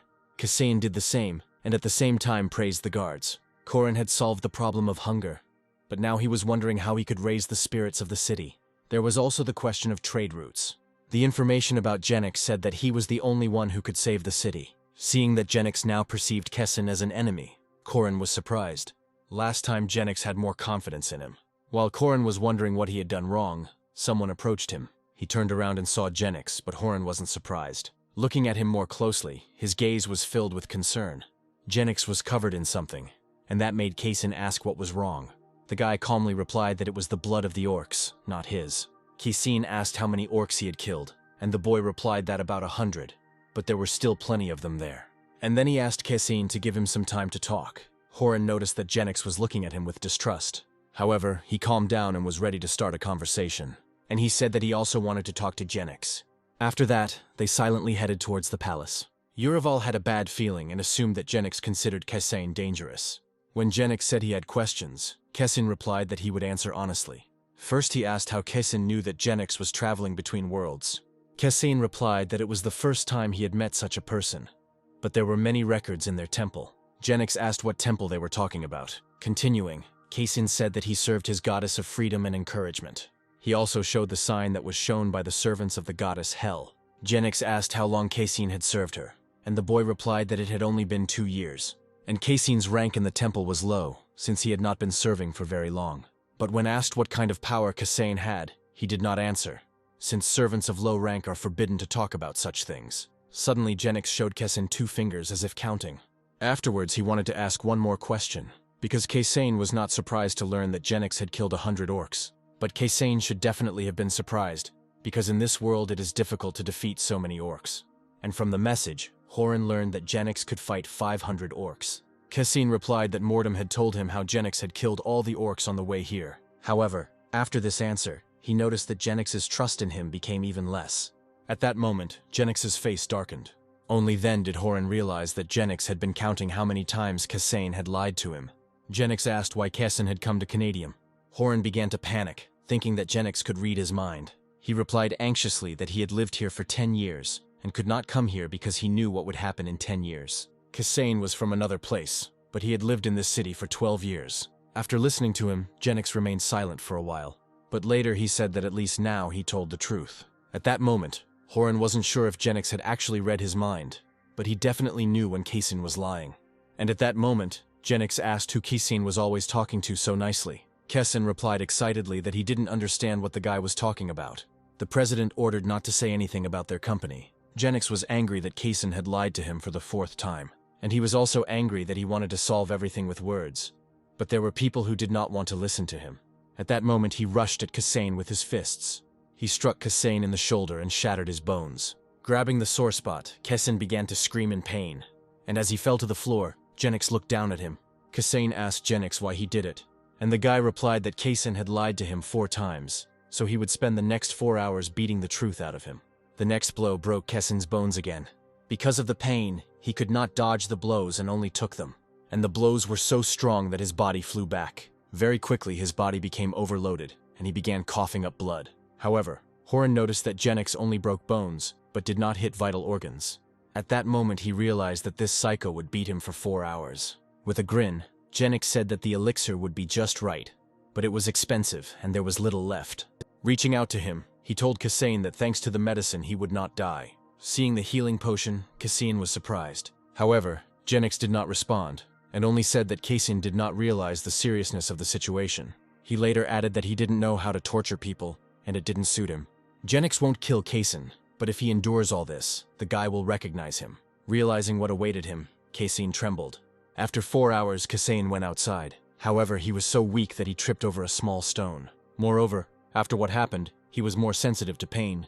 Corin was angry that Jennix had decided to push him to this point. Jennix didn't know how to torture, but he understood perfectly well what it was for. When Jennix started beating him, Uriwal tried to bring Corin to his senses. However, he was too scared. Jennix was looking forward to the fun that was just beginning for him. Kasain asked not to approach him, but Uriwal wanted to intervene and help. Corin understood that if he hadn't given control of his body to Uriwal then, everything would have been over. Having come to his senses, he asked Uriwal if he was okay. But even Uriwal, who was a steadfast knight, was tired. Although, thanks to Jennix's potion, all of Kasain's wounds healed. Just when the guy thought that he would get by without quests today, he met Zapiro. He asked if something had happened, and there was a sign above his head. Kasain couldn't tell what had happened, so he simply replied that everything was fine. Zapiro continued that there had been unrest in the city lately, so he decided to take a look around. Seeing the reward for his quest, Corin knew he couldn't refuse. Zapiro said that fights started because of stupid misunderstandings between people. Suddenly, Corin thought that there was a similar person next to him, and it was his father. Zapiro asked what made people think that way, but the reason was anxiety, because although the city had food, the orcs had not gone away. That feeling made people cruel, and they couldn't control themselves. Kasain reflected that people used to think about how to survive, but now they think about a bleak future. When asked what to do, the guy thought about it. Kasain asked Zapiro if he had any ideas. The man said that it might be due to unemployment, as many people had lost their jobs. The sellers have nothing to sell, the shoemakers have no leather, and idleness gives rise to bad thoughts. Corin realized that to make the city safer, people needed to find jobs that didn't exist. Corin was able to lead many people, but creating jobs is another matter. He said he needed time to think about it. Afterwards, they said goodbye to Zapiro. Corin knew that there were many places in the city that needed to be rebuilt, but they didn't have the money to do it. At that very moment, he accidentally met Quibble. He also had a task for Kasain, and it was starting to irritate him. Wanting to get straight to the point, Kasain asked what was going on. The man said that last time he had caused a lot of trouble for Kasain, and they had apologized to each other. Afterwards, he admitted that he had come to Kaysane for advice. Kaysane heard that Jennix had given him an impossible task. Quibble said Jennix ordered 3 times more food to be bought than last time. Hearing this, Corin was also surprised. After all, the amount of food they brought was already enormous. That food was enough to feed 5,000 people for 3 months. Quibble also said that Jennix kicked him out and told him that if he didn't know the solution, he should ask Kaysane. Kaysane was a little confused. Then in the task, Corin saw that he needed to surprise Quibble so that he would acknowledge him. Quibble already knew how to solve this problem, but he continued to be persistent with his questions. Then Horin realized that Quibble was testing him, but such a character trait was typical for a man, considering that he was a merchant. Realizing this, Kaysane muttered something to himself, and then he pointed to the side and said that that place would be suitable. If you demolish those old buildings, they will have a large plot of land. However, Quibble didn't understand why the guy was saying this, and Kaysane suggested making a farm to keep animals and grow vegetables. Hearing this, Quibble was surprised. Kaysane assumed that Jennix wanted the city to be self-sufficient in produce. Quibble was surprised by Kaysane's intelligence. Kaysane continued that since the city was isolated, it was best to grow everything ourselves. In fact, this idea was given to Horin by the name of the next quest. Quibble replied that it was important, so he had to check on Kaysane, and then he showed him the contents of his bag. Leaning towards him, Kaysane's face lit up, and then he was surprised. There were many precious stones in the bag. What he saw had too strong an impression on him, but this only made Quibble laugh. Kaysane, alarmed, asked what it was, and Quibble reminded him of Jennix's order to buy more food. Each of those stones was the size of a middle finger, but most likely all those jewels came to Jennix from the dragon's lair. Quibble admitted that he never would have thought that he would be working with such a sum, and then he asked Kaysane where he should direct the caravan. But at that moment, it wasn't a test. Quibble really didn't know how to do better. Kaysane asked what exactly the problem was. There is enough food in the city for 3 months, but it will take Quibble 4 to return to the city. Moreover, with a large load they will move even slower. At that moment, Corin saw a message about a new quest. Jennix was a dragon slayer, but Horin wondered why he needed trade routes. Afterwards, Kaysane replied that he would study the map and come up with something. Quibble finally said that their caravan would leave tomorrow morning. After this, Kaysane sighed heavily. He thought that he should rest, because if his brain became too overloaded, he would not be able to think as usual. But at that moment, he saw that someone was approaching him again. It was Mordum, who had exactly the same task. Seeing him, Corin wondered why they couldn't just leave him alone. Mordum immediately realized that he had come at the wrong time. However, Kaysane could not refuse him, and replied that everything was fine. But the man noticed that the guy didn't look very well. Then Kaysane said that Mordum looked more puzzled. The man admitted that he wanted to get advice from Kaysane. He wanted to come earlier, but then Kaysane was walking around the city, and Mordum only watched him from afar. Horin realized that he shouldn't blame others, because of those small quests, he couldn't devote time to Mordum. Obviously, the best rewards he will receive will come from the most important people in this mission. Mordum said that there was no point in delaying it any longer, because tomorrow he would leave with Quibble. The man wanted to ask a direct question. What did Kaysane think about Jennix? But Kaysane asked why he asked him about this. Mordum said that he was carrying out his orders, but he had a lifelong contract with Quibble, and the oath of allegiance meant that he would live and die for him. But he wanted to make sure that Jennix was worthy of his service. Kaysane thought that serving him was a good option, because the guy had money, and he was strong. However, his answer angered Mordum. He replied angrily that loyalty is not for sale. Kaysane explained that he had not meant to offend him, but would simply take it into account. But Mordum found it strange to hear something so selfish from Kaysane. Then Horin thought that Mordum was somewhat similar to Uraval. Kaysane explained that he was defending an abandoned city, and there were no other options except saving everyone, because then everyone would die. Drawing his sword, he said that he had sworn allegiance to Lord Canadium, but in his heart, Gaius was not the Lord of Canadium. Hearing that he served someone much more important, Morsum assumed it was the king, but Kaysane said that was not the case. He replied that he served the people of Canadium. However, Mordum said it was difficult for him to talk about such things. He replied that his grandfather was a knight, and his father also wanted to become one, but could not. And Mordum himself also wanted to become a knight. Suddenly, Kaysane said that perhaps now was the time to make this dream come true. Mordum said he would think about it, but he didn't want to be like Jennix. On the contrary, he wanted to find a person who would light a flame in his heart. Then Kaysane suggested watching Jennix for a little while longer. In fact, Horin knew that Jennix would have to become someone important to Mordum. Suddenly, Mordum said that this was impossible. He continued that if he left the city tomorrow, he would never see Jennix again. That was his premonition. Hearing this, Kaysane became a little worried. Trying to sleep, Corin thought about that conversation. It seemed to him that perhaps this was the system's way of warning him about the failure of the mission. Perhaps Mordom shouldn't be allowed to leave the city, but Quibble was important too. At the same time, if Mordom stays here, then Quibble's mission will be in jeopardy, because the other mercenaries are not good enough.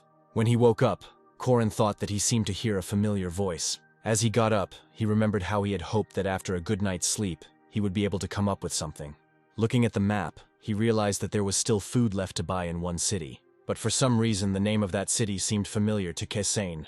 Then he remembered what he had been told about a teleportation scroll that could transport them to Erdel. It seemed like he came up with a solution at that moment. He remembered the teleportation scroll for one person. He thought with a smile that the scroll was made for this moment. At that moment the caravan was already about to set off. But Cassane, who suddenly appeared, interrupted the conversation between Quibble and Mordom. Quibble asked what had happened since Cassane hadn't even gotten dressed. Then Cassane asked Quibble if he rode. The man replied, embarrassed, that it was so. Cassane then asked if the man alone could negotiate and find mercenaries to replace Mordom.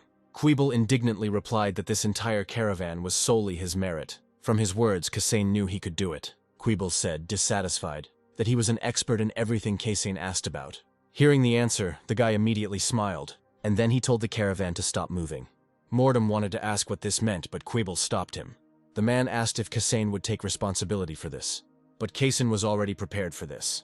Afterwards, Quibble turned to Mordom and asked him to sort everything out. Then he turned back to Cassane and asked what the boy had come up with. However, Cassane refused to speak at that place. When they arrived at Zapiro's, the man asked Quibble what had happened. Cassane said that they came to discuss the movement of the caravan. When the conversation turned to the teleportation scroll, Zapiro reminded that only one person could be transported. Then Cassane said that they would not only transport the person, but also the money. Quibble agreed that money was the merchant's weapon. Cassane said that the scroll would transport Quibble to Erdel, and from there he will head to northern Grasland. But Zapiro asked if Cassane was sure of this, since they risked using the scroll in vain. But Quibble said it would be a significant time for the caravan. Besides, Erdel wasn't surrounded by monsters, which meant that from there Quibble could safely travel to northern Grasland. There you just had to buy up everything you could get. Cassane said there was no point in wasting time on negotiations and quality control. Zapiro and Quibble countered that they would then face significant losses. Cassane chuckled at the thought that for them these actions were completely absurd. However, he explained that what is important now is not profit, but time. Quibble was surprised that he was told not to think about money and spending. But later the man agreed that he should think flexibly. If they pay attention to time, they can move forward. The smaller the caravan, the faster it moved. But even with less cargo, they might not make it in time. Quibble said he would have to sacrifice the deadline, but he would manage. Cassane suddenly said that they could even shorten the time a little. Quibble and Zapiro couldn't understand how this was possible. Then he said that even if the caravan moved slowly, 3 weeks was too long. Realizing this, Cassane realized that it was not a matter of speed, but of procedure.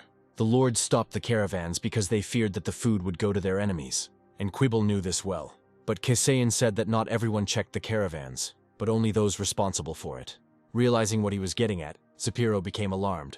Then Cassane placed Lord Canadium's seal on the table. Quibble was surprised by this, and Zapiro considered it a crime. However, Cassane was full of excitement. After some time, their room was illuminated by light. Using the scroll, they sent Quibble to another city. Zapiro sighed heavily. Cassane asked the old man why he was so worried.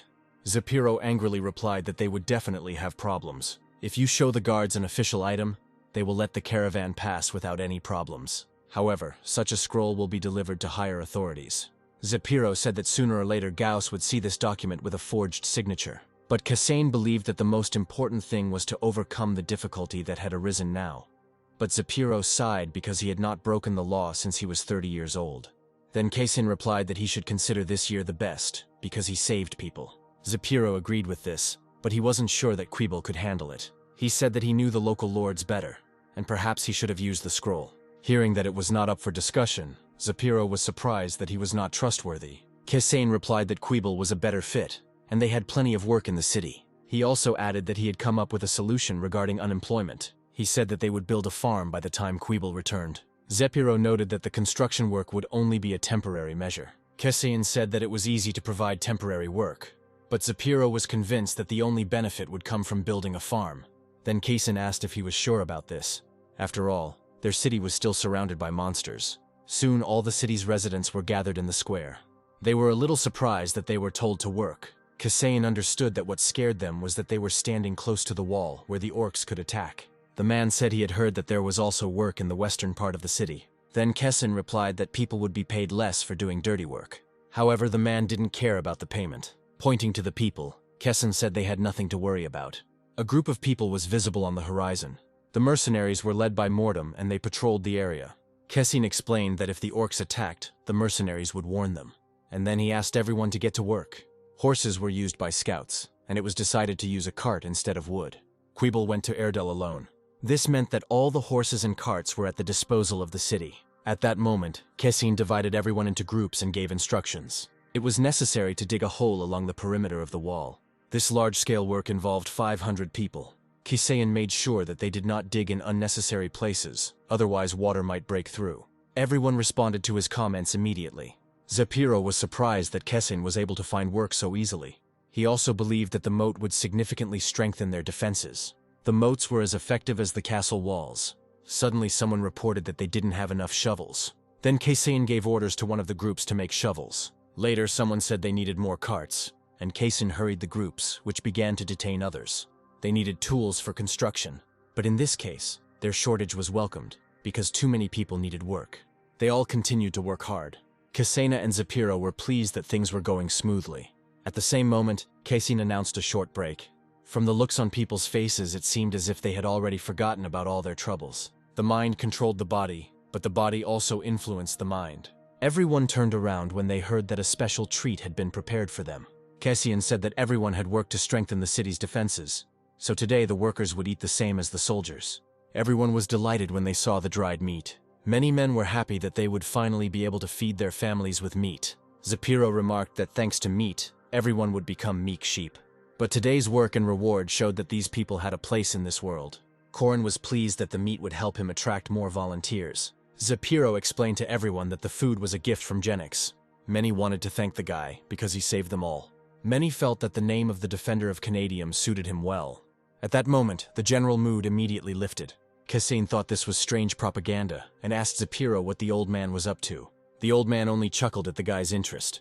At that moment, one of the quests was completed, and Kasain received a reward that surprised him. He was convinced that this mission was worth $1 million, and he could earn a lot of experience here. During this time, Corin managed to lead the army into battle, and also successfully defended the city. After that, I was able to find jobs for people, but if it weren't for the food the traders brought, they wouldn't have lived to see this day. His thoughts were interrupted by Zapiro, who wanted to talk about their future. Kasain also wanted to talk to him about Jennix, but hearing the guy's voice, Kasain quickly stepped aside. Hearing Jennix's voice, he automatically jumped back. The guy asked Kasain to step aside because he wanted to talk to him. When they were alone, Jennix said he recognized Kasain's abilities. But no matter how talented Kasain was, for Jennix, an ally he could not trust was equal to an enemy. When he asked if Kasain's thoughts had changed, Corin was a little surprised. Jennix asked why Kasain had come to Canadium and what he knew about him. Kasain replied that he wanted to speak honestly. Corin wanted to tell the truth, because the mission would soon be over. But if he couldn't convince Jennix of this, there would be no point. Meanwhile, Jennix insisted on an honest answer. Kasain replied that if he told everything, he would break the agreement and lose everything, experiencing something more terrible than death. The goddess Hel gave unlimited power, but in return she demanded a huge price. Kasain said that whoever violated her will would lose what he valued most. And if Jennix did not believe him, then Kasain asked him to believe the city's residents, whom he held dear. However, Jennix was not surprised. He said angrily that Kasain could not be trusted. Seeing that his eloquence had not worked on Jennix, Corin began to worry. Jennix admitted that he hated guys like Kasain. He believed that trusting eloquent people was the most dangerous thing, because they could betray you at any moment. Kasain wanted to say something, but Jennix interrupted him, threatening to kill the guy. When Jennix said he could spot a lie, Corin realized he was at a dead end. But suddenly Jennix said that the guy shouldn't panic so much, because he only wanted to ask one question. When he asked what kind of dragon Urival was, Kasain was stunned. Realizing from his reaction that Urival was not a dragon, Jennix asked what kind of demon he was. Kasain explained that Urival was a knight with whom they had a contract. Jennix was surprised because Kasain said that he had a contract with Hel. Kasain explained that it was a different contract that had nothing to do with Ad. He said that depending on the situation, a person could have different assignments and contracts. Jennix was angry, and Kasain wanted to say that he knew about the guy. Kasane had drawn conclusions from observing Jennix, and he assumed that the boy's mind was being controlled by a dragon. As soon as he heard this, Jennix was stunned. Most likely, Jennix hated Kasane because he suspected Kasane of having connections with dragons. Jennix is a dragon slayer, although he used to be a guardian, but for some reason he betrayed them. At first, Corin thought the boy had gone through a crisis. But what if he had gone through a terrible ordeal that had made him like this? Kasane knew that Jennix hated him because the boy misled people with his eloquence. Then Jennix asked him to shut up. Kasane admitted that he had secrets, but Jennix himself would not reveal personal information about himself. He boldly declared that Jennix was no better than the dragon he hated. After hearing this, Jennix lost his temper, and then he hit Kasane in the torso. Experiencing a sharp pain, Kasane slowly lowered his gaze, and he saw that his body was pierced through and through. Afterwards, he collapsed to the floor, exhausted. Corin was close to the end and did not understand why everything turned out this way. However, then his body began to recover. As he was losing consciousness, Corin saw someone talking to Jennix. Through his sleep, he continued to hear the newcomer scolding Jennix. He didn't understand where that man came from or who he was. In his mind, he suddenly heard someone's voice. The voice that asked him to use it reminded Corin of Strovan. When someone appeared next to him, Corin turned around. It was Uriwal who apologized and admitted that he had been scared. But Corin didn't understand what he was talking about. Uriwal admitted that when they met Jennix, he unconsciously retreated into Corin's subconscious. Seeing him, Uriwal felt weak and thought that he would only hinder Corin. Eloquence had no effect on Jennix, although it might have worked before. Then Corin said that he was not trusted, so Jennix did not want to listen to him. When he tearfully asked for the city to be saved, Jennix was touched. But then the suppression of Kasane and the trust of Uriwal worked simultaneously. Corin couldn't stand up to Jennix without trust, so Uriwal admitted it was his fault. But Corin replied that nothing could be done about it. Jennix tortured Uriwal in a way that was worse than any torture. Corin reassured that even from this failure a lesson could be learned. He admitted that he thought everything could be solved with words, but it didn't always work. Uriwal was glad that he was not blamed. And the next moment, Corin found himself again in Kasane's body. That wound was fatal, and the internal organs were destroyed. But now he doesn't even have a scar left. Then the elf appeared and asked if he was feeling better. Corin immediately recognized her as the one who had scolded Jennix. He immediately thanked her for her help. The elf replied that it was because they followed the same faith. Corin chuckled to himself at the fact that he was immediately given a new puzzle. But then he replied that it was probably hard for her to deal with Jennix. The girl said that she noticed something about Kasane, and the guy thought she meant that he was rude to the dragon slayer. The girl laughed and said that he was right. Kasane asked if she had already found out that he served the goddess. Hearing this, the elf was surprised. She said that Kasane was really smart, so Jennix wanted to tell him everything. But she noticed that she did not feel the power of a goddess from Kasane. The guy replied that the goddess gave them different powers. But in fact, he didn't want to end the conversation, and gave the elf hints. Kasane gave her hints, but did not lie to her. The girl asked how he would prove it. As he prepared to answer, Kasane suddenly remembered that voice. A voice in his subconscious that asked him not to forget about him. And now was the time to use it. At that moment, a certain force began to envelop Kasane's body. Closing his eyes, he asked Strovan for help. Then even more dark power began to emanate from the guy's body. Corin intended to use the fragment of Strovan's soul. All this time, the elf was watching him. However, restrictions were placed on Kasane. He could not use 2 shards at once. At this moment, the elf became interested. She admitted that it was the power of darkness. A little excited, Kasane replied that everything was exactly as he had said. Strovan was a killer who radiated darkness, like the power of hell. Then the girl said that her mistake had caused a misunderstanding. However, she said that Kasane had caused a stir and enraged Jennix. Corin decided to lie and said that he had not thought that this could happen, and asked why it happened. The girl replied that he killed the woman he loved. Corin didn't expect to hear such an answer. Now he understood that under the influence of the dragon, Jennix committed that murder. That's why he was so emotional, cruel, and distrustful. She also added that the dragon's death was not like that of an ordinary person. Unlike humans, they could be reborn. And if part of that dragon is alive, Jennix will want revenge. But then Jennix himself entered the room and interrupted the girl. He said he had misunderstood what was happening, but Kasane replied that everything was fine. And then he again reminded me of the limitations that prevented him from telling everything. Then Jennix said that Kasane shouldn't do it. Unexpectedly, Kasane said that he used to be a killer and a knight. He said that his family was killed by the guild, and he was killed by the man he considered his lord. Slowly, Jennix began to understand what Kasane was getting at. Kasane admitted that he knows what it is like to be betrayed. Suddenly, Jennix asked if Kasane was a reincarnator. Kasane replied that he could not say more. but in fact he did not understand the meaning of the question. The elf agreed that reincarnation was one of the goddess's powers. A smirk appeared on Kaysen's face as he finally won Jennix's trust. Jennix said that since Kaysen had told the truth about himself, he should share it too. In fact, the dragon he served was a tyrant. Under his control, Jennix was continuously trained to become an assassin. He confessed that under the dragon's influence his body did not age, but his mind was destroyed.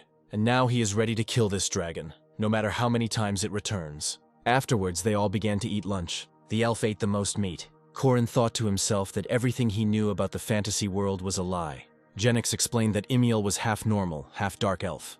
And he explained that she was not an elf who loved nature. The girl said that she loved nature, just in her own way. Suddenly, someone burst into their room. Corin wondered why Litra always came running with such a desperate look. The guy shouted that they were being attacked by orcs. Kessen's face changed immediately. Emil turned to look at Jennix, who remained calm. Afterwards, he said that he would go first. Finally, he told Emil to take Kaysen with her. But Litra was surprised that Jennix decided to go out through the window. Turning to Kaysen, the girl extended her hand to him. Kaysen thought it was strange, but he extended his hand to her. After warning Kaysen to hold on tight, she cast a spell, and the next moment they evaporated. Only Litra was left perplexed by how fast everyone was. Then Emil and Kaysen found themselves on the wall. But Corin didn't understand how they managed to cover a kilometer of distance in just an instant. The girl explained that shadow jumping is one of the powers of her race. Suddenly, Kaysen heard Jennix's voice asking them to gather. Then he looked down. There was a commotion down below near the wall. People started running away in panic. At some point, one person from the crowd tripped. He immediately turned around, alarmed, and he saw panicked people rushing towards him. Having prepared himself, he immediately covered his head with his hands. Corin had gathered a lot of people here, and now it was causing a crush. Suddenly, Emil said that Jennix would go crazy again. The next moment, it happened as she said. Due to Jennix's loud scream, Kaysen had to cover his ears. He was familiar with these sensations. He had experienced this power 3 times already, but it was impossible to get used to it. After all, this was the power of a dragon slayer. Suddenly, all the noise disappeared. Kaysen looked down and saw that all the people had fallen to the ground. Emil explained that what Jennix hated most was when people abandoned their own. In the past, a dragon took over a village and forced everyone to kill each other, while Jennix just watched. The strange thing is that only a weak girl survived from that village. The dragon told Jennix to watch over her, waiting for them to fall in love. A boy who was alone in this world and a girl without a family were suitable for each other. And when this happened, the dragon forced Jennix to kill her. Kaysen asked to stop because he already understood everything. Horin understood that Jennix had everything from wealth to youth, but he was not happy. Jennix was like Stravon, and if this continued, he too would be unhappy until his death. Buravel and Mordum asked everyone to let the old men go first. Watching this, Kaysen realized that now was not the time for sentimentality. After looking around, Kaysen said that he did not see any orcs. Then Emil pointed far ahead. Alarmed by the dust cloud, Kaysen asked her if all the orcs were coming. But the elf replied that only 300 were coming. But it turned out that people were running towards the city. They all fled from the orcs. Corin was surprised when he saw them. But at that moment the other guards turned to him. He was told that the people were running away from the orcs. But the orcs were riding on wolves. Hearing about the wolf riders, Kaysen immediately became more serious. Meanwhile, the orcs appeared from behind the cloud of dust. The wolf riders were marauders and the terror of these mountains. He understood that in front of them was an army of 1,500 orcs. When they saw the orcs, all the guards thought they would die. But Kaysen turned his attention to the orc leader. It was a red-faced orc. He was far more fearsome than any other orc, and was the lord of the orcs. Kaysen was horrified that this orc was making the other orcs even more dangerous. But having come to his senses, he immediately began to turn around. It turned out that Jennix was already in front of the red-faced man. Then the orc greeted Jennix. Jennix did the same, while simultaneously preparing for the fight. Tarok called Janus a dog who bit his master's hand and now serves people. But Jennix, on the contrary, considered Tarok a cur. Tarok asked how Jennix liked his gift. For a moment, Jennix was silent. At that moment, people were panicking and breaking down the city gates. Their numbers only increased and they asked to be let in. But Mordum said that they were not allowed to open the gates. He believed that the orcs had deliberately driven people here so that they would open the gates. Buraval also said that Kaysen should not be given in to out of pity. Corin understood that his comrades were right. Fierce orcs riding on wolves also rushed towards the city, but anyone with a heart would be broken by such a sight. After all, among those people there were even innocent children. The mothers begged to take at least their children. Suddenly one guard said that he couldn't watch this. Without orders, he began to open the gates for people. But at that moment, Buraval attacked him. He said that guy wasn't the only one who was upset about it. And then he declared that he would kill anyone who tried to open the gate. He reminded them that they must protect the city and their families. And he promised to throw off the wall those who try to help strangers. After all, if they wanted to die, they shouldn't have involved others in it. Then everyone understood that the situation was terrible. Corin was angry that the orcs had sowed panic even without bloodshed. The cries for help affected the soldiers' consciousness, and many people fell to the ground without strength. And at that moment they asked anyone for help, even a demon. Kessin laughed nervously and said he couldn't take it anymore. And then he himself went to open the gate. However, he was stopped by Mordem's hand. He said it was madness, and that Kessin should think about the people of Canadium. But Kessin asked if he would remain a man if he watched these people being killed. As a knight, he could not allow the defenseless to die. After all, just recently the residents of their city were in the same despair. They will die if they open the gate, but Kessin would rather die as a human. Then Buraval intervened and asked if Kessin was sure about this. He nodded decisively and silently. Buraval knew that if he tried to stop him, Kessin would chop him up, so he began to open the gate himself. Immediately after, Kessin gave orders to two groups, telling them to protect the refugees. At that moment, there was a commotion downstairs. Kessin said not to give up their positions until all the refugees had disappeared. Meanwhile, the orcs were approaching them. But suddenly the orcs stopped and silently stared ahead. And a moment later, they turned around completely. All the soldiers were surprised that the orcs were retreating. Buraval was amused by the fact that the orcs were afraid of them. At that moment, all the soldiers shouted joyfully. At that moment, Jennix returned, and everyone asked if he had dealt with the red-faced man. But the guy just said with disappointment that they had been given a poisoned apple. At that moment, no one understood what he was talking about. Jennix asked sternly how many people they had let in. Litra replied that it was probably about 1,000. With a sad laugh, Kessin said that this was the end. Tarok turned out to be cunning.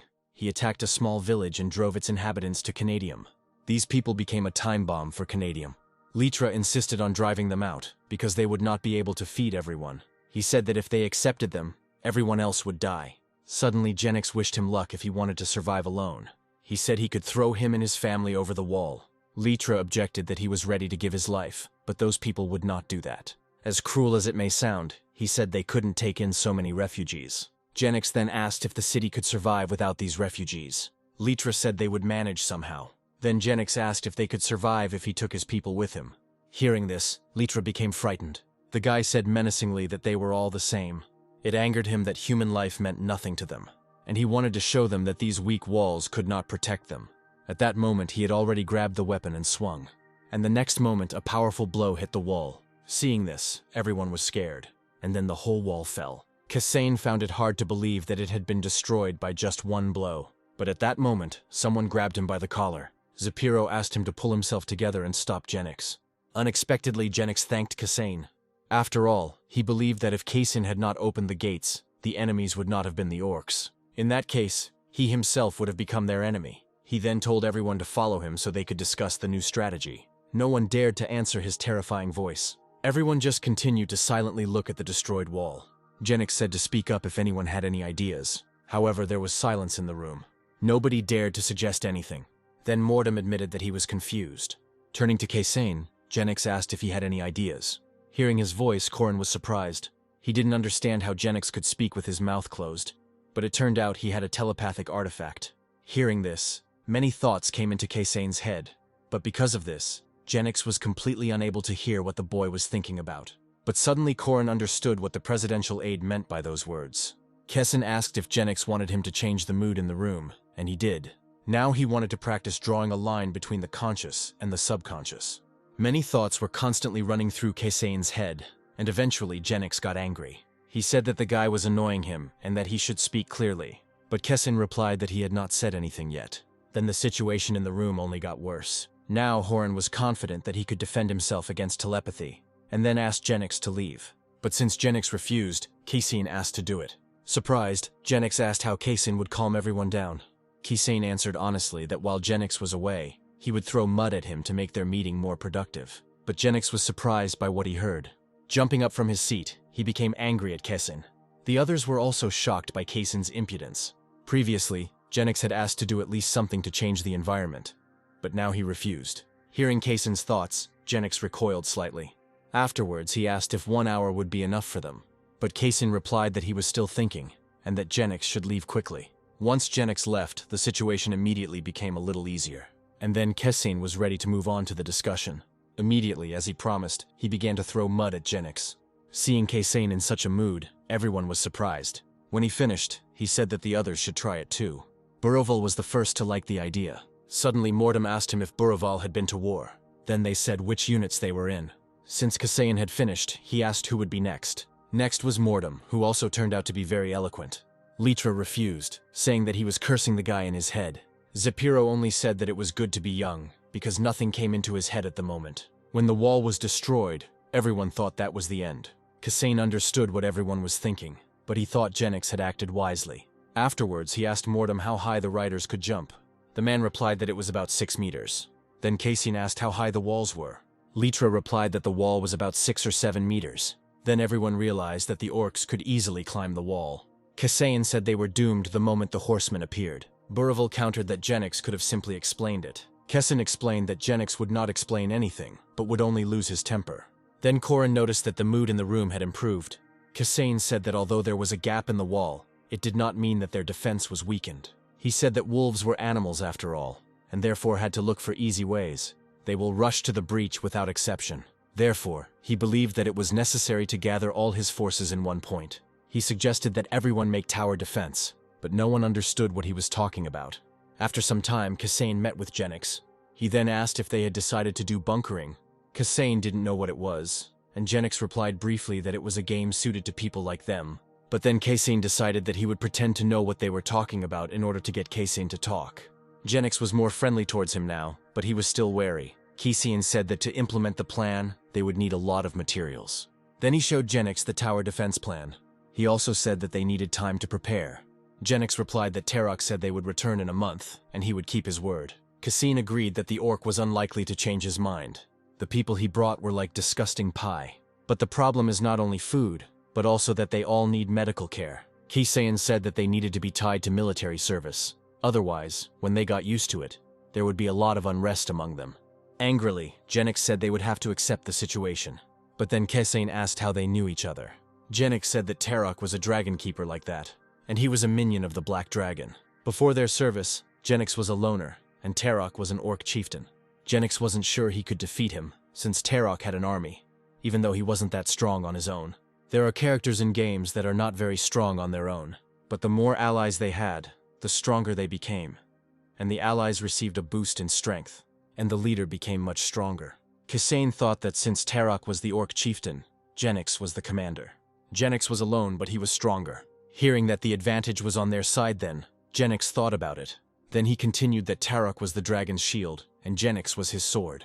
Afterwards, he said that if we only consider strength, there are few people in the world stronger than Jennix. Kessin replied that this was why the dragon did not want anything human to remain in the boy. Jennix suddenly said that he was only good at fighting, but he didn't know how to get along with people, much less lead them. And then he admitted that he needed help. Then Corin understood why the boy was looking for 4 comrades. Jennix was strong, but to become a leader he needed those who could fill his weaknesses. They were a merchant and an administrator, and also a mercenary and a knight, but he found it strange that there were 2 warriors in the team. At that moment, Litra entered the room. He informed Jennix that a representative of the refugees wanted to see him. Only then did Jennix remember that they were keeping the refugees locked up. And then he said to bring that man. Jennix didn't know how to talk to people, so Kessin volunteered to help. The refugees were settled in a corner of the city and forbidden to leave. But these people were treated like prisoners. The man asked them if they had opened the gate. Grendel thanked them for saving his people. Kessin said there was no need to thank him. But he continued to say that he wanted to thank him, and Corin thought that he was speaking a foreign language. Kessin said the decision was made by Jennix. Then the man noticed that Jennix was hot-tempered. Suddenly Jennix stood up and addressed the man. But Grendel didn't like the guy's tone. Ignoring this, Jennix said that Grendel was not human. Hearing this, the man was surprised, and then he agreed that he wanted to show his true form. Immediately after this, his body was enveloped in light. Instantly the man's clothes changed. Watching this, Corin was surprised. It turned out that there was a dwarf in front of them. Grendel said that he was the leader of the dwarves. And then he got down on one knee and swore allegiance to Jennix. Then Horin realized who would become Jennix's 4th comrade. At that moment, the 2 began to speak in an unknown language. Jennix spoke it confidently and asked questions, and the dwarf answered sternly. But suddenly Corin remembered the historical fact that Zapiro had found. Previously, the city traded with dwarves. Then Kessin asked if the dwarves were not strong warriors. The dwarf became angry and said that the orcs were weaker than them. The dwarf said that the dragon wanted to kill all the women and children. Then Kessin realized that they were half-dwarves. Having escaped from the dragon, they began to hide among people. The dwarves were strong warriors, but they could not fight in human form. At the same time, if they return to their form, the dragon will find them. So all they could do was run in a human body. Then Jennix said that he had killed the dragon, so there was nothing to be afraid of. Then the dwarf was only glad again that he had sworn allegiance to him. Although Corin had already regretted opening the gate many times. The appearance of people may have complicated the task, but at the same time they were part of it. Then Kessin intervened and asked to resume cooperation with the dwarves. The gnome agreed, because they missed this business. Having heard the consent, Kessin thanked him, and they shook hands. Corin was glad that Grattel was not just an ally, but also the one who would open a new trade route. He realized that Jennix now had two trade routes.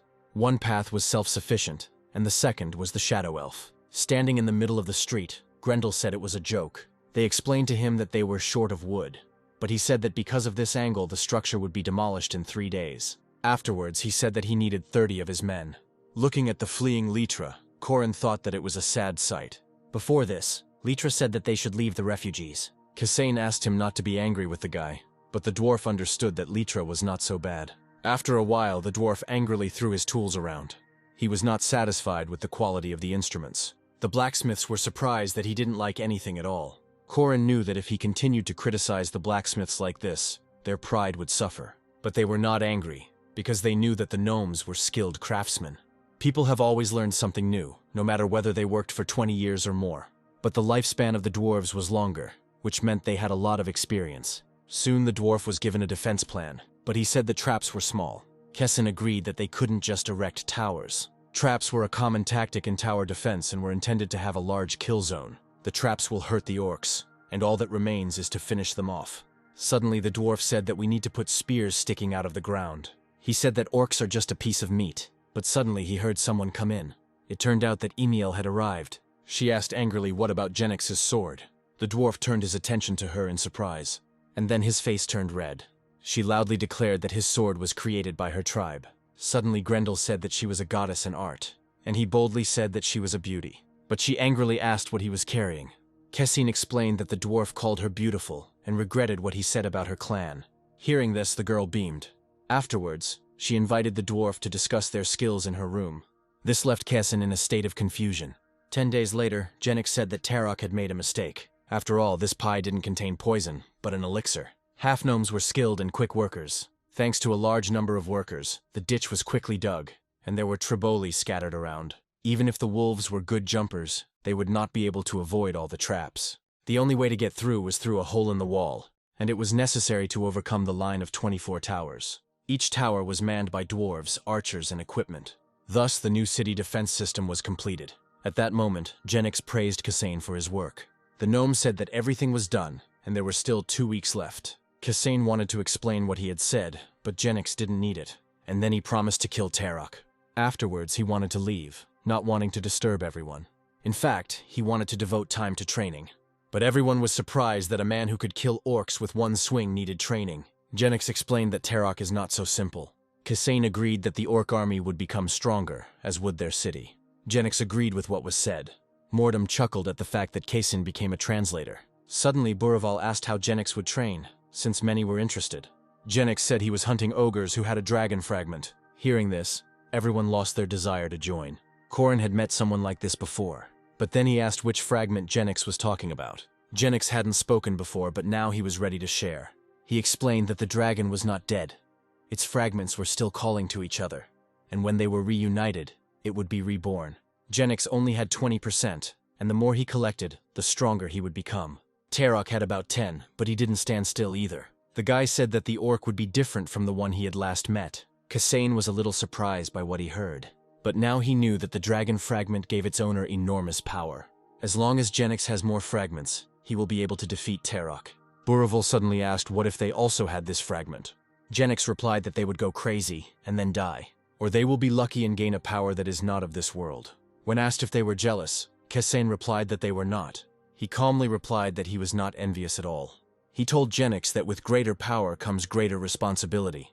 but Kaisin would replace responsibility with the word pain. He believed that this power was only compensation for the pain that a person experiences. After listening to him, Jennix grinned and said that he didn't like Kaisin at all, but there was sympathy in Kaisin's eyes. Jennix became a monster driven only by revenge, and only the dragon's flame allowed him to feel alive. Crouching down on the ground, Horin thought he was worried about Jennix, so Kaisin asked him to be careful. He asked to protect what is dear to him, and if it is not there, then it must be acquired. Jennix heard that this was the only way he could remain human. Having said that he could be human if he wanted to be, Jennix looked up. Kaisin didn't understand him, and the boy said that was the last thing El said. Afterwards, Jennix looked at the others. Then he wanted to tell them something, but in the end he left without finishing. Seeing the message about automatic progress acceleration, Kaisin was surprised, but now he was getting more information. Corin had completed all the main quests, and everything was going smoothly now. And now he didn't quite understand how best to spend his time here. But in the end, he decided to move on to the next step. He couldn't afford to be distracted by other tasks, because he risked angering Jennix. Accelerating his progress, Corin suddenly saw Kaisin in front of him. But this scene was already familiar to him.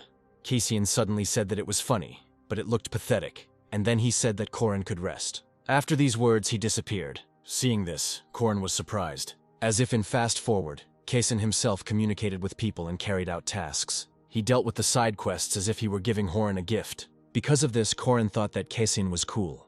After all, he didn't do anything, but he still gained experience. But suddenly Corin heard that Kaisin was waiting for the mission to end.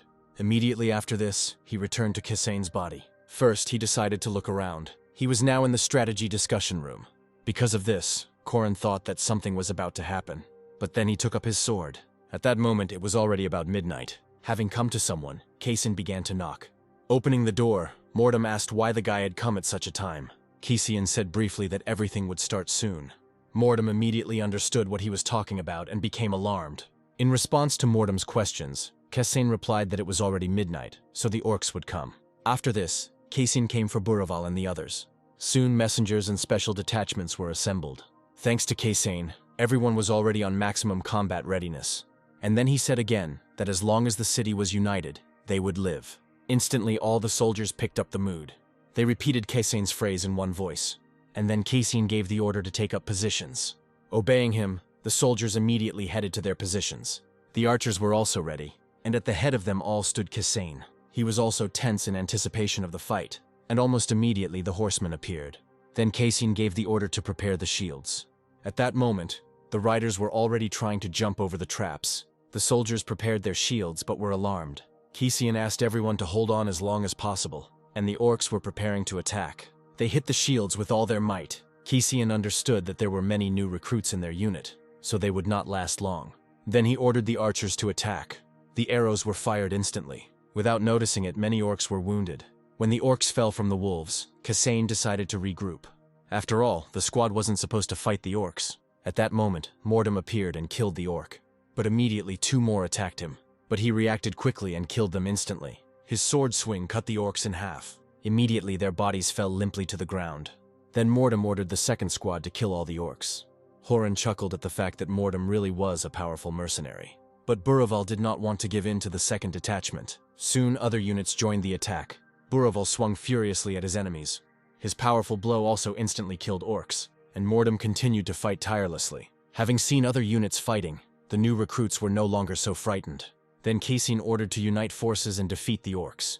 With deafening cries, everyone rushed forward. Many were injured.